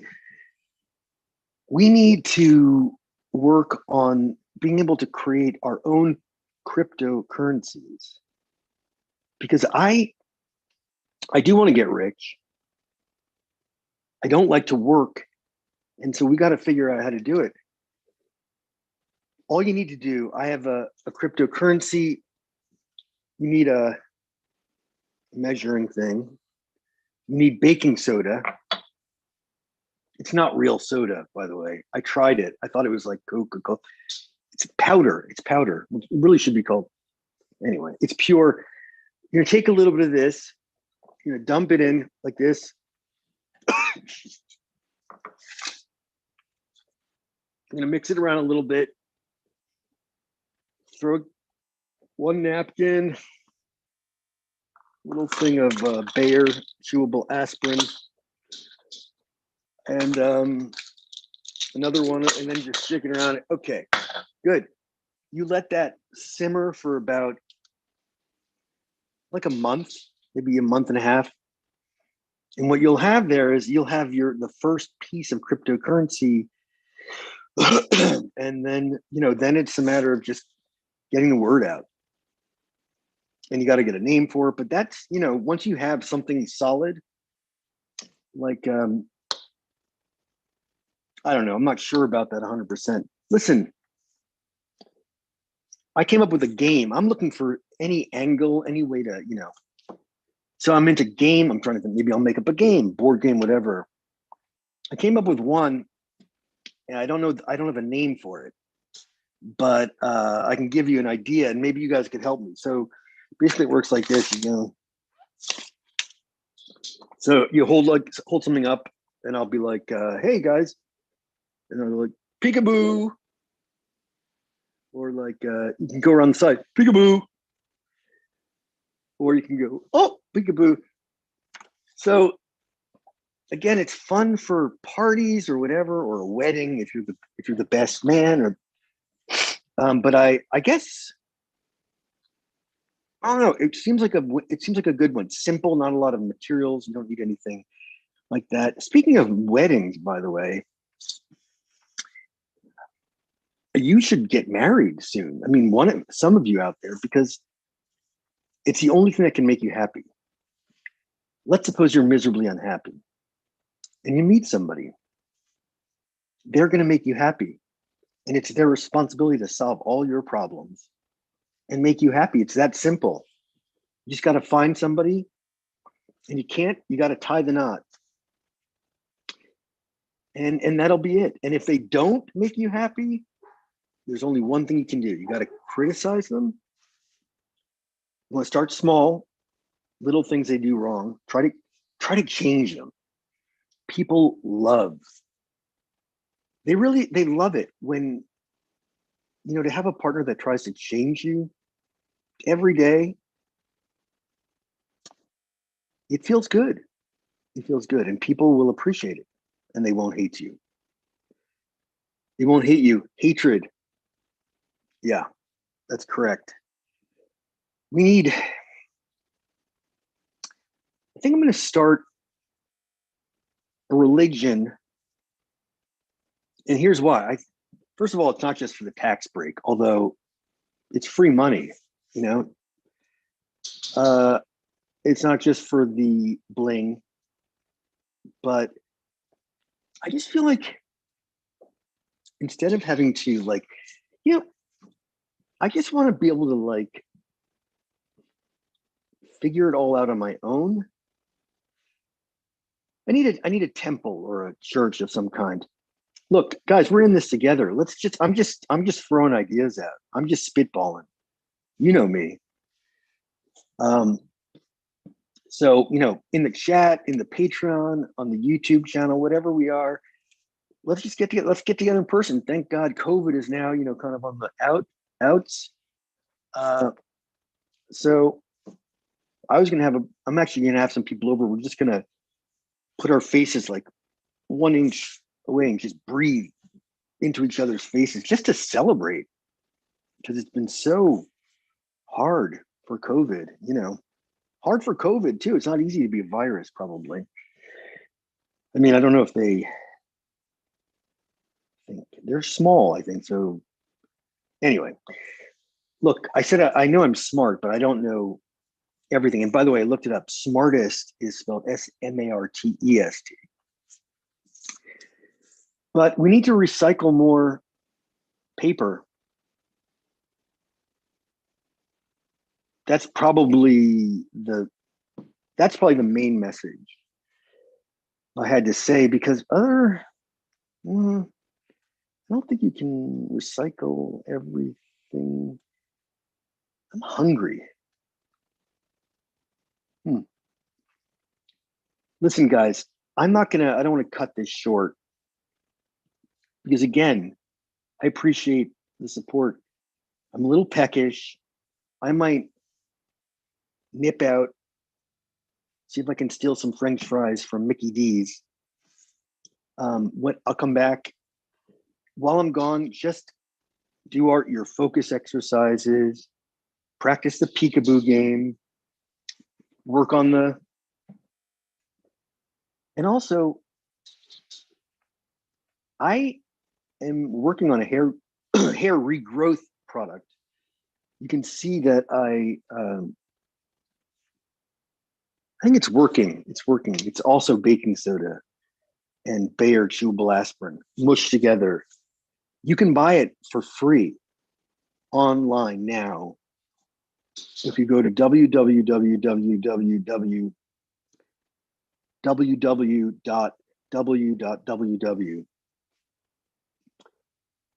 it's if that doesn't work, just Google me. Look, I'm not going to lie to you. It's not easy what I do, but I do it because, we got to pull together. We got to pull together, guys. It's almost New Year's. I mean, it's like a few months off, but it was just New Year's. I don't know. Why is everything on me all the time? Why do you guys push everything on me? I got things to do too. I got stuff. Why am I the guy who's always up here, trying to get the team together? You guys, why don't you guys do it for a change? But look, I do appreciate it. I see that there's no one in the Patreon, but I'm not gonna give up on you guys, okay? So I just, happy Hanukkah, happy Easter, whatever, Halloween, whatever you want. It's important to celebrate, so it doesn't matter what the actual date is. There, sorry, Joshua. Great job. Thank you. Definitely. Yeah, I actually thought you were almost, but it was part of your routine. I thought you were like, oh man, I don't have enough material. So I thought you were going to cut it short, but then you kept going. I was like, oh man, no, he's not. So. Oh yeah. Thank you, guys. So where else can we find the third smartest man alive? I haven't done that anywhere else, but I do a lot of online improv.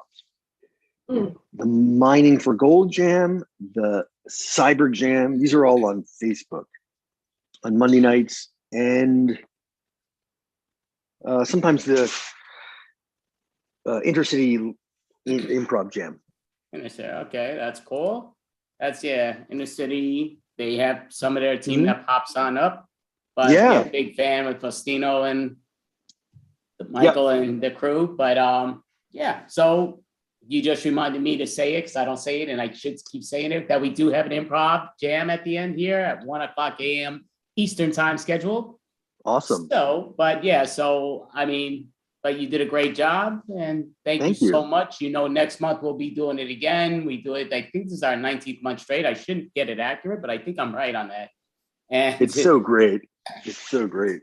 yeah, so yeah, I mean, it is unbelievable. We get a lot of stand-up comedians, a lot of improvisers from around the planet. And you know, Awesome. Yeah, so it's awesome. So next time will be Friday, March 25th. So, and obviously we would love for you to come back. I would love to. So much fun. So I'll give you a reminder. Thank you, Joshua Previn. Brilliant. Thank you. Smartest man on the planet. Thank you so much. So before we introduce the next individual, we are going to close down the video for a second. We're going to keep this Zoom up, but we're going to close it down, and then we're going to redo it for our second part of the video, because otherwise Zoom. We're going to reintroduce the live stream, as Facebook likes to cut us off because we go on too long. Correct. So we're going to cut it off right now.